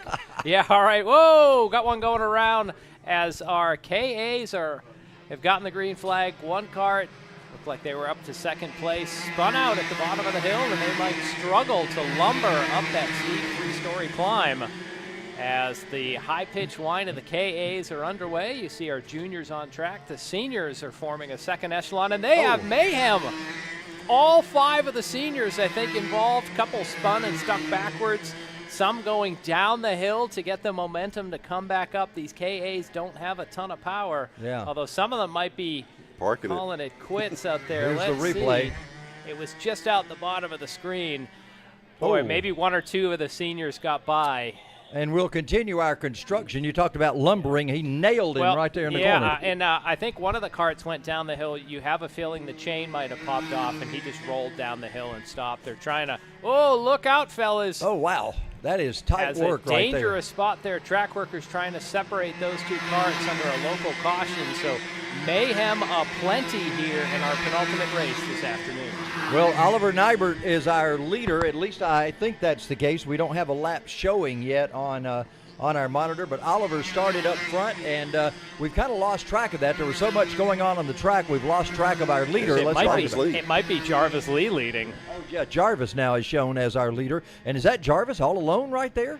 Well, it's chaos out there right now. Last time around, he was only the leader by 1200ths. That may be the leader. And again, we see the yellow flag flying from our marshal's tower there. So chaos aplenty here in our KA100 Junior Senior Final. And, of course, no passing going on right here because of that corner caution for those guys. They can get back at it again once they get up to turn 4. Jarvis Lee is under attack right now from Danny Perez. I don't remember who won the pre-final. Was it Perez that was our winner? I believe Danny was the winner, yeah. Okay. Jarvis still leads it right now. Andrew Hamill is in second. Cameron Estes in third. And Christian Blevins is fourth, I believe, on the track. They work their way through the S's right now. And coming up the hill is still Jarvis Lee, your race leader in that 992 kart. And there we see another one of those 2 kart duos working together to try to put space between themselves and the rest of the field. Not sure if that's working so far, as Andrew Hamill seems to be picking up on that lead duo. Yeah, Hamill's trying to close the gap right now. Are we still? Yeah, we're still under. I don't know if we're under caution at that point. Yeah, we still got a few workers out there working on those carts, so we're probably under caution at that point. But they can go back to racing right now as they get up top of the hill. So to try to recap, we had one of our KA juniors spin wild at the bottom of turn number 2. When our seniors came through, about 5 of them went around, and some of them were not able to continue. So we'll try to get names of some drivers that weren't able to continue. But wow, what chaos we had in turn number 2. That signature turn really bit the drivers. Yeah, I would say it certainly was tough. Will Bite Racing, is that sort of we got Will Bite camera. It should have been in turn 2, but it's down there in turn 16 and 17. That started out being the calamity corner, and it certainly was in the last race as well. A lot of action going on in 16 and 17. Right now they crossed the line. We're 5 laps in, and we're almost halfway through this race already. So you're riding with Jarvis Lee, Danny Perez, and Andrew Hamill. Hamill has been able to reel in our top duo, wanting to make this a 3-way duel. He closes the gap as they work down the hill toward the kink. And, of course, turn number 9 has just had so much adventure today. It looks like Perez is working on Lee right now in turn 9. They're side by side, so Perez takes the lead, doesn't overshoot, so he's going to hold on to it. You could see Lee try to get underneath, but it didn't work. But, boy, that 992 of Jarvis Lee not going anywhere, just inches between our top leaders. And, of course, Andrew Hamill has closed in. He was right there. He was right up on them in third, and he tries to close the gap once again. One slower cart hopefully will yield way so our top trio can get by. Once again, these are our leaders in our senior division. The juniors were the ones further back on track. Jarvis Lee trying to catch him at a spot on the racetrack, or Danny Perez trying to catch him at a spot on the track. And now separating our leader from the second place cart is that slower cart. Bill, if you're Jarvis Lee, you got to wonder, is this guy going to get out of my way? I need to go. And finally, he does yield. Well, Danny Perez setting the pick with that slower traffic, and that's racing. It's the responsibility of a lapper to get out of the way, although he was not a lap down yet. He was still on the same lap, so he has the right to that track position as much as the leader does. Perez leads him into turn 16. We will complete 7 laps this time as we're past the halfway point. Further back in the field, we do have juniors running. Talon Laney is leading with our juniors. There's a familiar name. So Laney, Mason Grooves, and Eli Dunn, top 3 in the juniors. And they make their way back up the hill in turn 2 up to turn 3. And they've got a little bit of breathing room right now as Andrew Hamill is shown as our race leader. I'm not sure exactly what happened there because in my mind we've still got Jarvis Lee up there and Danny Perez. The timing and scoring is a little out of whack right now, so you can see our top trio. Hopefully we'll stay focused on that. Danny Perez, your leader. Jarvis Lee in second with Andrew Hamill in third. I think our next drone shot should straighten that out once we can make out the number plates. But, yeah, I don't think we saw Hamill make now they've moved him back to second. Perez has that multicolored helmet of the leader, so that's a trademark of his. Very Ayrton Senna looking like helmet. And, of course, I believe we're just past 5 laps as well. I think we're about to 8 laps complete right now, or possibly 7. I still don't believe timing and scoring is exactly correct at the moment on the side of the screen. Well, we're going to race the old-fashioned way till we see a checkered flag this afternoon. Let's hope they notice it. You get so focused on that battle, as we were saying before. But, yeah, they are nose to tail and nose to tail coming into the S's now. Danny Perez leads Jarvis Lee, and you can see Lee is in second place in that 992. Hamill in third and 905. It's a big host of karts behind them, but we're going to try to stay focused on this top trio as they come by to put another notch into the books. Yeah, Perez is still your leader. Jarvis Lee running in second spot, and the 905 of Andrew Hamill is third right now. Down into turn number 2 they go. That's not been an area of much action, and I say that just after we had a bunch of karts crashing. But as far as the leaders were concerned, there hasn't been much. Yeah. We haven't seen many passes for the lead down there. We've seen just about everything else down there this afternoon. And they head toward turn 9 once again. Now, this has been a prime area. You see that puff of smoke coming out from the unspent fuel once again. They get that push off of turn number 9 up through the S's. Everybody staying single file for the moment. And again, these KAs, 2-stroke engines, air-cooled, a little less power than our tags. And again, that puff of smoke comes out when the drivers take their foot off the gas. Maybe Danny Perez a little wide there, but Lee not able to capitalize. So our top 3 put 8 laps on the board. Well, that just shows you right there how tight you want to be against that leader, because if he does do something like that, you can capitalize. Jarvis Lee not able to do that right then because he wasn't tight enough up against Danny Perez. But remember, as he goes wide, he also has momentum. So that's what you go farther, but you're going faster. So it kind of evens itself out. It just depends. Boy, Yeah. I keep thinking they're locking the brakes when I see that puff of smoke there. But again, that's the engine. They let off the gas, and there's just sort of a bunch of unburnt fuel coming out of the exhaust pipe. We're used to an era of racing where that is the case. Anytime you see smoke, it's somebody locking up the tires. It's that blue smoke. You learn as a race fan what's oil smoke, what's tire smoke, what's a fender rubbing, what's an engine blowing, that type of thing. Yeah. Exactly. But that the thing is that gas-oil mixture does make a puff of blue smoke. Oh, maybe a pass down into turn 2. Lee can't make it stick. They're almost 3 wide. But Here look comes at Hamill. Hamill is new in second place. Yeah, Mark Hamill, pardon me. Andrew Hamill has moved up to second spot. Got myself tickled on that one. Oh, my goodness. Wasn't expecting that to come out of my mouth. I didn't expect the Star Wars reference at this point. Perez leads Hamill and Jarvis Lee.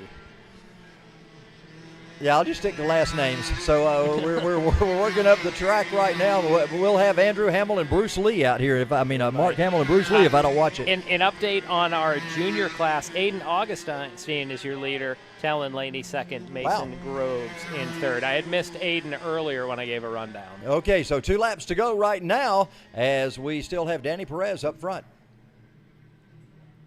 Perez, the winner in our pre-final, looking to double up on the day, sweeps wide off turn 2 and maintains his momentum up the hill. Jarvis Lee seems to be fading away.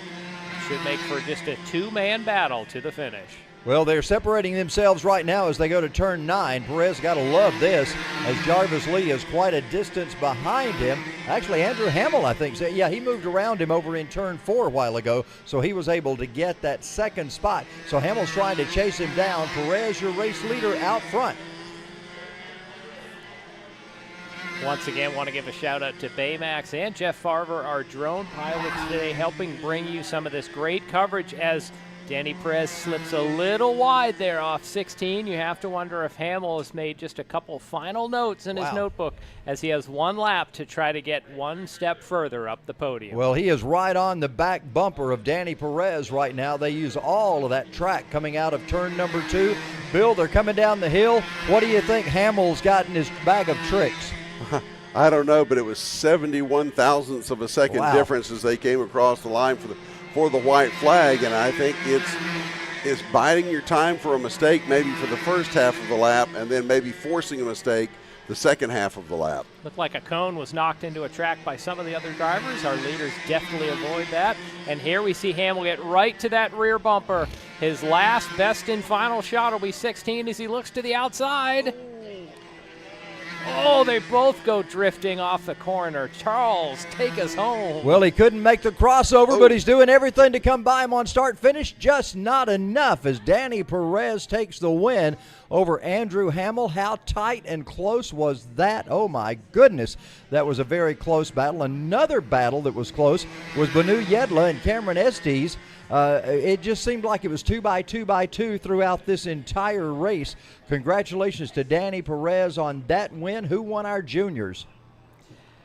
Timing and scoring is showing that Aiden Augustine just crossed to win juniors, and we should see the rest of the field come by. They were really shaken up by that lap 1 incident. Second in our juniors, Talon Laney, Mason Groves in third. But the junior class really was disheveled after that lap 1 turn. They really I think Augustine was the only kart to make it through that chaos. Well, Hamill looked like he might have a chance at it going into turn into 17. He had him on the outside. He was preparing for the crossover move, but I think what happened is he got a little further up the side of the leader and couldn't make that crossover move quickly enough. And he ended up having to commit to the outside for that straightaway. And he came close anyway. If he'd had maybe another 50 feet, he might have taken it. There we see one part. That's Kai Mars and maybe walking over to that 823 card. I think that's his. He was one of the drivers involved in the issue in the juniors, and you could just see him roll down the hill. I imagine the chain might have fallen off. Although look at the side spots and some damage on that kart. Yeah, goodness. And I'm trying to figure out exactly where that's sitting on the track. He came down the bottom of turn 2 backwards into a little safety area that the marshals had set up. There you can see the runoff for turn 2. Yeah, we are. He rolled down the hill, I imagine, to get out of the way, but wasn't able to get going and turn back up the hill again. Well, a couple of competitors congratulating each other down there. Steve Newbold is going to have them in just a moment as we find out about our winners from this KA100 Senior and Juniors that were on the track just a moment ago. So we'll get the winner interviews coming up from those. We still got vintage karts coming up. That's going to be exciting to see them on track here in just a minute. I believe Steve is ready to go, getting the headset all set. Let's go down to Steve Newbold down in Victory Lane. All right, guys, we're here with Danny Perez. Danny, you were in Victory Lane earlier today. You told me you were going to be back. Well, obviously you're back. You did it. Congratulations. Thank you very much. I want to thank my teammates. This was an amazing race. I really had so much fun. We were just so close. And I just felt like practice, man. I was so happy. I was like pushing and pushing. My teammates also pushed me to go even faster. So I'm just proud of DPC, about my rivals, my teammates, and overall I'm just really happy with the race. Well, again, congratulations. Guys in the booth, do you have any questions for Danny? Yeah, he talks about his rivals and his teammates. Aren't those teammates also in that rivals category, Danny? I mean, I don't know. I just wanted to race with them. I've seen them grow so much. We started with them since day one, and I've been coaching them with my dad. So I feel really proud seeing how the drivers have evolved and they have gotten better. And every time we tell them something to do, they just improve and improve and improve. So we wanted to check that out, and we're really happy with the performance today. Well, again, congrats, Danny. Hopefully we'll see you out here again tomorrow, maybe back in the same exact spot. Of course, I'll be here tomorrow, and you never know. I might be here. Back up to you guys. All right, thanks so much, Steve. Getting ready to bring the vintage karts out once again. Again, these karts were the chassis. You have to be pre-1990, which is, when you think about it, that's 33 years old. Man, that's getting on up there in years. Of course, I say that as a person who is a little advanced over 33 myself. Well, we have some grace for that. I have grandkids almost that age, Bill. I do like to say that B-52 pilots, those planes are still in service for the Air Force. The pilots are younger than the planes at this point, so it can happen. Well, we see people over at the other race course driving Miatas that the young kids who are driving them are far younger than the Miatas that we see over there. So that happens in the world of racing. Anyway, it's good to see this group of folks out here. Beautiful day today. John, you again are our resident meteorologist. Tomorrow's forecast, is it much like today? Pretty much similar. We have a nice high-pressure dome settling in over us, so it'll be a little bit cooler tomorrow, maybe touching with the mid-60s, but it should be a little more clouds coming in as the day goes on, but it should be a beautiful day for racing once again. Another beautiful day to join us, whether you're here live with us at Atlanta Motorsports Park or joining us on YouTube or Facebook. Remember, we'll be kicking things off about 11:30 or so tomorrow Eastern time, so tune in for that as we continue with day number 2. Yes, it's just like today. We'll have pre-finals and we'll have finals. It's a full race day coming to you tomorrow. Attention in the pit area to everyone. If you have your transponders, please return those to timing and scoring. Please make sure you return your transponders to timing and scoring so that we'll have those for use tomorrow. Make sure that they're charged up and ready to go. We'll look forward to that tomorrow afternoon as we get everything going back here. We got one more race to go. It is the historics or the vintage karts coming your way, and it's the old Briggs & Stratton engines, and like they said, you can still find some of those. I imagine some of those that they find in barns are still pretty choice engines. Probably somebody that ran them very little, and all of a sudden they can take them off of a rototiller or whatever and put them on these karts and make some pretty good horsepower, Bill. Absolutely. If I had known that when I was riding my dad's snapper around the yard back when I was a kid. I never could get him to make me a go-kart, though. He knew better.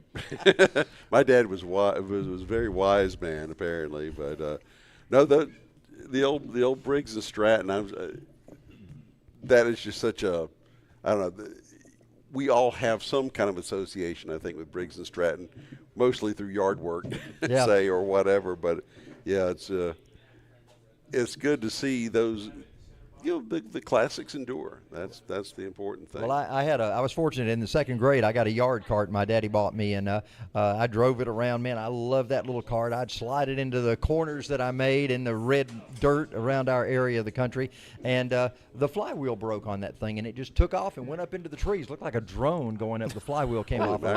And then I'll have to tell you a snapper more story. My mother called me one day. She was in her 70s, still cutting her own grass, and she called me one day and she said, my engine's quit on my snapper more. So I went down to her house to find out what was going on, and about 30 feet behind her, her gas tank had fallen off. And so, she was just out of gas and had no idea. Unless Junior Johnson built the car. Right, yeah. Through the handlebars and the chassis, you had plenty of fuel line, right? Oh, man. Speaking of things flying, though, in motorsports, that reminded me of the story of A.J. Foyt was giving an interview to this fellow and showing him around Foyt's garage, and he pointed up into the rafters, and up on top of one of the I-beams was a wrench. He said, my daddy threw that up there in anger. I forget how many years ago. He never took it down. He just left that. It's probably still there. Wow. My A.J. Foyt idolism, if you want to call it that, started way back early. I remember reading a book called You Are with A.J. Foyt. You were there with A.J. Foyt in the winter of the Indy 500. And I became a fan of A.J. Foyt. He and I share the same birthday, as a matter of fact. And I was able to actually meet him and talk with him when his IRL driver, Kenny Brack, won the IRL race that I was announcing, and I got to meet AJ face-to-face and shake hands with him and share birthday wishes with him, and such an amazing guy, and I was so proud that I actually had a chance to meet him at some point in time. Well, it looks like on track that might be Harry Cunningham in the 6:27. The track crews had their work cut out for them after that last race, with several karts stalled and broken down alongside the track, so it looks like we saw them get Kai Mars off track. Now they're working to get Cunningham. That's just causing the delay before our vintage final takes to the track. Yeah, as soon as we do this, we'll get the vintage karts out there. Got a good field of vintage karts today. They run at Barnesville on a regular basis. That's sort of where most of these guys are based out of. And occasionally, maybe once, twice, maybe 3 times a year, they bring them here to Atlanta Motorsports Park. And they always talk about how well they're treated here, and we certainly appreciate them coming, and just so glad to have them as part of our race program. Where is Barnesville? I'm curious now where in the state that is. It's somewhere in the Macon, down south toward Macon area. You get down below Griffin. On your way to Macon, yeah, that area is Barnesville. You'll see it's off of 75, or at least there's signage for Barnesville down there. I always think of that when I'm driving to my mama's, because I go down that way. Oh, down in Lamar County, I think, down there. Lamar County Speedway is what they also call it. A lot of kart racing goes on there, and we see a lot of our drivers that go down there and test or try out different tracks, and that's one of the ones they like to go to and test out. I hate to demonstrate my ignorance, although I'm prone to do that. What configuration is Barnesville? It is a road course. I understand that it's very flat in most places. I'm given to understand also that the asphalt is very worn out on that track. That's what the drivers tell me. They tell me it is a driver's track because of the tire wear and what they have going on as far as the actual track itself is concerned. Depending on what configuration they run, it looks like you have a long straightaway into a really tight hairpin turn 1. Then you go down a long straightaway. So it's mostly a left-hand turn. There's a few right-hand turns thrown in there. So definitely a different experience, a different challenge that you would face there. Well, we should have our vintage karts coming out in just a moment. I think track cleanup is just about finished. They were loading that cart onto the trailer, so we should be bringing them out here in just a moment and get this final race. Now, they abbreviated this race, the pre-race, by a couple of laps. Are we going to abbreviate this one instead of 12 laps, going to be maybe 10 or so? Well, we're just going to have to watch the flags as they come out. They're on track. Maybe the vintage karts, they just don't want to run them as long. Yeah, they're on track right now as they get ready to come to green. We'll be getting green flag here in just a moment as they bring them around out of turn number 16 and down into 17. We'll see if they get a green flag start. Hopefully they'll get them 2x2. They're not looking really good at that at the moment, but all of a sudden they tighten up into a 2x2 configuration. Yeah, but that's not good enough. Way out ahead there. Philip Tidwell was your winner in the pre-final earlier today. They'll take the cut off, and to take number 2 here. Remember, Lazaro had that problem earlier, and he was off to the side of the field, so he is back in the field right now. Hopefully the chain or whatever the situation was for him gets it worked out, and he's ready to get back in action. Yeah, he had some Unchained Melodies in the pre-final. There you go. I don't know where that one came. I don't even know who sings that song. We hadn't had music class Yeah, yet, that is so. such a righteous statement there, John. Thank you, gentlemen. I am out of here. This lineup looks a lot better, and the green flag is in the air. So our final race of the day, Vintage Karts, will bring down the curtain here for round 1 of our Winter Series. They head down to turn number 2 right now. We've got 2 carts out front and a whole bunch behind them. We got one off the track already. I thought I saw one cart that had a wheel in the air, which seemed really odd on that start. So. Yeah. But, of course, there's no fairings on these carts. If they get side by side, somebody's coming off the track. Yes. That's like they said, they just have Nerf bars on the side like the old modifieds or sprint cars can do. They can catch wheels and jump easy, as we have Tidwell in the lead, Baloo behind him. Easy when they have the names on the back of their jerseys. Boy, don't you wish everybody did that. Yeah. Baloo running in third. As you said, it was Lazaro who had problems in the pre-final already. He's up to second spot. And Baloo looked like he was trying to make a move at that point. I don't know how that turned out, but it looked like he had scooted out to the outside to try to make a move. I don't think it lasted. I think Tidwell still leads them as they go into 16. Also note in these vintage carts, they're not quite as recumbent as they are in the modern carts. So it's more of a bolt upright kind of a posture as you're sitting. So that puts your driver into the wind a little bit more, so adding to the lack of aerodynamics on these. Well, Bill, you surprised me with the word recumbent.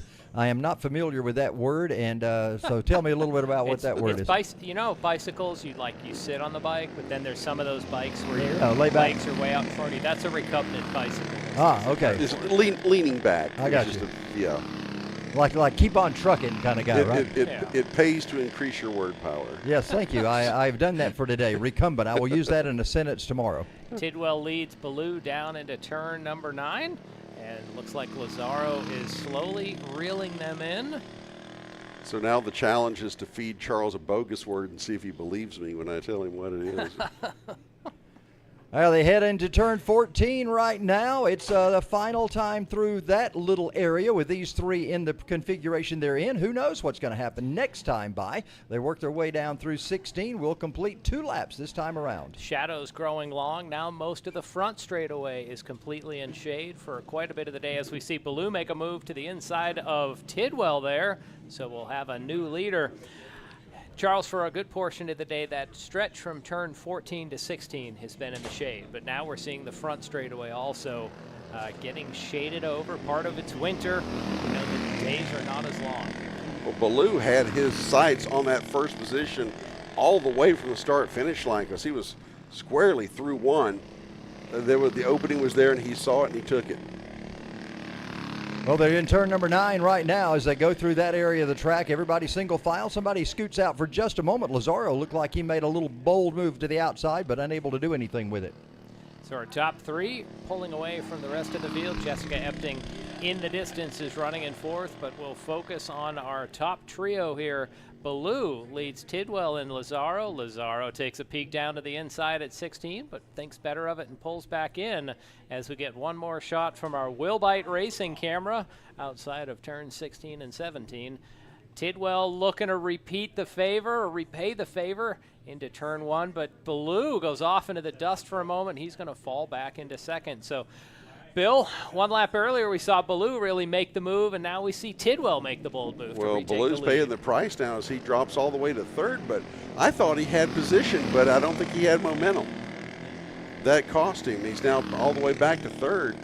But as Lazaro got underneath him, I thought that he was going to be able to make the crossover, and he just, Tidwell, that is, got underneath him. I thought he was going to be able to make the move back, but in fact, he dropped back another position. These drivers mostly seem to have on jeans with a leather jacket. Gives it another vintage look.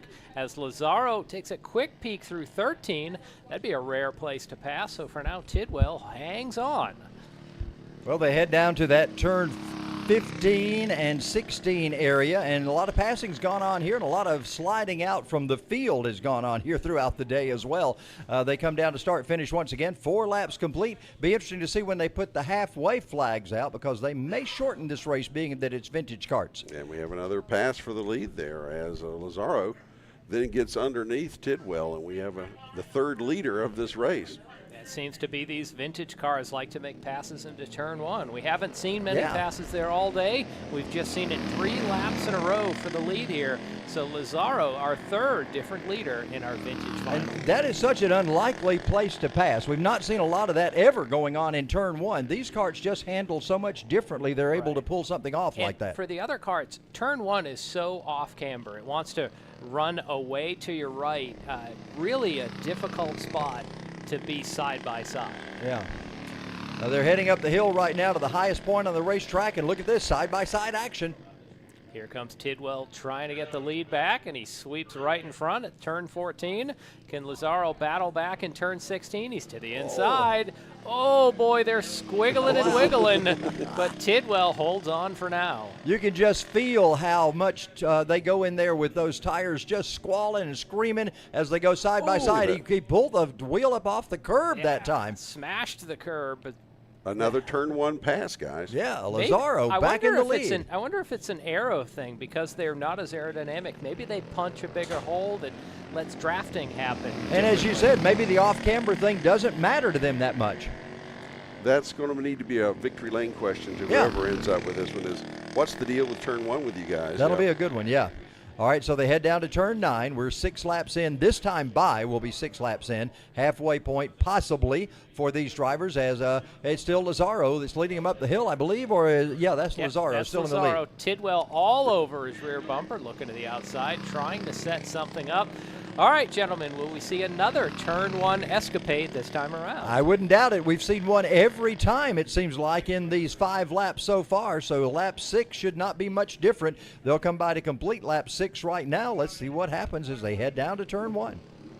Lazaro leads Tidwell. Tidwell, you can really see him. Look at how much he closes up. It has to be a drafting thing, because you really see them get the closing rate at the end of that straightaway. So we are going 12 here as they got the cross flags coming by the start-finish line. Good to know. They come through turn number 4, and Tidwell still right up on the back bumper of Lazaro. Baloo in the mix in third. You're riding in 4th right now as our leaders head up the back straightaway one more time. There's Tidwell to the outside going into 9. Will he be able to stick it and have the position going through the S's? Doesn't look like it, but boy, it sure looks like Baloo took advantage of that as he took second away from Tidwell. Yeah, lost a spot there as he works his way up the hill once again. And Ken Baloo now in second spot. Lazaro may be in jeopardy as Baloo has a good run coming off turn 14. From looking at their driving, I wonder if Tidwell's either taller or he just sits more upright than the other two. You see a lot. His helmet sticks up much higher than the other two drivers. More what? Recumbent? He'd be less recumbent. Less recumbent. Because he sits more straight up, or more upright. Told you I'd use that word again. I may have used it wrong, but I used it. No, you use it 5 times and it's yours. Up the hill they come, and once again, these vintage karts putting on quite a show here as we've had lead after lead swap change, but Baloo now runs in second spot behind Lazaro. We're past the halfway point. Well, they're trying to throw their race in for contention, a race of the day. We've seen great racing in our LO206 Master and Senior. They broke those up. Both were great races. But the vintage guy saying, hold on a second, fella.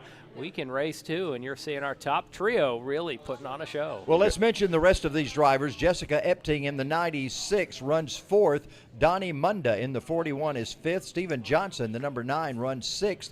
And Kevin Alvarez is 7th in the number 17. So wanted to get a mention of those drivers as well. That's our through the field, so to speak. It's been a couple laps since we've seen a pass into turn number 1. Things seem to have stabilized. Lazaro leads, Baloo, and then it's a few more kart lengths back to Tidwell. But down into turn number 2, we see Baloo able to get right to that rear bumper of Lazaro. Well, Lazaro's able to get a little bit of a push. Every time they get up there, Lazaro seems to power away, and he's got the advantage right now. He's always got his right arm out there doing something to his engine, looks like. It seems like every lap. See that right arm sticking out there? Is that yeah, he's doing something out there that the other guys aren't. Some of them have adjustments. Oh, he goes wide. He goes wide, opening the door for Baloo, so Baloo back to the lead. Charles, some of them have jets they can change over there, but I also wonder if he's just chilling with his arm out there over the air filter. Well, he chilled a little too much that time. It's time to get back to business right now as Baloo overtook him in turn number 9. Now Lazaro's worked back up on the back bumper of Baloo going through 16. So that's another question for them to ask. What was he doing when he was reaching over to the other side of the engine, right in his tire tracks? We may not get a chance to ask him that. It depends on who wins this race. Right. They are still bumping, though, going through. Yeah, 9 laps complete. We got 2.5 to go for these drivers right now. Should we lobby for another, 5 laps or so? This has been a very entertaining race. It sure has.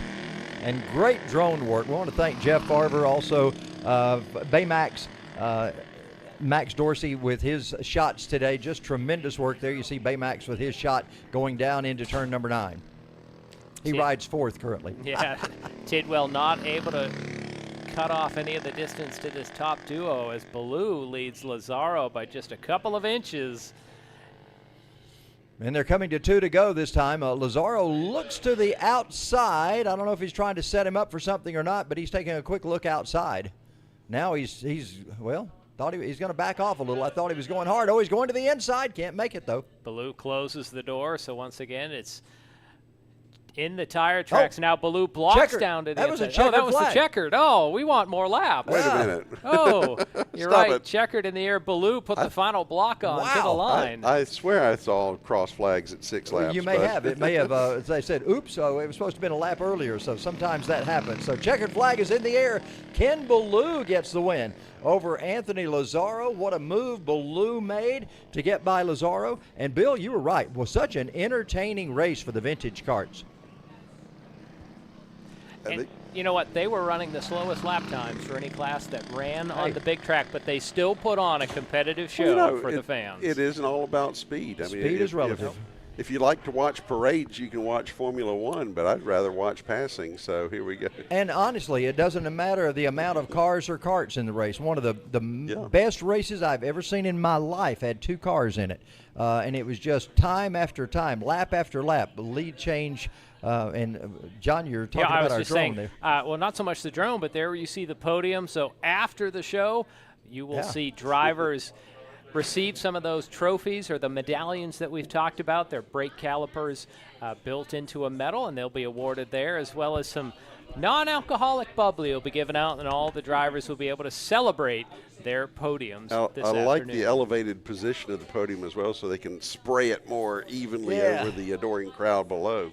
I can't tell you the afternoons that I left Victory Lane and smelled like whatever alcoholic beverage, if it was a winner of a heaven forbid if the driver of Budweiser or Coors won the race, I'd go home smelling like a brewery always. I remember going into restaurants and people say, what in the world? And I mean, I smell sure enough like a brewery. Be glad you didn't get pulled over by an officer of the law. Something like that happened to my brother-in-law. He took me to my first NASCAR race when I was 9 years old. The guy behind him cracked open a PBR or whatever it was, and it spewed all over my my future brother-in-law's back. He's 19 years old, right? So he's bringing mama's baby back home to his future mother-in-law, his girlfriend's mother, smelling, like a brewery. And the drunk behind him was just patting him on the back. Oh, sorry about that, buddy. Pat, rubbing it in, whatever. But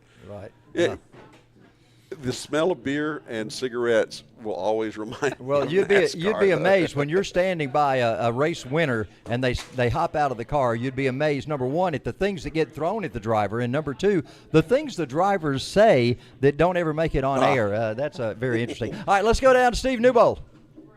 Guys, we're here with Blue Bayou, as his nickname is, according to the guys down here. Tell us about that last race. It was pretty impressive from our standpoint here in turn 4 and 5. Yeah, first of all, I want to thank God for letting us do this. And we was pretty well matched up, pretty equal, and it was whoever got by whoever first, so blew by you. So I want to thank Joey Gully, Horsepower Palace, for all he does, and AMP and everything. So great competition, good race, good day to be here. Awesome. Are you going to be back here again tomorrow? No, not tomorrow. Just today, okay. Just today. Hey, All right. Steve, I got a question for him. I'm sure he's heard this 1,000 times. As a Georgia fan, got to know, are you kin to Buck Bellew anyway like that at all? No, I'm not. Good for I'm a good Spartanburg boy, South Carolina. Oh, Spartanburg. Okay, got you. Good for you. Go Jackets. I have a quick question too. We were watching a lot of passing going into turn number 1 that we hadn't seen from the other classes. Is there something special about the vintage carts that allow you to do that, or you guys just have less sense? Well, we got less sense, yeah. We don't really care, but we use the drafting more to our advantage and stuff like that. So we could draft off each other and slingshot. So yeah. Oh, okay. Yeah. I think that was Charles's guess on that, or one of you guys. Right. There's a lot of drafting. A lot of drafting with these carts. Well, it was very entertaining. We do appreciate it. Thank y'all. Yeah, thanks so much. Thanks, Steve. Great interviews today. We appreciate that. Jim Abbott getting us those great shots from down there. Want to thank all of our crew. And remember, drivers, if you have not turned in those transponders, make sure you do so. We'll be back here tomorrow as we get things underway here at Atlanta Motorsports Park about 11 or 11:30. John, parting words? Yeah, well, I did get an announcement in from our executive producer that we will stream the podiums, but this is the end of our dictation of the broadcast at this point. So I'm looking forward to tomorrow. We saw a lot of great racing, and I think we're just going to see a sequel tomorrow. All right, well, we will end it for right now. Back in just a few moments with podium finishes. Thanks so much for viewing. We are Atlanta Motorsports Park, and we'll be back again with you tomorrow. Thanks to everybody for viewing. Remember to put in the comments where you're viewing from. We always like to know that, and we appreciate you being with us. So stay tuned. Podium's coming up next.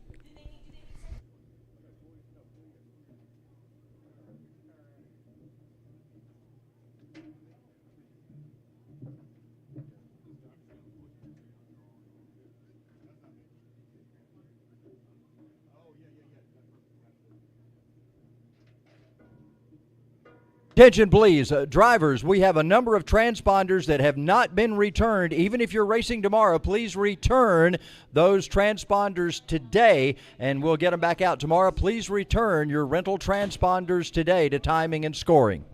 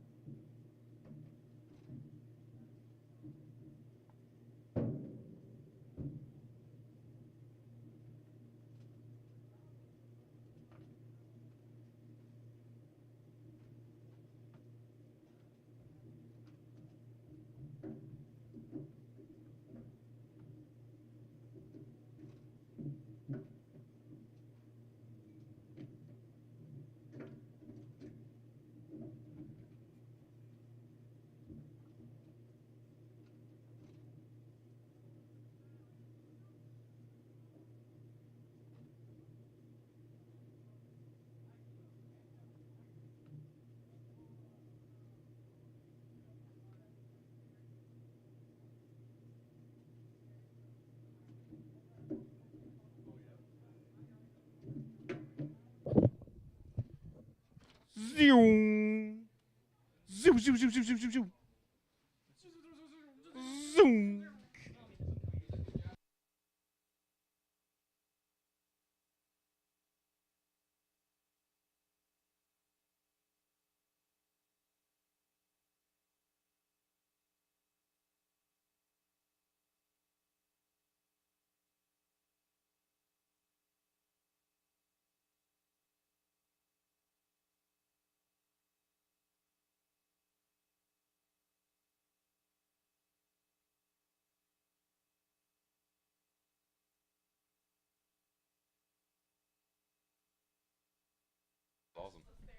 All right, I need all kart racers. Go ahead, start making your way towards the podium. We have got ourselves a podium ceremony coming up.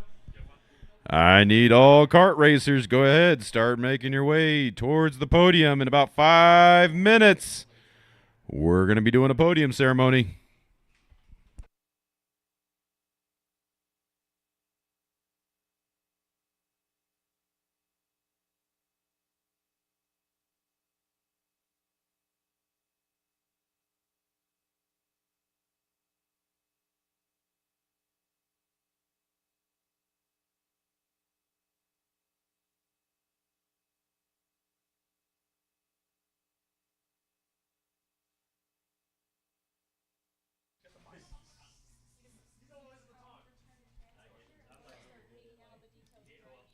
Attention.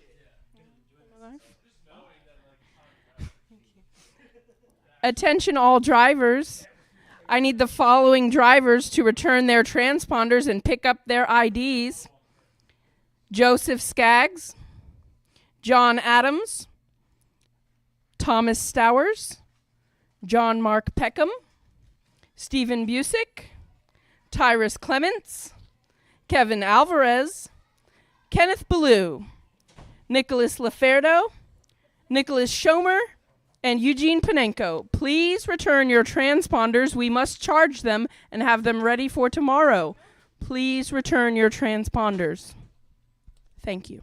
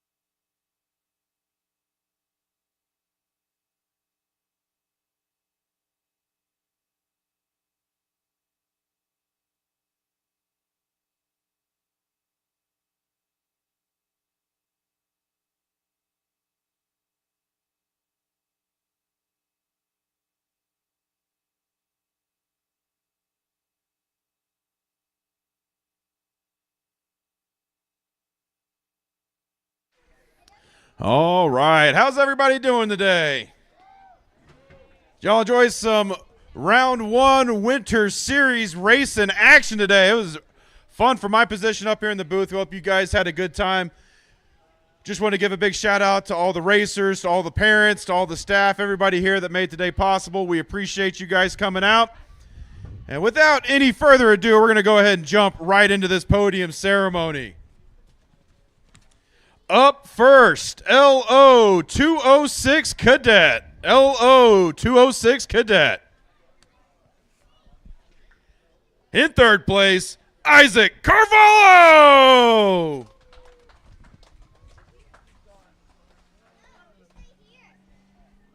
Isaac going once, going twice. All right. In second place, Lincoln Massey. And I know he's on the road because we already gave him his medal. And your winner in LO206 Cadet, Luke Giulio.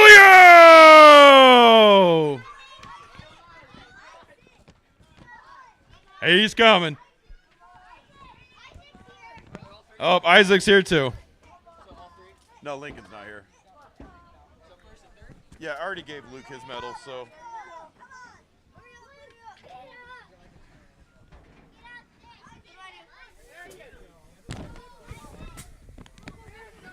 All right, congratulations, guys.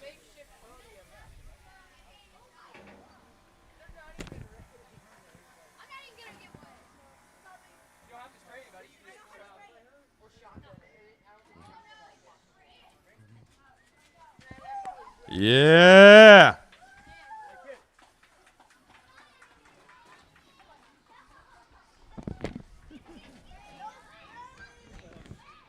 Good job, guys. Good job. Up next, LO206 Junior. LO206 Junior. In third place, Javier Soto. In second place, Scotty Arnold.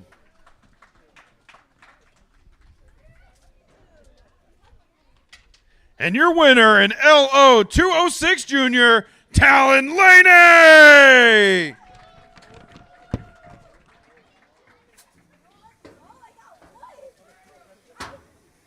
Yeah.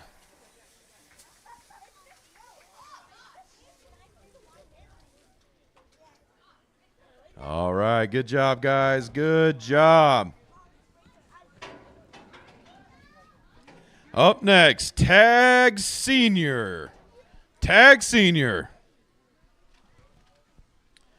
In second place, Danny May.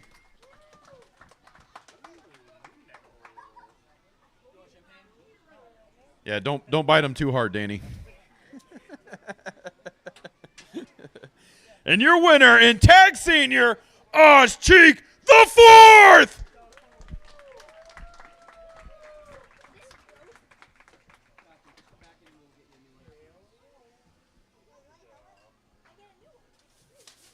Yeah.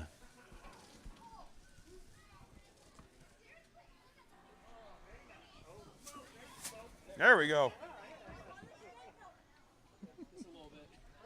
That's what happens if you let it run too long. It'll just get a mind of its own. Well, I triggered it. It just, Oh, I got you. Up next, Tag Master. Tag Master. In third place, Kyle Clark.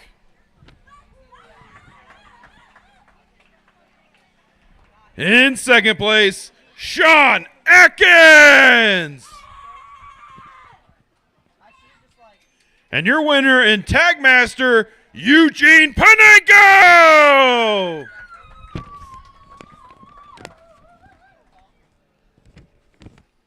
And going once, going twice. All right, moving on. Shifter Kart. Shifter Kart. In third place, Steve Frank. He's running. We're going in the order that we ran him today.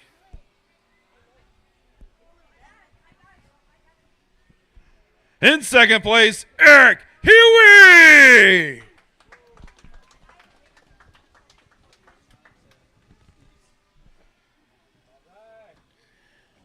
And your winner in shifter kart, Mr. Oz Cheek the third.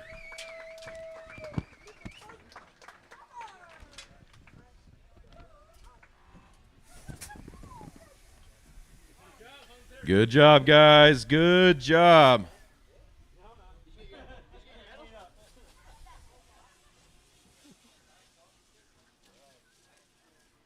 All right. Good job, guys. Good job.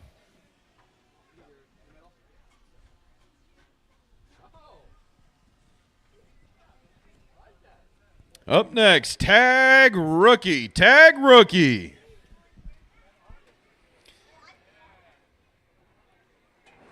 And your winner for tag rookie, Ruben Greer. Just the first place.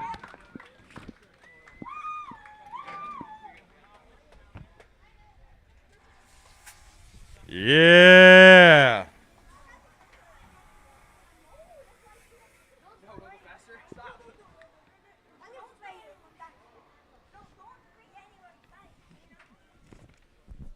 Up next, tag cadet. Tag cadet. In third place, Evan Frey.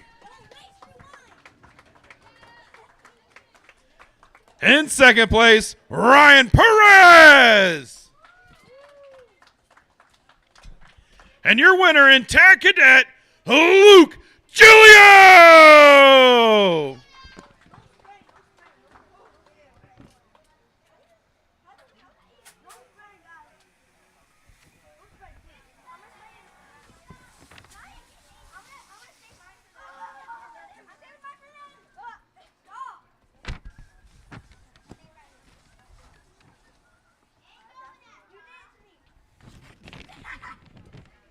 All right, good job, guys. Good job.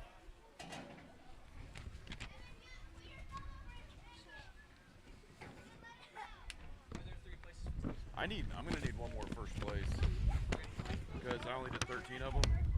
So someone's got to go inside. I'll run in real quick after this. We missed somebody for first place already? Oh, yeah.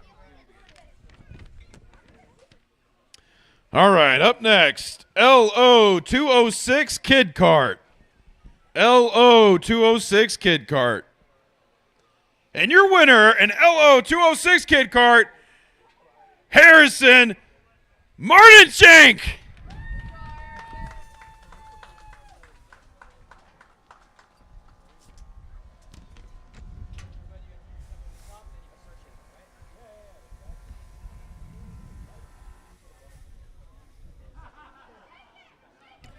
You gotta shake it. Yeah.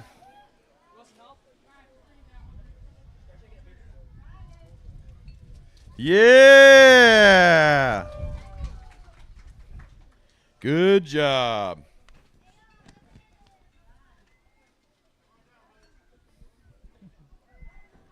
Good job. Up next, Comer Kid Kart. Comer Kid Kart. In third place, Luca Valdez.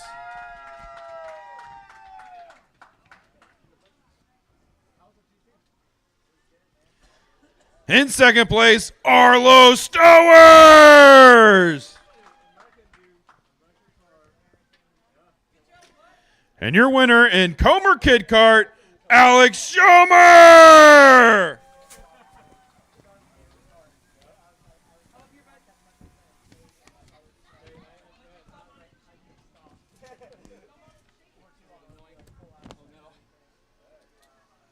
I was like, once your hands get wet.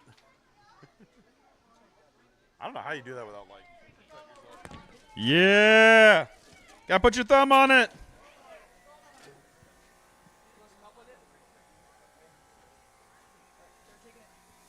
Yeah, make all those people pay for standing too close to the podium. Woo! Yeah! Good job, guys. Good job. Oh, we're not done. We got more. Every last ounce is coming out of that bottle.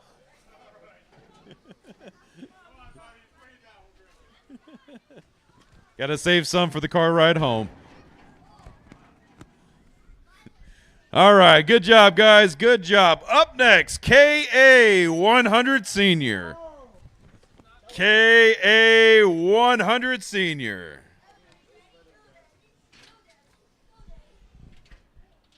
In third place, as a result of a late pass, Mr. Banu Yedla! Yeah, he got third. Someone must have failed tech. I don't know. Says Banu.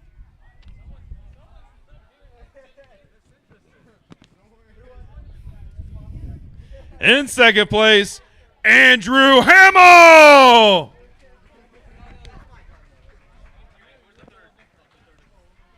And your winner in KA100 Senior, Danny Perez!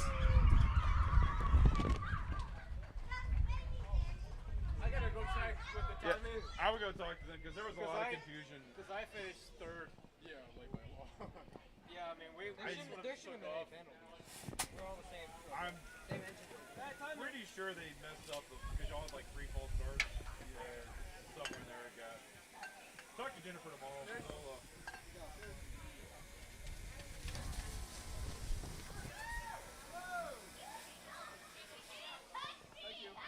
Thank you for coming, everyone. Yeah. All right. Good job, guys. Good job. Up next, KA100 Junior. KA100 Junior. In third place, Mason Groves. In second place, Talon Laney. And your winner in KA100 Junior, Aiden Augustine!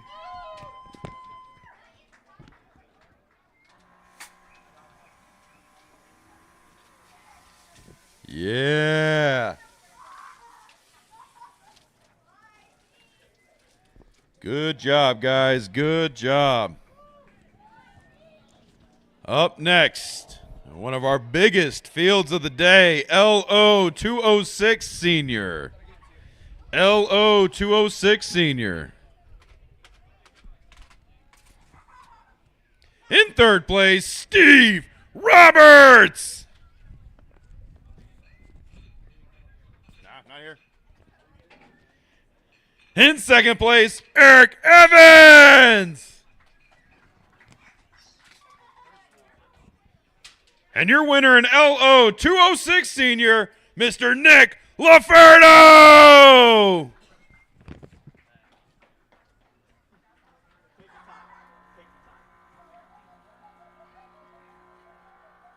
Yeah, this one's just not.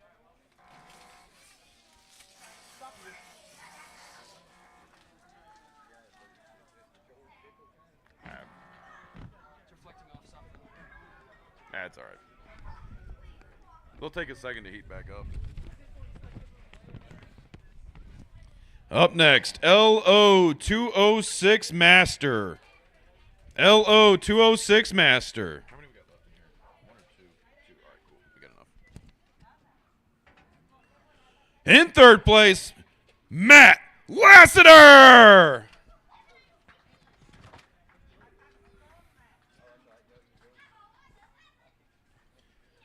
In second place, Mr. Al Edwards.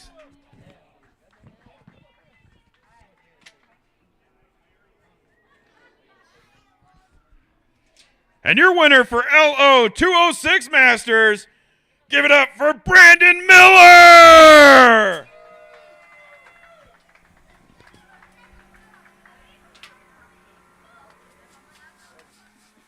Yeah.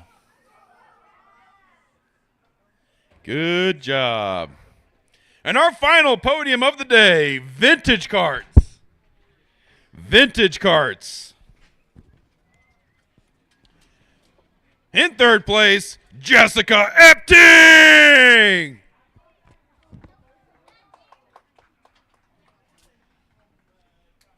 In second place, Mr. Philip Tidwell. And your winner in vintage karts, Ken Ballou. Mr. Ballou right past you.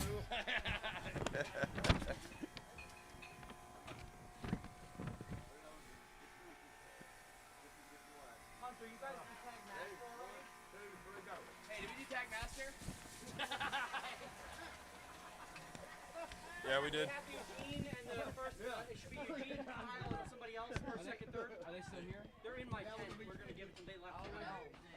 I got to get you a first place inside. Yeah, Eugene, Sean, and Kyle. I don't remember. Those three guys are under our tent. If you want to give us the second and third, we'll take them home and we'll get his later. No, I got more in here. There's yeah, just follow me in here. I'll get you one. No, there's an extra one in here. One of them broke, so.